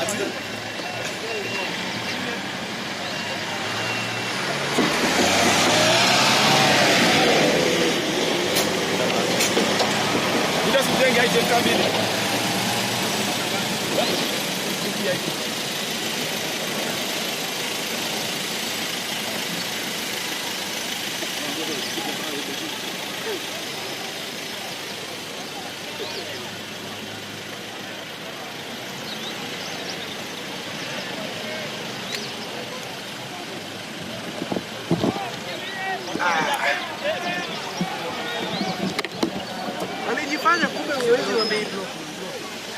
Kumbe ulikuwa umeshatoa kamera. Serious? Ulikuwa umeshatoa kamera? Mimi nilitoa kamera. Ni mimi nilitoa. Hiyo weight yote inaenda na tripod. Hiyo si nimeshikilia tripod. Sasa nyama inaenda kuvuta nayo.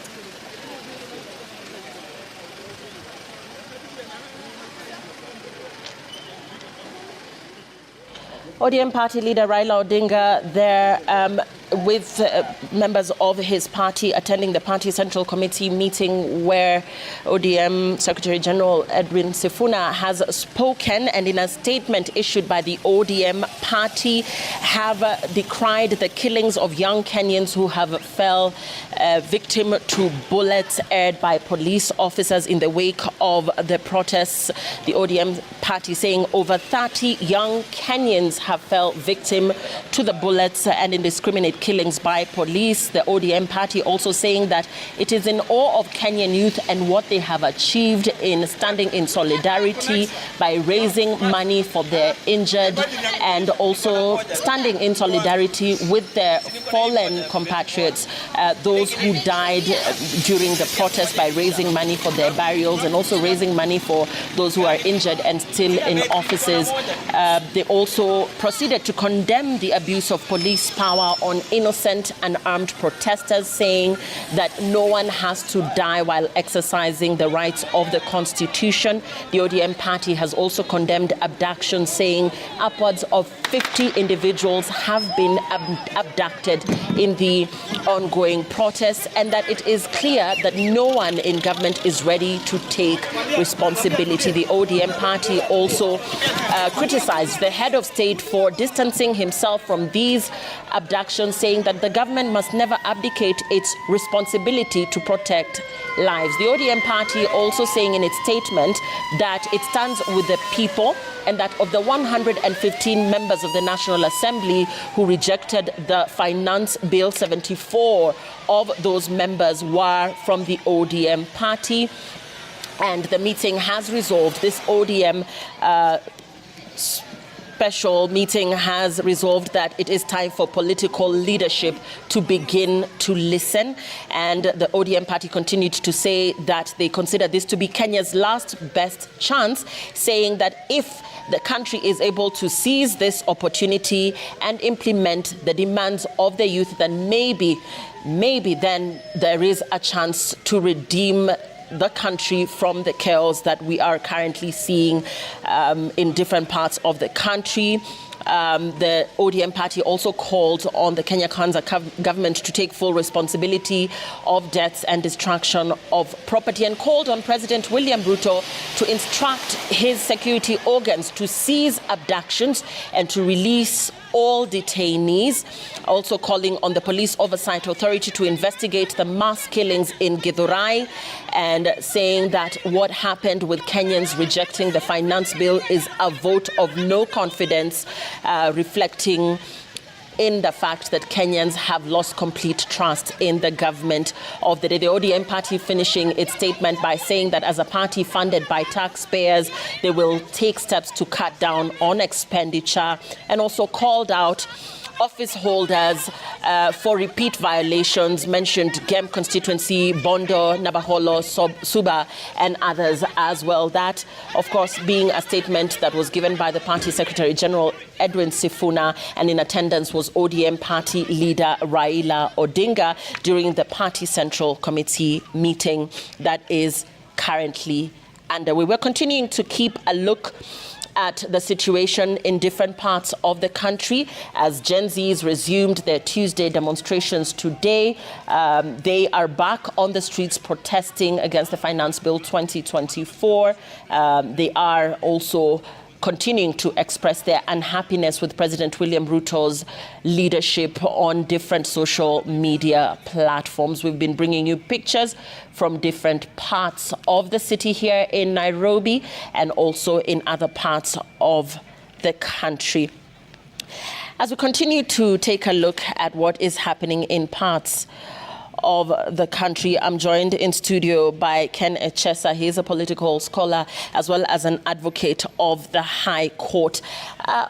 We're looking at a situation that is replaying itself 3 weeks down. We're seeing a relentless group of protesters who, despite the president in his televised interview on Sunday extending an olive branch, saying he is open to dialogue, have continued to take to the streets. What distinguishes the style of these Gen Z protesters compared to previous generations of activists in Kenya? We're seeing them continuing to be relentless, even despite the president continually coming on TV and taking a different stance on issues, saying he is willing to listen. We still see them relentless as ever. Thank you, Lillian. What we are witnessing in our country is unprecedented. In our history, we've never witnessed such demonstrations, not even in our worst moments in 2007-2008 during the post-election violence. It is even more unfortunate that the President of the Republic has addressed the nation 3 times, on 3 occasions, but the demonstrators are still on the streets. One thing, the demonstrations today are happening under a very different regime, under the new constitution, which offers a lot of protection to the demonstrators in terms of the Bill of Rights. Number 2, the demonstrators are using unprecedented methods in terms of mobilization, social media mobilization. But most importantly, that this is the first demonstration in our political history that is leaderless, is not directed by anyone. So there is no one to negotiate with, no one to talk to, and no one to convince to cede the ground. What the president should do, in my opinion, is to struggle and harness the national goodwill so that the nation is with him in convincing the Gen Z to stop the demonstration. But unless and until the president harnesses the national goodwill through action, we are going to continue witnessing these demonstrations, which are causing untold havoc to the economy of our country and to the social fabric of our nation. We've just listened to the Right Honorable Prime Minister's party, Raila Odinga's ODM, give a press conference, and we thought that it was going to be a press conference that is going to call for calm and what. But what we see is actually a rubber stamp to what is going on, and still calling on the president to react to what the Gen Z, the demands that he has been given. And you know, this has moved away from being a Gen Z movement, because what we are seeing now is the Gen Z themselves calling on all Kenyans of all walks of life, of all ages, to marshal their support behind this mass movement. In terms of, before we get to the ODM and their statement, in terms of how the Kenyan government has responded to these protests, we know that the president has addressed the nation 3 times now. So in terms of the response to these protests and what impact this had on this mass movement, what is your analysis on Kenyans' response to the president, even now being open to dialogue this coming Thursday? One, in the eyes of Kenyans, the president has been abandoned. He is seemingly the only one who seems concerned in government that there are demonstrations. The rest of government is not speaking. The minister in charge of security and interior has not spoken to the nation for the past more than 72 hours. And the president has been making serious attempts to speak to the nation, but the nation seems not to be listening. Why is the nation not listening? Perhaps the president is not speaking to the heart of where the problem is. There was a list that was circulating within social media of the demands that people are making. And these are not the demands by the Gen Z. It's the demands of the Republic coming through the Gen Z. Even the simplest of the demands, by now and by demonstration of goodwill, I think the government and the president ought to have acceded to 1 or 2 to demonstrate to Kenyans that we are indeed concerned about what this generation is raising. What the president requires does not even require the Thursday meeting, a forum. The president can issue an executive order that will address 70% of what this young generation has raised. The offices, the corruption issues, the regulation of government, reducing of the ministries, is something that the president can do through an executive order. He doesn't have to wait for the meeting. And if the Kenyans have to listen, then we have to keep asking the government, what is the bare minimum you are doing before people go on to the negotiations? But without that, I think we're going to go into much storytelling. We have meetings that are being planned, but I think the government is also getting it wrong. If you go on space as the head of state and as a government, how many Kenyans are on Twitter? You are going to speak to a different group from the people on the streets. Will the president target the people now on the Wayek Way demonstrating on the CBD? Some of them have no phones. Those who have phones, perhaps they're not smartphones. Those with smartphones have no bundles. So what is your target audience? Yeah, and talking about, target audience, I want us to go back to, the altering of the public discourse, around governance and accountability in Kenya. The X space being one of the ways that the president has said he is open to engaging with the people who are obviously, really making their opinions known and seen on these social media platforms. But in terms of you saying that this would leave out a significant chunk in terms of public discourse, we're talking about religious institutions, we're talking about many other interested parties that might perhaps not find an opportunity to voice their opinions here. What would be the best way forward, now that you say that perhaps the X space might not be the best avenue to, find a way forward? One, the president needs to start by demonstrating goodwill, the general goodwill, by doing the bare minimum. If there are issues of corruption in government, the president has the power to hire and fire. Let him do that. If there are things he can do without necessarily getting approvals of institutions, let him do that. And secondly, he has to break the audience into some targeted groups. If you want to meet the youthful people, go to the social media. If you want to meet the churches, go to NCCK. If you want to meet the media, talk to the media. If you want to meet the religious community, the business community, go to different business communities. And he must release his government to deal with this issue. The government, the public is wide. He may not be able to address all the issues as the head of state. He must first bring his government together, and he must ensure that the whole of government approach is involved in solving this crisis. For instance, we have people who listened to him on Sunday, but how many people are able to watch the mainstream media that he was speaking to? This is the time to even go to the local media stations and speak to the people. This is the time to organize county-based forums and speak to the stakeholders.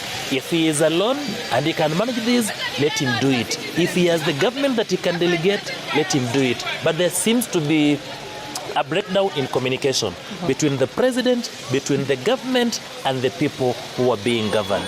And that is why, as he speaks, nobody seems to be listening. And that tells him he has to change the approach of engaging Kenyans. Nobody seems to be listening, but do you believe that this wave of activism could lead to substantial changes in government policy? The things that people are basically talking about, governance, accountability, political dynamics. Do you think that we will see a shift by taking to the streets and by continuing to say what you're saying is not enough, we're still not hearing you, you're still not hearing us? With this very aggressive and continuing wave of activism, are we likely to see any substantial change? Yes, and we're already witnessing the substantial change, because for the first time the president has refused to assent to a bill passed by parliament, not on his own accord, but by bowing to the pressure of the electorate. For the first time, we have seen members of parliament apologizing to the nation and their constituents for voting in a particular way that was not inconsistent with the people that they represent. We are going to see a wave of change in the way government policy is developed, is implemented. We are going to see a fundamental change in the way government deals with corruption. What this generation has demonstrated to government is, well, we can ask you to act. If you don't act, we can act as well.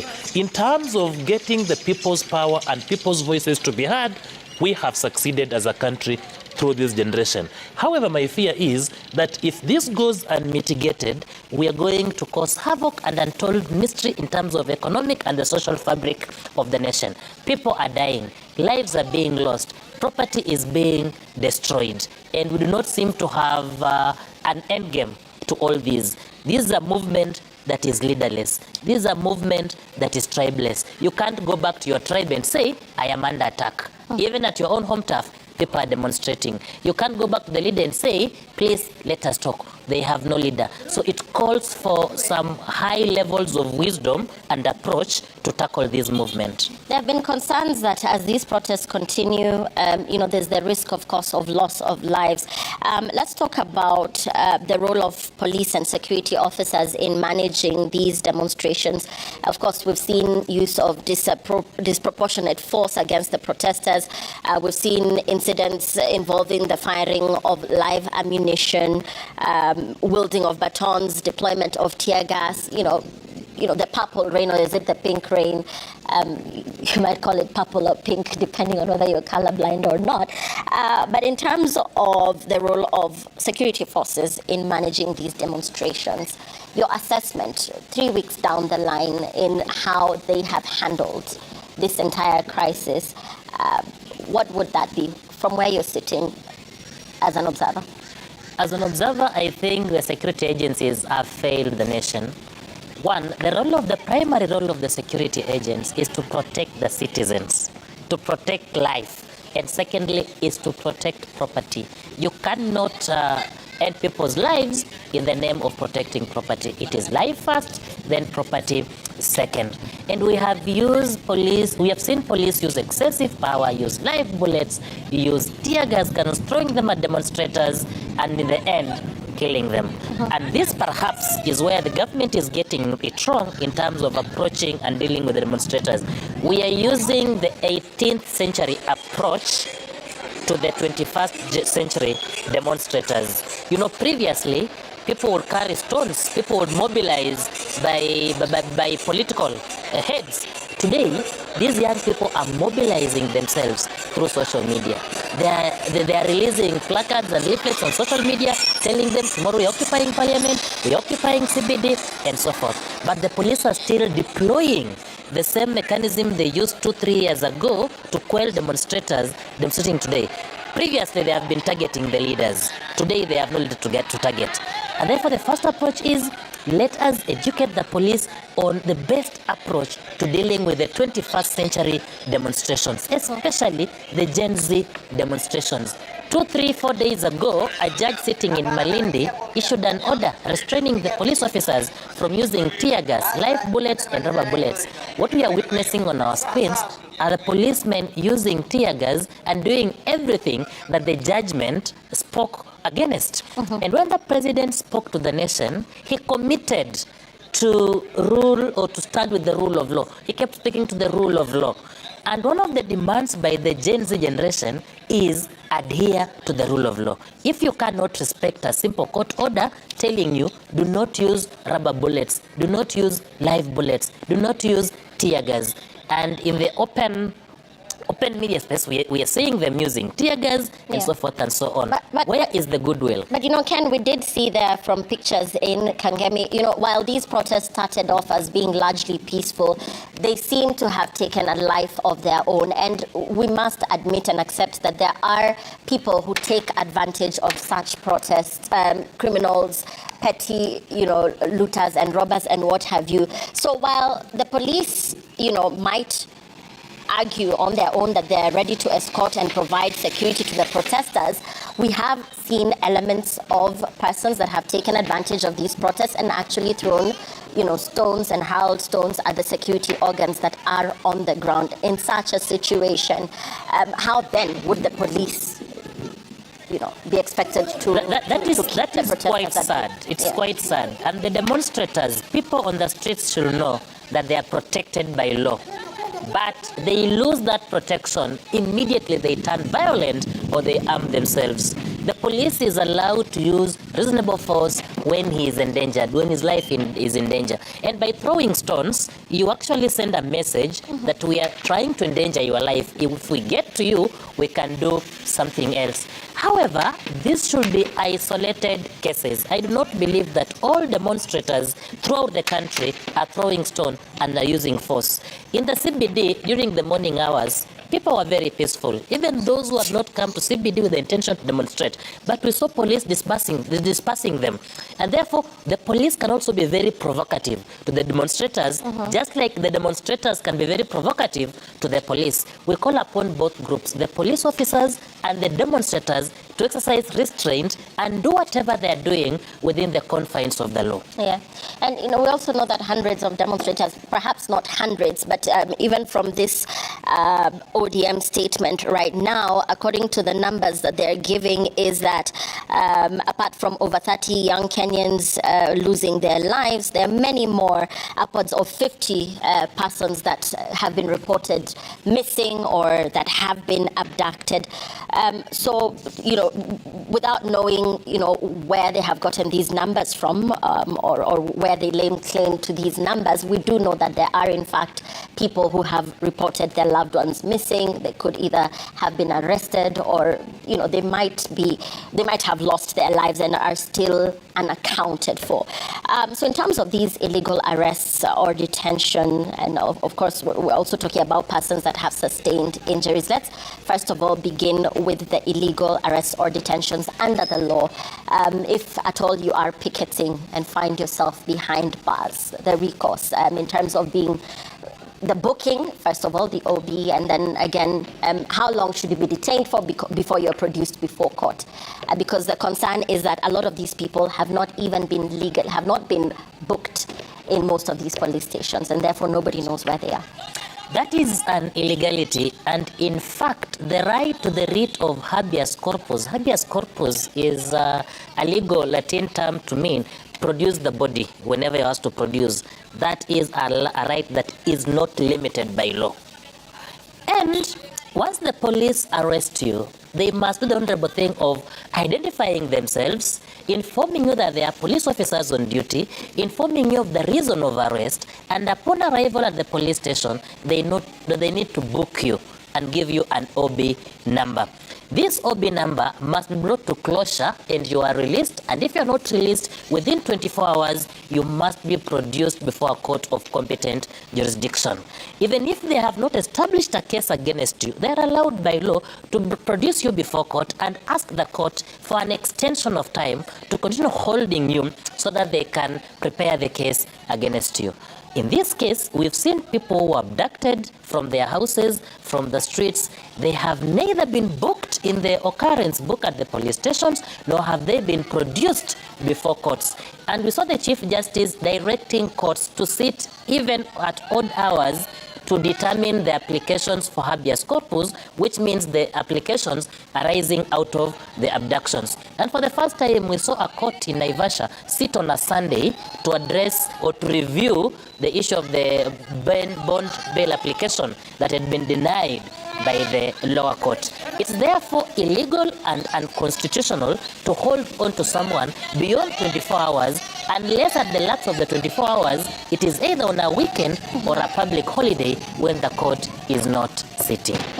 And of course we had the ODM party in its statement talking about the police oversight authority calling on them to investigate the quote-unquote mass killings, what was observed in Githurai, which of course the president, not the president, but the government in itself continues to remain mum about, because we have not yet had a clear word on what exactly happened there.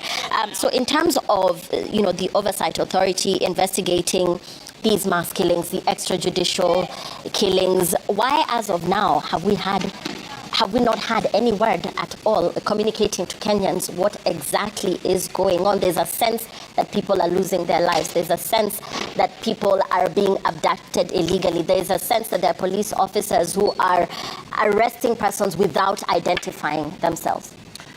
And with profound respect, my practice as an advocate tells me that the only thing that is independent about independent policing oversight authority is the word independent. IPOA runs like a government agency, and it is difficult to ask a government agency to investigate another government agency and expect results. This is not the first case where the IPOA has failed to act in good time. There are various complaints about the police excesses across the country over the past 10 years, and the IPOA has done nothing.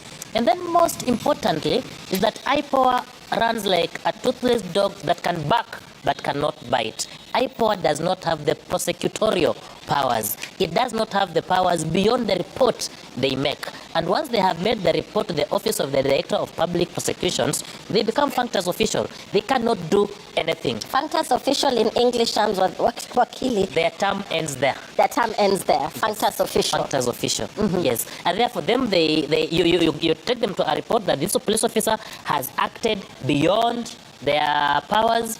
They'll make that report, they'll do the investigations, they then make the report to the Directorate of Public prosecutions to act. Another report is taken to the National Police Service Commission to act. So IPOA is a conveyor belt. To also condemn them is to be unfair.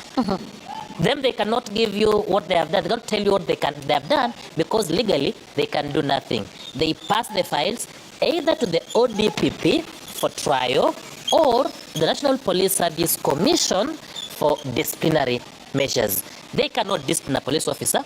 They cannot arrest a police officer. They cannot prosecute. They are a conveyor belt. But then again, just going back to that statement by the ODM party there in the Central Committee meeting where they're calling on the president to instruct his security organs to cease abductions and to release all detainees. Does the president have the power to do this? The president has the power because the president is the chairperson of the National Security Council.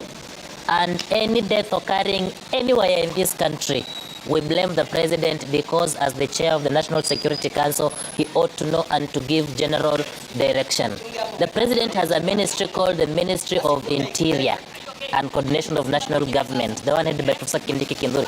This is the ministry under which the police officers fall. This is the ministry that supervises the police force. And therefore, if the president cannot supervise the minister who supervises the police force, he is right to be blamed. He has actually the absolute power to tell the police through the line minister to stop doing what they're doing if they're doing anything illegal. And just talking about the extrajudicial killings, Ken, are there lessons that Kenya can learn from other nations in, first of all, preventing?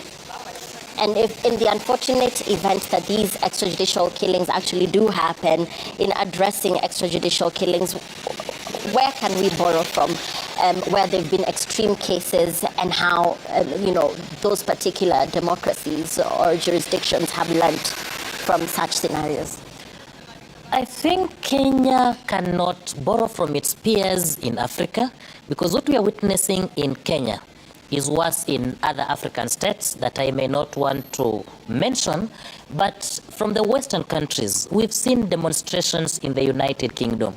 We've seen demonstrations in the United States of America where government deals with demonstrators while exercising restraint. They do not use excessive force. And whenever life is lost, the president himself accounts for each life that is lost. However, we must also say that the demonstrators in those countries, in those civilized countries, also demonstrate with restraint, demonstrate within the legal framework of their countries, making it easy and simple for the police officers to also exercise their power within the confines of the law. As we ask our country to borrow from progressive jurisdictions on how to end extrajudicial killings, we must also nurture a culture of demonstration that is devoid of violence, that is devoid of looting.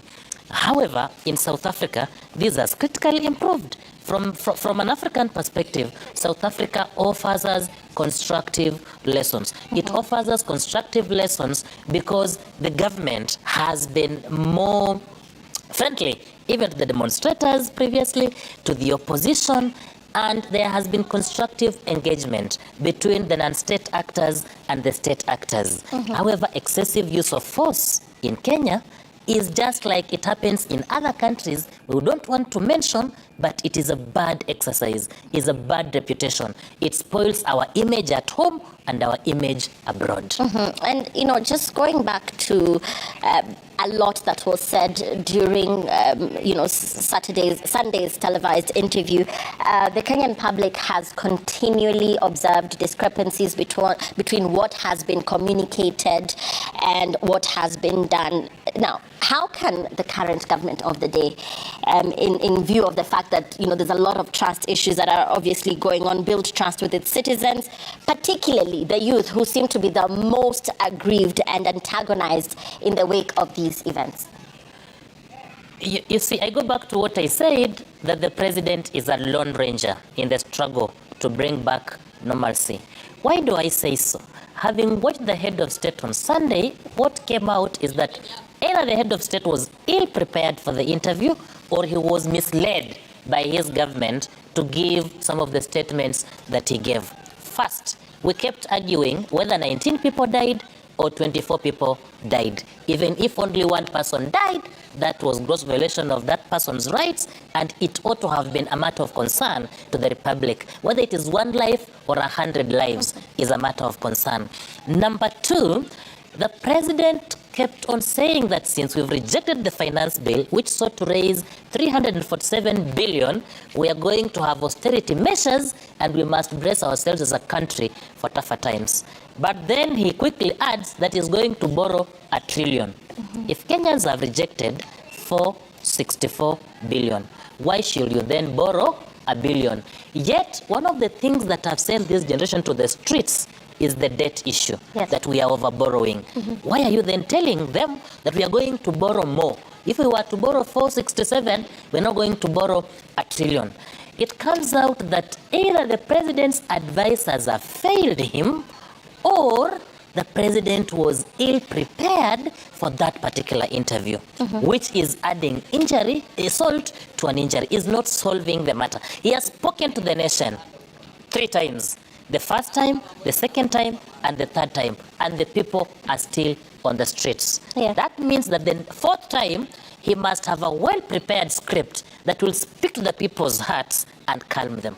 But aside from the people and what they want, and even if the president's concession manages to see off the immediate threat of more unrest, and perhaps, hopefully with Thursday's dialogue, if at all we see the protesters backtracking and, somehow holding at bay because of what will be the outcome of these conversations, it still leaves the president caught between the competing demands of, his hard-pressed citizens and of lenders such as the IMF. The situation still remains that, and he maintains that we have huge debt concerns as a country. But this is not the first time we are having the huge debt as a country. The debt issue has been there from Moi's time, Kibaki's time, Uhuru's time, and even today. What makes a difference is the arrangement that a government takes in paying this particular debt. You cannot pay a 60-year-old debt in 5 years. And perhaps this is what is giving us more trouble. And we cannot be borrowing to pay or overtaxing to pay. Remember, the generation that you want to use their taxes to pay this debt, it is their forefathers who actually took this debt. And these young children are asking, if these people have been borrowing for 60 years, why do they want to burden us by paying perhaps in 5, 2, or 3 years? So the issue of debt is an issue that requires technical approach. And this young generation are people who Google. They know what the IMF does. They know what the World Bank does.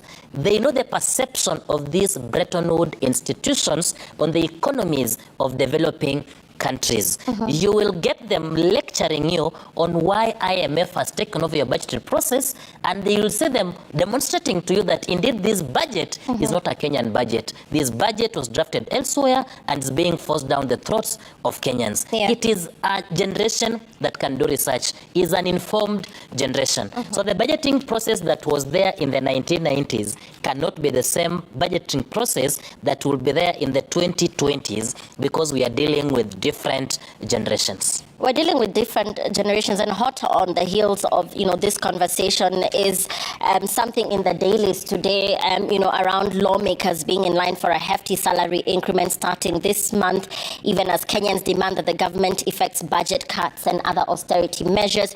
We're seeing here a Gazette notice by the Salaries and Remuneration Commission stating that the monthly remuneration structures for state officers in the Senate and the National Assembly are to be implemented in the financial year 2024-2025 effective July 1st. So this essentially means that the 2 speakers of the National Assembly, the Senate, Moses Wetangula and Amason Kingi respectively, will starting this month, get salary increments. The timing. And then we ask, who advises government? Who advises commissions? Even if these increments are deserved, is it the right time to publish them? Is it the right time when the president is talking about the austerity measures?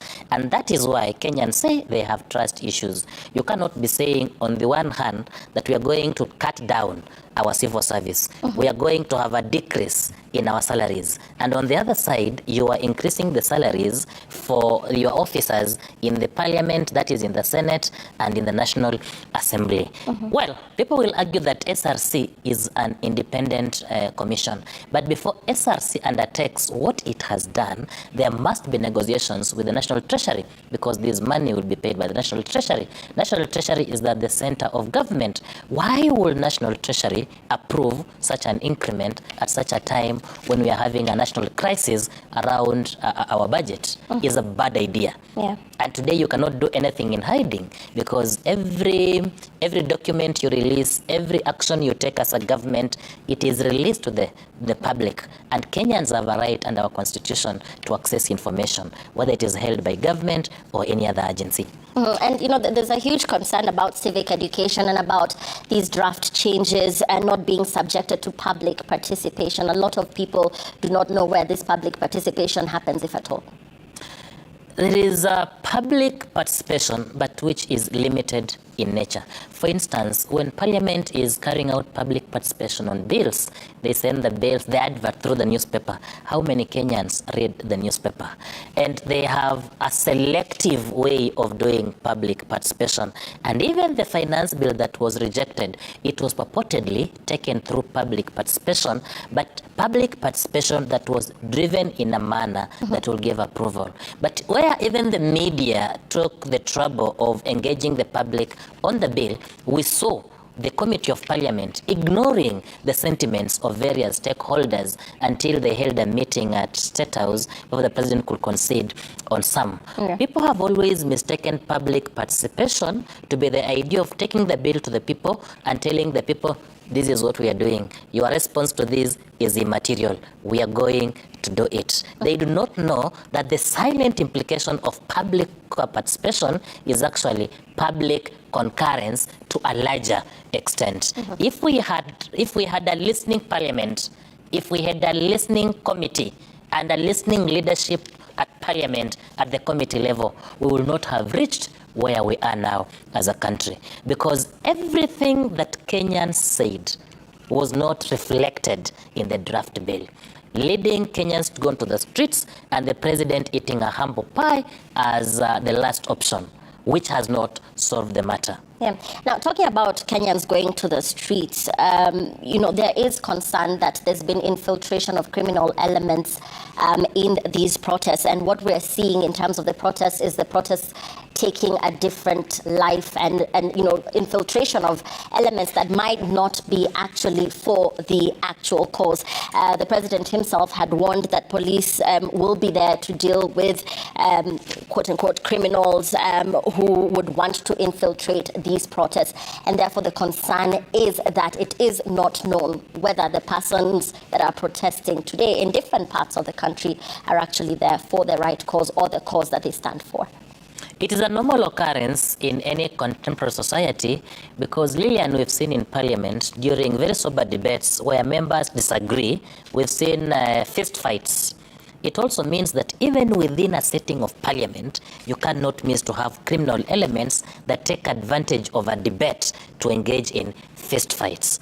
Even in churches, during the elections of some bishops in Pentecostal churches, we have seen congregants physically fight to get these particular positions. We do not expect sainthood on the streets. It is indeed true that criminals have infiltrated the demonstrations and are taking over. However, it is the duty of the police and the police force to isolate criminals from genuine protesters. Take the criminals to the police stations and let the genuine protesters continue with their protests. And we're going to be crossing over to see what is happening in different parts of the country, even as security elements continue to keep protesters at bay.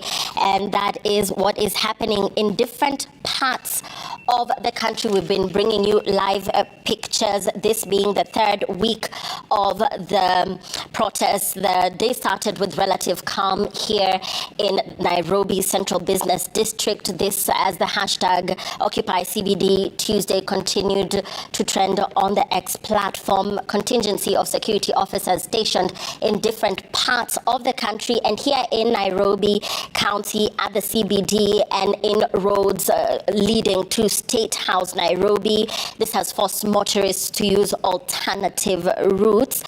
Remember, these protests were sparked off by the passage of the Finance Bill 2024, which of course the National Assembly passed this very past month in June. However, President William Ruto did bow to increasing pressure following the protests and withdrew the bill. Now, what initially started off as the Gen Z making their demands known and calling for the government of the day to listen to their concerns has now morphed into the marshalling of support from all Kenyans to show up in solidarity with their cause.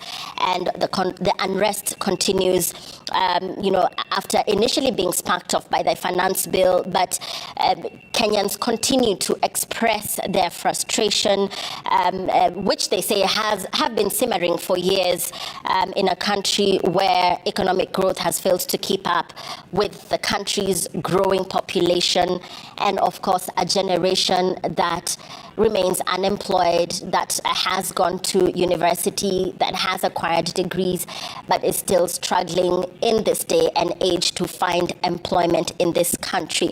The government of the day arguing that it is at high risk of debt distress. This, of course, according to the International Monetary Fund, and more than a third of its revenues going towards debt interest payments.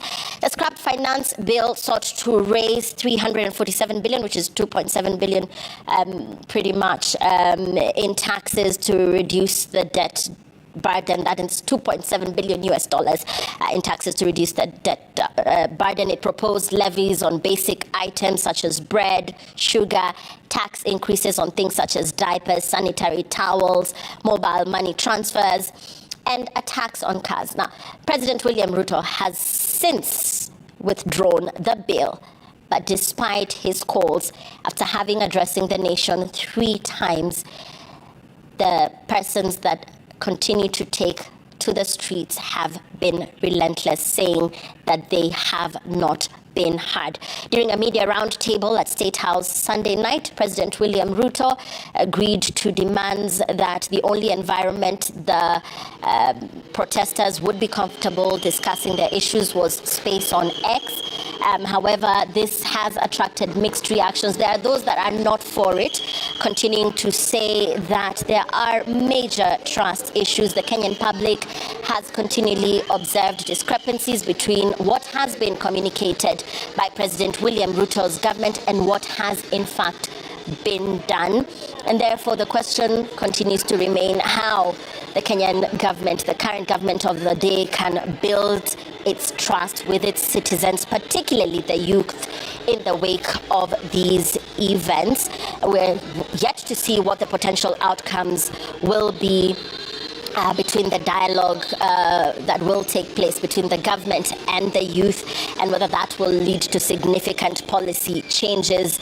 The youth, the Gen Zs, the millennials, the Generation X, they have all raised concerns about the opulence that has been observed with the current leadership, from MPs to cabinet secretaries to nominated senators, nominated MPs, talking about opulence, talking about corruption, and talking about a huge display of wealth from the leadership of the day, while they continue to struggle with huge, debt, a huge price of living in the country, and saying that it does not make sense for things to continue as they have been. The ODM party earlier did give a statement as they held their party central committee meeting, and they spoke into the killings of Kenyans who have died, saying that over 30 Kenyans have fallen to police bullets. They also spoke about being in awe of what the Kenyan youth have been able to orchestrate in terms of their movement, their mass movement, taking to the streets, saying that they are in awe of that and that they have a lot of respect for the current youth of the day in terms of them coming together, marshalling support for their own, raising money for those that have been injured, those that lay in hospital after sustaining bullet wounds, those that have lost their lives, raising money for the burials of those. They also condemned abuse of police power, saying that police have shown the abuse of their power by harming unarmed innocent protesters, saying that nobody has to die while exercising their rights as citizens of this country. They also condemned abductions, saying that upwards of 50 individuals have been abducted and remain unaccounted for. And they also spoke about the fact that it is clear that no one in government is ready to take responsibility. The head of state himself has distanced himself from these abductions, and that it is the government's duty to protect its citizens, and that it must never abdicate its responsibility to protect its lives. Wakili, there is a general sense that, and even from the Gen Zs, that nobody in government is ready to take responsibility. You yourself here speak, saying that we have not had from the very head of security himself in the country speaking out on what is currently happening, the state of the nation in terms of security concerns, and that has replayed itself on social media as well. That nobody is listening. Nobody is listening, and we will blame the chief executive. You know, the government belongs to the chief executive, who is the president. Some of these people who are not willing to take responsibility are appointees of the chief executive, and the chief executive can make a decision at any given time. If I were a president today in this country, I will make serious decisions that will bring about normalcy. This is not the time to look at the friendship you have with your government officers. This is the time to look at the interests of the nation. This is the time to act in the best interest of your country. And surely, if people have died, we have not seen the Minister for Security coming out to even condemn the killings. We have not seen the Minister of Defense. The best that the Minister of Defense could do is to issue a gazette notice deploying KDF onto the streets. And when the court made a ruling, he further issued an amorphous and ambiguous gazette notice that could not even tell the timelines.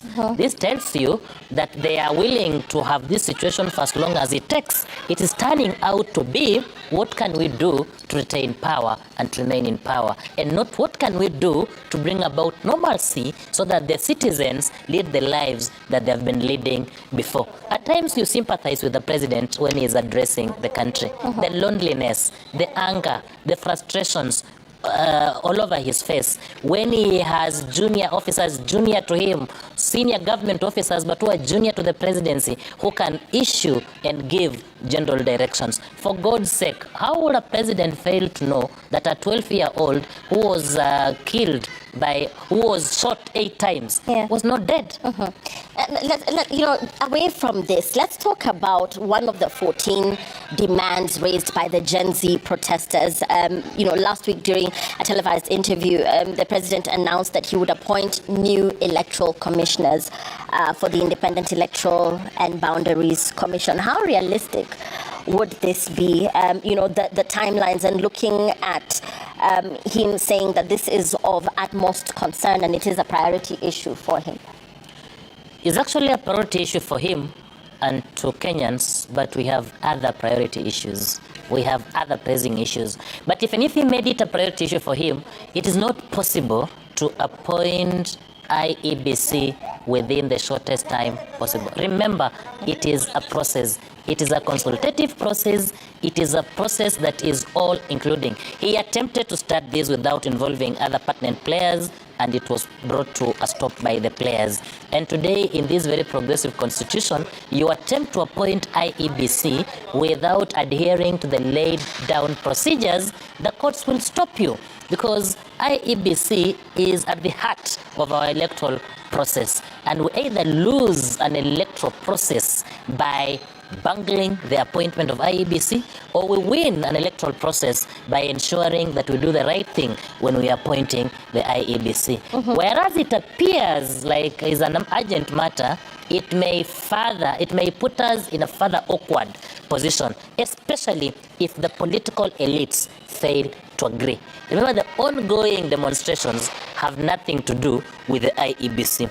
But once you begin this process and you bungle it midway, and the political players join into the demonstrations as a way of solving that particular issue, it gives us more headache. It puts us in a very precarious situation as a country. Yeah. Whereas I agree with the president that we need to have a functional IEBC, he must address himself to the procedures that must be undertaken, and they must be genuine procedures. If there is public participation, let it be public participation.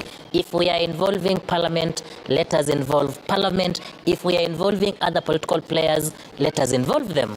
Otherwise, if we bungle the appointment of IEBC today, we are looking forward to a bigger problem. You know, this has been a key issue in the ongoing nationwide protests, marked, of course, by the significant youth involvement, the issue of rogue members of parliament and the need to hold fresh elections. The issue of the rogue member of parliament has also been cited here by the ODM in its statement, who, called out office holders, who they believe have been engaged in repeat violations. They mentioned different constituencies there. So, the thing is, people have been watching, people have been observing, and when you see a clarion call from the youth, then you realize that they're actually watching and that they've been observing the excesses and the opulence and the corruption therein, calling out the huge donations in fundraisings, questioning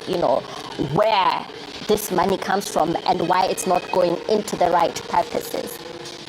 And that is why I'm saying that it's going to be a bit difficult in constituting the IEBC.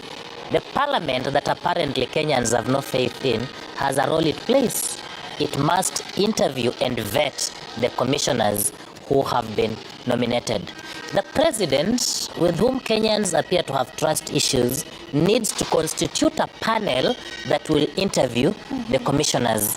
So the president will have to deal first with the teething problems before addressing the serious problem of the selection and appointment of IEBC. First, he must deal with these trust issues. He must convince Kenyans that he is capable of saying and sustaining a truth over a period of time. He must convince Parliament, Kenyans, that he has released Parliament, because that is, as it appears, Parliament is now captive of the executive, and Parliament is an extension of the executive, is not independent.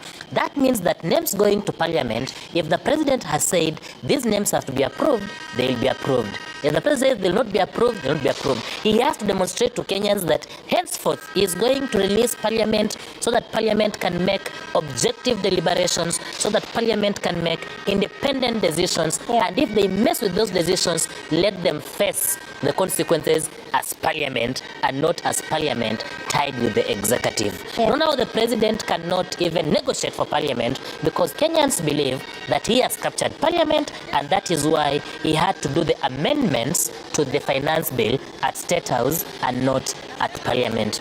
And number three, having solved the issue of Parliament being independent, he has to come back to his leadership of the party, the coalition is leading in government, and tell them, from now going forward, let us act in the best interest of the people. But the opulence is not specifically a Kenya Kwanza issue. When Kenyans talk about the need for these persons to cut down on expenditure and the huge shows of might in terms of opulence, it is not necessarily a Kenya Kwanza independent issue. Parliament in itself, when you look at members of the National Assembly across the sector, these displays, and even ODM itself in its statement has talked about people in its own party, persons that are affiliated to the ODM party itself, Azimio, actually being violators in terms of these extremities that the protesters are talking about when we talk about the country's leadership. It is true, and this is even demonstrated in county governments, where government has representation and where the Azimio opposition has representation. Opulence is personal to the members displaying such opulence. But why Kenyans are critical of the Kenya Kwanza members of parliament and government officials who are demonstrating opulence is that, like Caesar's wife, their character is supposed to be above board. When a member from the opposition is demonstrating opulence, people can say that is his own personal hustle.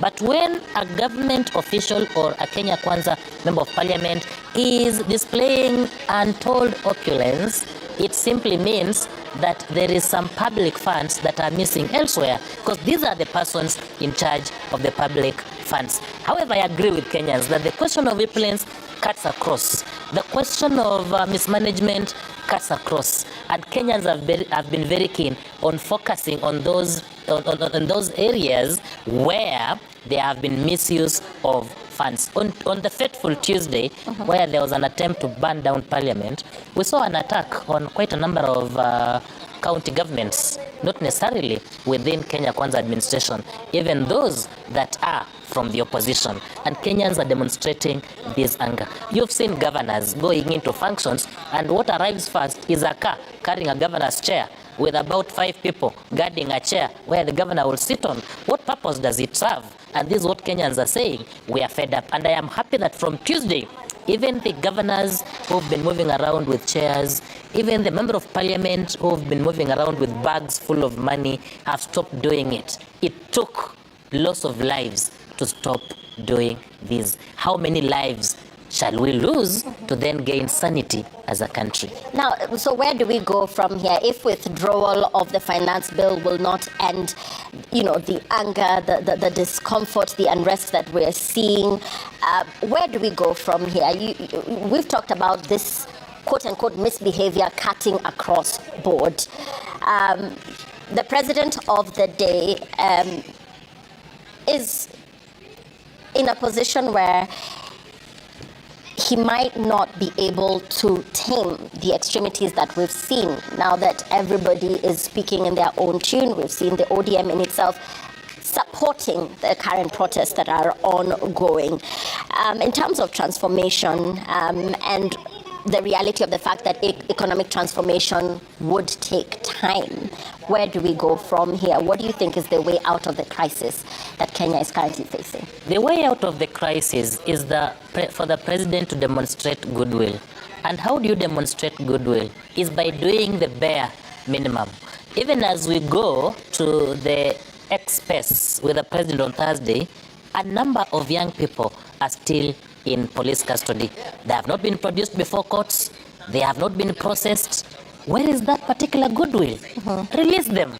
Tell them we're not releasing you to go and negotiate. You want to negotiate with people who are in prison, people who are in police custodies. And number 2, Lillian, there are some bare minimums that the president can do to demonstrate goodwill. The issue of sacking of corrupt cabinet secretaries or those who have been named in major scandals, do you require a meeting on space or on X-Space for you to fire them? You don't. Those are the decisions that you take. The issue of completion of government projects. And Makil, these demonstrations have gained momentum even in the villages because people have realized all of a sudden that they have voice. They have a voice. And then when they voice their issues collectively and through demonstrations, people or government seems to hear them. We have, for instance, roads that are impassable. We've had mothers who have been forced to deliver on their ways to hospital. We've had patients who have lost their lives on their way to the nearest dispensaries because those roads are impassable. Yet, these roads have been budgeted for every financial cycle for the past 10 years.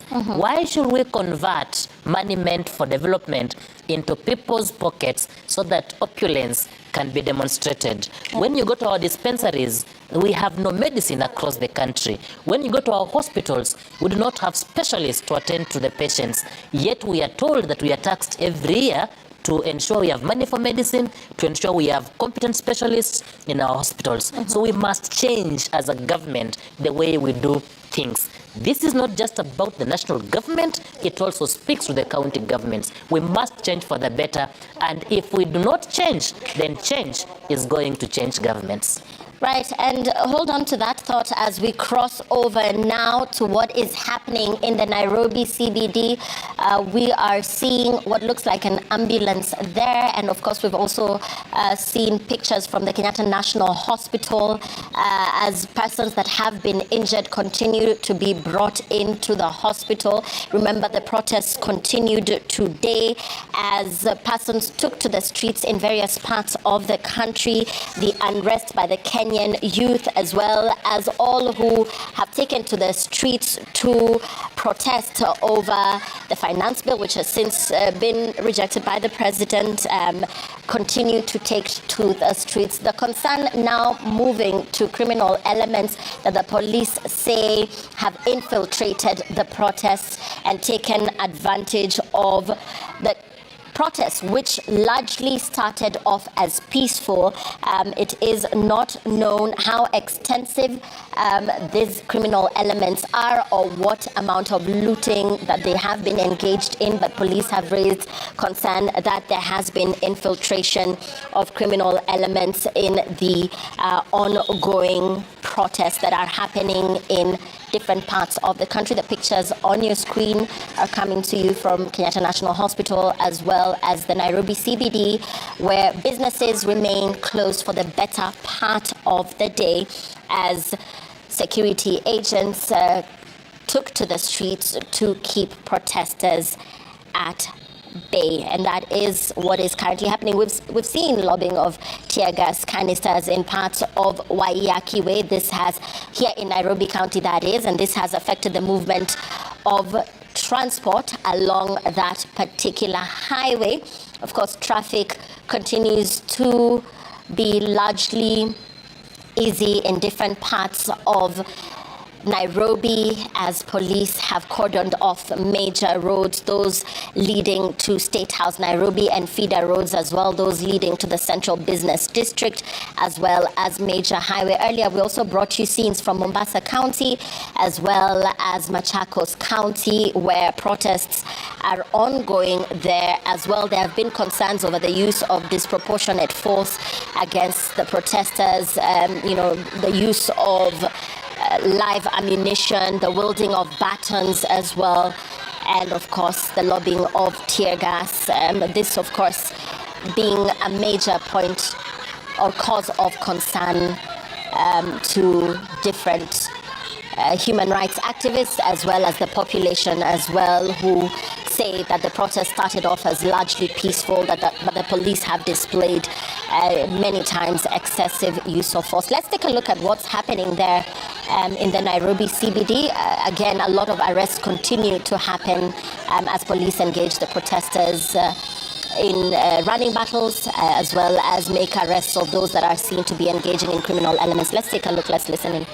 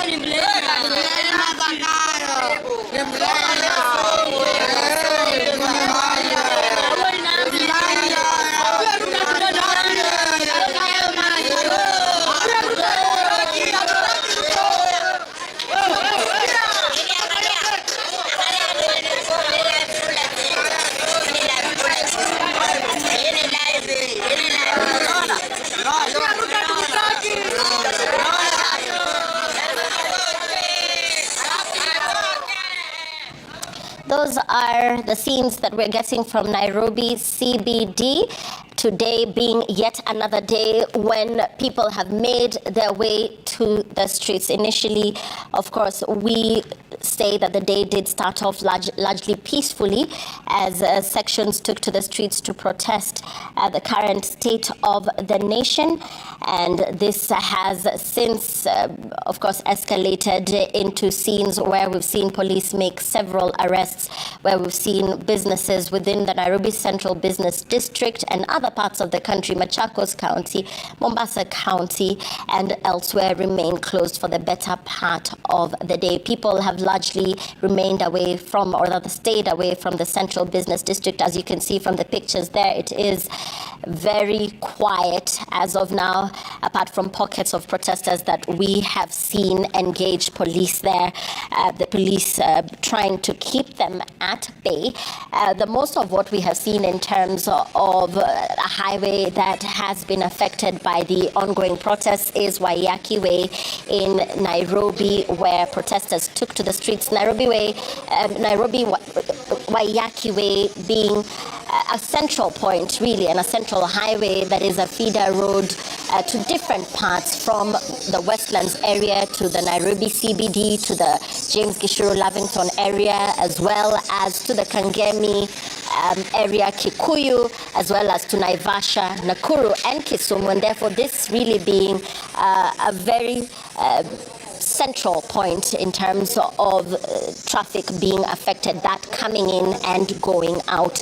That is the Waiyaki Way. We are still keeping our eyes on the situation there and on what the demands continue to be in terms of the current state of affairs and what people are expressing on the X platform, as well as social media by large, in terms of what they're saying around the controversial 2024 finance bill, which was since withdrawn, and what now came as the aftermath of that, which is simmering frustration of a population that has decried the high cost of living in the country, that has decried the unemployment levels, and indeed that continues to be dissatisfied with the current government of the way. Several casualties also having been taken to the Kenyatta National Hospital. Those that have been injured in the protests, we do not know the extent of their injuries, but we will be bringing you more details on that in subsequent bulletins as we take a look at what exactly happened on the streets of Nairobi, Kisumu, Eldoret, Mombasa, and other parts of the country, Machakos, as well as the protests continue. We are continuing with our live coverage of the protests in several parts of the country. Police have arrested several protesters right here in Nairobi, as well as other parts of the country, and the unrest continues, albeit the fact that the president did speak to the nation in what looked like his extension of an olive branch. There seemed to be an environment of discontent, largely seeing what is trending on social media, as well as what is making news from various parts of the country: Nairobi, Kisii, Kisumu, Migori, Machakos, Mombasa. Scenes that are truly an indicator that the state of unrest continues in the country. And the question now remains, where do we go from here, even as we wait for that much anticipated dialogue between the president and those that will be on that SpaceX on Thursday. We are yet to see what is going to come out of that. Now, in terms of, Wakili, in terms of the state of unrest and just going back to the Gen Zs and what they started, these are people that were born between 1997 and the year 2012. And, you know, they really seem to have borne the brunt of the country's slow economic growth. These are perhaps demographic that has experienced the post-election violence. They have experienced COVID as well, and all this, of course, coming in the wake of them saying that a chunk of them are graduates that perhaps fact, have even graduated with honors. Not everybody has an entrepreneurial spirit. They still find themselves unemployed years after graduating from school. But aside from that, even as you look at the people that initially took to the streets, the fact that they even found time to be on the streets, the fact that if they are employed, they took time away from their offices to be on the streets. What does that speak about the culture that we're seeing in the youth of the day and their dissatisfaction with the government of the day? And of course, the build-up to that. We must appreciate the fact that the people on the streets today were born under very extraordinary circumstances and have been raised in extraordinary circumstances. Most of them were actually very young when we had the post-election violence, or they witnessed firsthand the trouble of post-election violence. When these fellas were to join Form 1, they were hit by COVID. And even after Form 4, we still see the challenges that they are going through. They have been brought up through resilience. And the reason why they get time to be on the streets every Tuesday and every Thursday is that they have nothing constructive in terms of economic engagement to do. Some of them have finished their universities, they have very serious degrees, they are well-reasoned people, and that's why they're giving the police trouble to contain them during these demonstrations. They are ahead of time. Yeah. You tell them this, they knew it last week. You cannot tell them that I'm going to do this. You tell them that you are going to borrow 1 trillion. They are aware that the finance bill was only to raise a deficit of 467 billion or thereabout. They'll ask you, where are you taking the rest? This tells you that as generations grow, we are having more and more informed generations. And the way governments deal with these generations is quite different and difficult. These people on the street, they are meeting their colleagues who are picked as police officers on the fields when they missed out. They are meeting their colleagues with whom they have grown up with. They have gone through the same problems. It's even giving it a hard time for the police to attack the people they know, attack people they have gone to school with. It means that government progressively must have constructive engagement with the youth. The former president, Uhuru Kenyatta, is on record as having told Kenyans that unless we solve the problem of the youth, the young generation, we are going to pay the price of our failure of inaction. And therefore, this government and successive governments must plan for the young people and the generations to come. The problem of unemployment may not be wholly be blamed on the government of William Ruto. This is a problem that has been building over time, from early 2000 going forward. But what is making it worse today, that even for the little opportunities available for government to employ people, that employment is not based on merit. They based on other considerations, be they political considerations, ethnic considerations, is not based on merit. People, young people wonder why with their first class they are still in the houses when their brothers and sisters elsewhere who are well politically connected had their lowers, they're in high-level offices. Take, for instance, the employment of teachers. We also, as a nation, where politicians were now given letters and they give to those with whom they are politically connected. What communication are we sending to those young people who have no political connections? It means unless they take the power back to themselves, the political power back to their hands, nothing will work for them. We must have a functional government. We must have functional institutions that respects meritocracy, an institution that awards merit, an institution that does not celebrate mediocrity and punish merit. Young people will tell you today that it is a crime joining the university and graduating, because once you graduate, you don't have anything to do. And that is why they are on the streets. Since we have failed to engage them constructively, they are engaging themselves in a very unfortunate manner.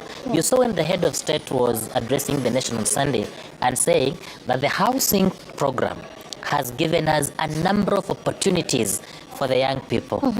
How many engineers are required on on a one housing project. Just about 1 or 2. Yeah, and the immediate reaction to this is that the informal sector, in as much as it has offered some opportunities, it offers low pay. There's literally no security because once that project is done, then you have to move on to another one. And so really a very dissatisfied demographic that says it is just not enough. And you're not going to tell graduates, people who spent 4 years to study at the university, that now I have a project, you can go there for Mjengo.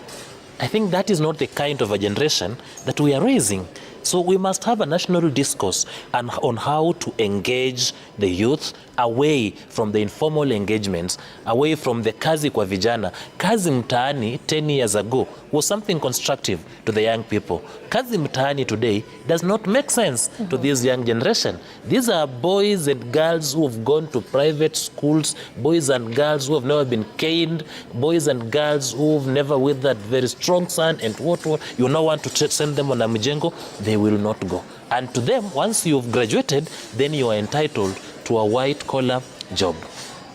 Now, following Sunday's interview, the elephant in the room, which is corruption, aside from the loss of lives, this was seen as a perennial problem which has become a major source of frustration for the Gen Zs. They feel that the country's leaders have failed to provide adequate opportunities for the educated youth. They failed to motivate the youth because it's really a one-man-for-himself culture here. Find yourself in leadership and take care of your own interests. And so that elephant in the room, which is in corruption, and the head of state's foot soldiers not looking like they are really playing their part in regards to being good foot soldiers, and that they are failing him, essentially.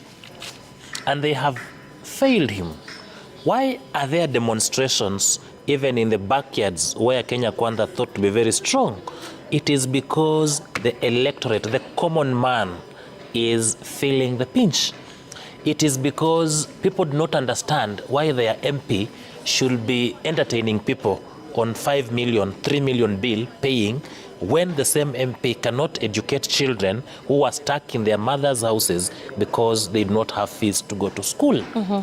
And in any country where politics is more profitable than their industries is a problematic country. In Kenya today, political office is more profitable than people going to industry. And that's why you see everyone wants to go into politics, because they know if you become an MP, you have a whole lot of CDF. If you become a governor, you have a whole lot of resources to control. And the people we've elected to offices have embarked on a journey to enrich themselves. And they will tell you, these people who are wallowing in opulence, they will tell you that they are fundraising for 2027. We had a one-time county secretary somewhere who, when confronted why they were looting, he was saying they were fundraising for 2027. You cannot be elected into a particular office and you embark on fundraising by way of looting public resources. Perhaps if we de-emphasize on political offices, the political leadership, if we were just to say that let members of parliament be elected to debate and pass laws and to do oversight, no CDF, we are going to make the positions very unattractive and we are going to get the right people holding the positions.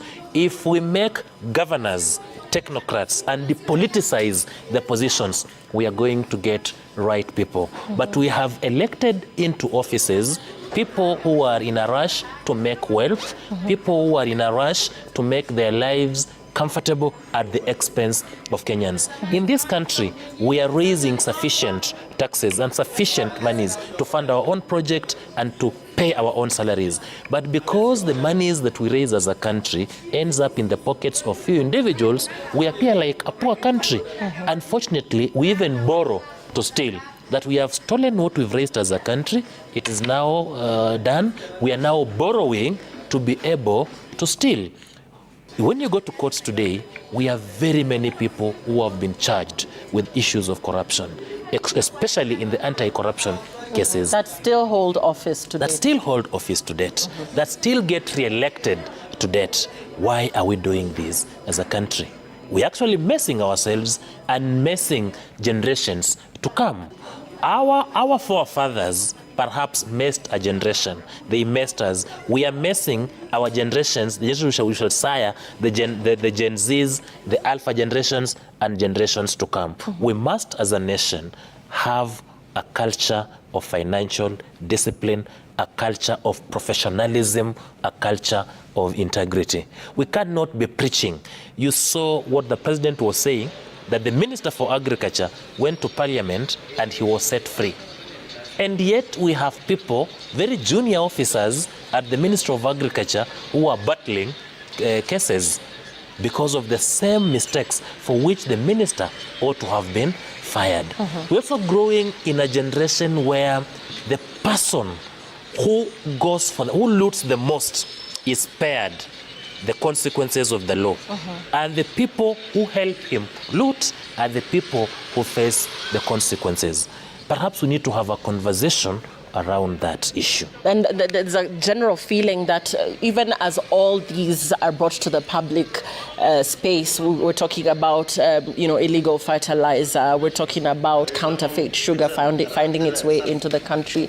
There's a general sense that in as much as the media plays its role in making this information known to the public, that there is no conclusion, in terms of investigations and what they amount to, in terms of who takes responsibility, and in terms of who is actually held accountable for some of these mistakes.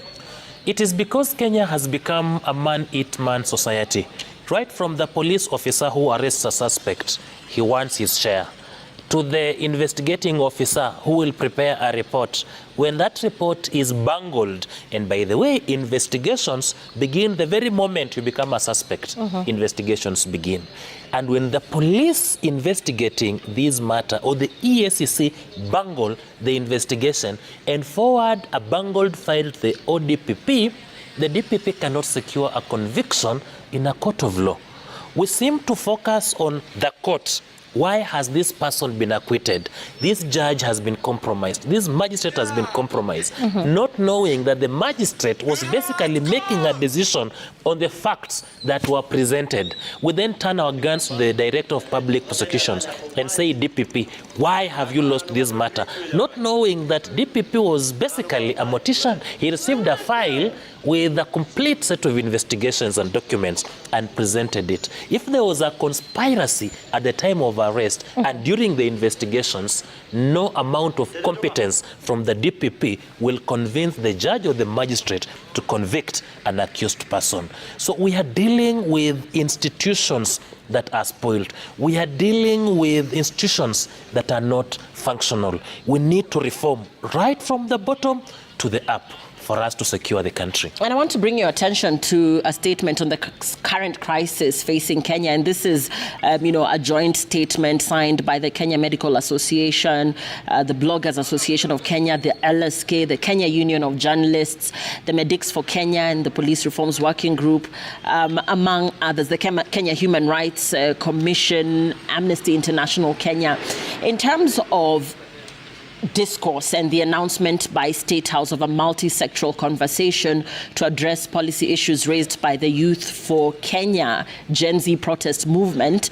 This statement speaks on the urgent need for the state to arrest public theft and a bloated cabinet, invest in essential services, act on those who fired upon unarmed persons, release those arbitrarily arrested, and an end to extrajudicial killings, among other demands. But in this statement, it is collectively agreed that these demands do not require policy dialogue, but executive action. So basically, essentially, what this statement is saying, Ken, is that decisive executive action and not a state-led national conversation will restore the faith of this generation. Please elaborate what an executive action would entail. An executive action, when the president takes power, he releases a document called executive order. An executive order is a document that shows the structure and organization of government. That executive order has the number of ministries and each ministry given the departments. In that executive order, if it is reissued today, the president has power and authority to even merge the ministries. The Ministry of Finance, you remember when we had a handshake in 2007, we had Kibaki splitting the ministries, finance and economic planning. He had finance and he had economic planning. Even in the 22 ministries that we have today or thereabout, the president can collapse some of the related ministries into one. Ministry of Education, it can be Ministry of Education, Science and Technology and Sports. So that sports is within the ministry. You've done away with one ministry. If you go to the Ministry of Labor, you can put labor, culture, related issues. They go together. That one requires an executive order from the president. But even more worrying is the issue of departments. You know, departments were created within ministries to offer employment for the political appointees. Why in the Ministry of Education, for example, should we... An executive action would entail? An executive action, you know, when the president takes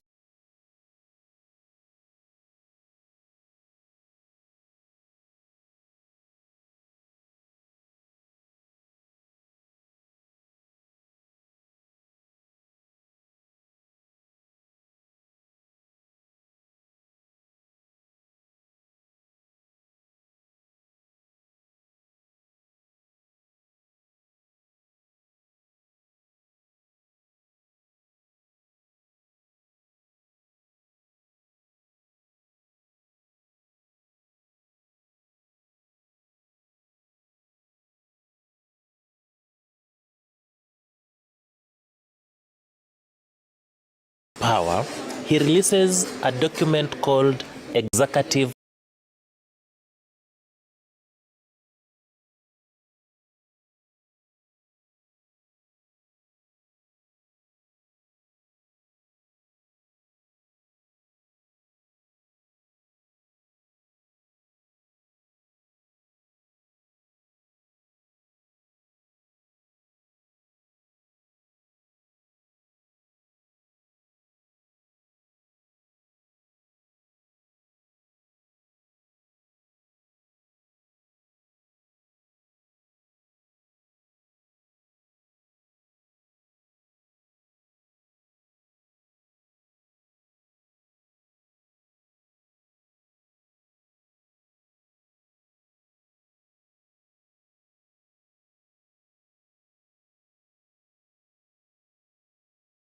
order. An executive order is a document. Let us walk this path together. And to me, what they have offered should be the irreducible minimum, and then the president can go into dialogue. What are you going to dialogue about reduction of ministries? Are you going to seek advice from the Republic? The president today has about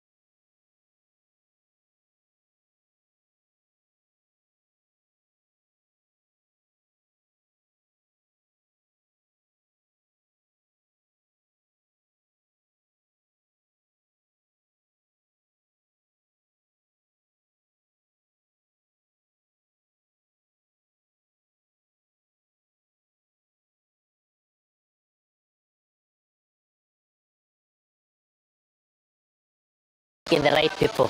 You know, Kibaki could not micromanage his ministers. And unless you had a very serious issue to discuss with him, I'm told Kibaki will tell you off. You are coming to ask me as a president, what should I do? You are the technocrat. Advise me.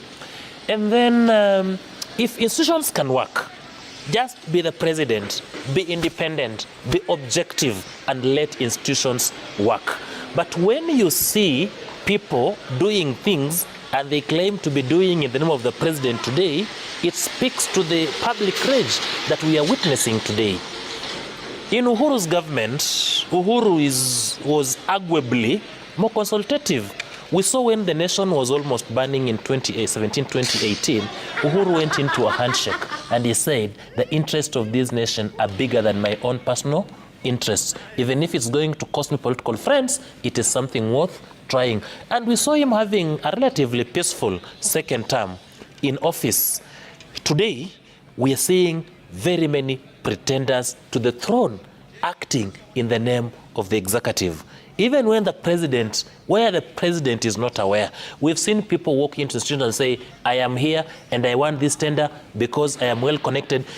There must be a separation between the presidency and the president's friends, the presidency and the president's allies, so that when a president allies comes to this studio and is speaking to you, he must introduce himself as his own person, not coming in the name of the president. And I believe that because of this camaraderie, because of the friendship and the trusted political alliance that the president has had with his foot soldiers, the foot soldiers are abusing the presidential trust. And by abusing the presidential trust, they are putting the president into the drama and embarrassment we are currently witnessing as a country. I'll give you your final thoughts in just a bit, but rather I'll let you give us your final thoughts in just a bit, but just an update. But major roads in Nairobi have been closed for the better part of the day as demonstrations continued across various areas of the city. We've brought you pictures earlier of Waiyaki Way, where protesters blocked the road as security agents kept them away. We also understand that Mombasa Road and Mlolongo Road were among the roads that were barricaded by the protesters. Other roads that were closed by police for security reasons include Procession Way and State House Nairobi. Of course, State House Road Nairobi being one of the feeder roads that lead to State House. All roads leading to the State House were also closed for the better part of the day, and those include Dennis Pritt Road, State House Avenue, Valley Road, Jakaya Kikwete Road, and adjacent feeder roads. Parliament Road and City Hall Way, that is in the CBD, were also out of bounds most of Tuesday for both motorists and pedestrians. And the protests, of course, continue after being triggered by the finance bill, which has sparked widespread controversy and opposition. The bill has been largely criticized for its potential economic impact, and this did, in fact, force President William Ruto to withdraw it after a wave of protests. But even so, the youth have sustained protests demanding that President William Ruto initiate more reforms in his administration. And therefore, what we're seeing is a relentless pursuit by those that have taken to the streets to continue with the picketing, albeit the fact that we now understand that there are criminal elements that have infiltrated these protests, and therefore the police cautioning the public to be wary of the fact that there are persons that have taken advantage of the ongoing demonstrations and are now, in fact, engaging in criminal activities. A number of people have been arrested, as well as a number of injuries reported. The pictures you're seeing on your screen, those of casualties being taken to the Kenyatta National Hospital, persons that were engaging in the protests that found themselves injured for one reason or the other, who have been ferried to hospitals. This being Kenyatta National Hospital, others being taken to different hospitals in various parts of the country after sustaining injuries. Heavy police presence has been witnessed across major cities, including Nairobi, Kisumu, Kisii, and Mombasa. That is during today's anti-government protests. Anti-riot police have been deployed to man the streets, including guarding crucial government buildings. And in Nairobi, most roads were deserted with little to no traffic as businesses closed due to fear of violence that was experienced last week Tuesday between security officers and demonstrators. There was minimal activity in Nairobi CBD as most motorists kept away. And what you're seeing there is a very usually busy street within the Nairobi CBD, which is now largely empty as most people try to make their way home early, others completely keeping away from the CBD for most of the day. And of course, roads leading to key government buildings, including State House, the Kenyatta International Convention Center, also remain closely guarded. Several arrests, like I said, have been reported, but we do also can confirm that relative calmness has been reported in other parts of the country as well. And therefore, we continue to keep an eye on what is happening in various parts of the country, even as we await that online dialogue between the President William Ruto and the Gen Z that is slated for later this week. I will take your remarks as we close, Wakili, this being the third week, of course, of the anti-government protests. The day started with relative calm, at least here in Nairobi CBD, but as the day, progressed, we've seen what, and of course what police have confirmed, are infiltrations from persons that may not actually have the right purpose at hand, infiltrating. This, of course, also pointing at another issue, which is the need to engage in criminal activities or even to take advantage of a situation such as this, pointing to a population or a significant percentage of the population that finds themselves available to even engage in that infiltration, which is being labeled as criminal, or as criminal elements taking advantage of what were initially peaceful demonstrations. But the police should go beyond telling us that there are infiltrations to a point of arresting the infiltrators and charging them in a court of law. We agree that criminal elements should not be allowed on the streets because they also endanger the life of the protesters. They turn against the protesters and steal from them. However, we still emphasize that it is the duty of the police to arrest such criminal infiltrators and have them face the full force of the law. And as I finish, if I were to meet the president today, I will tell him, Mr. President, it is time to harness the national goodwill. And by harnessing the national goodwill, you need to demonstrate that you can do the bare minimum. There are things you can do as the head of state that you do not require the meeting on X or Space or anywhere on social media to get an approval. Things like reducing the size of your government, things like restructuring your government, things like firing the corrupt cabinet secretaries and other public officers. Those are the things that you can do to demonstrate goodwill. Mr. President, even as you come to the court of equity, wash your hands, come with clean hands, and you'll get national goodwill and the country will go back to normalcy. Right. Many thanks, Ken Echesa. Ken Echesa is a political commentator and an advocate of the High Court. We are continuing to keep an eye on the unrest, which largely started off as the youth were protesting the finance bill. We continue to see persons take to the streets and anti-riot police officers confronting protesters along major streets in different parts of the country, where protesters have continued to take to the streets, as well as, of course, what we are now being told are persons that might be engaging in criminal activities. The Kenya business community also raising concerns over the state of affairs in terms of their businesses remaining closed for better parts of the day. The school calendar for most private schools also taking a hit, with most schools remaining closed today as well. And it is a situation that we continue to monitor right here at Citizen TV. The ODM party earlier issued a statement around the state of the nation and the ongoing protests, saying that they stand in solidarity with the protesters, saying that they have newfound respect for the youth who started off this mass movement protesting what they say is the state of affairs in the nation, which they are deeply concerned about, and continue to ask for reforms from the head of state from where he sits. They've also condemned abuse of police power on innocent and armed protesters, and also called for an end to this by the head of state, speaking into the harming of innocent and armed protesters and the abductions that are said to have been carried out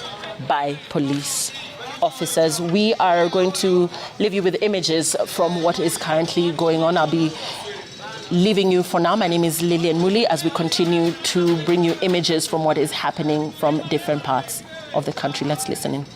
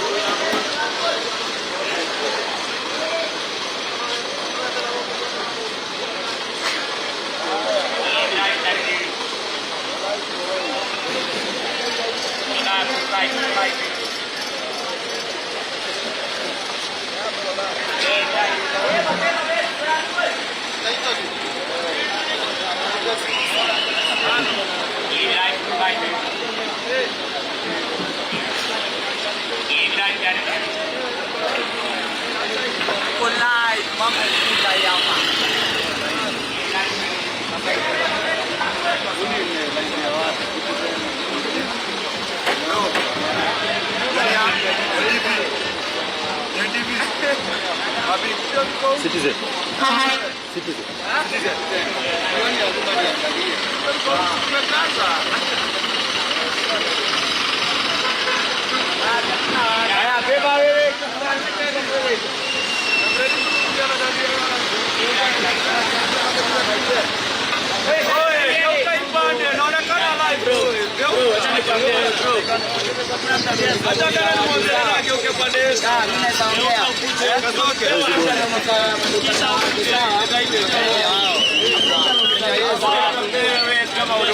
Duka moja ndio imeumiza. Dukani moja ndio imeumiza. Sasa crowd wale mademo watarukatia gani? Bwana boss, sisi kama maasla. Tumejua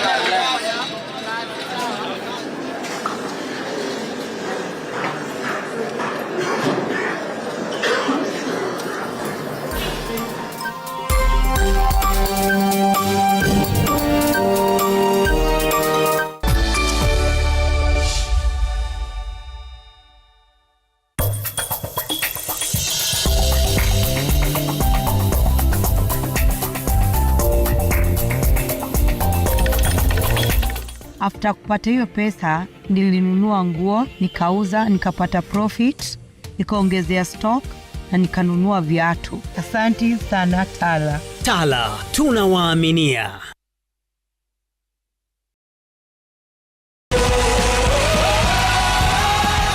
Kenya.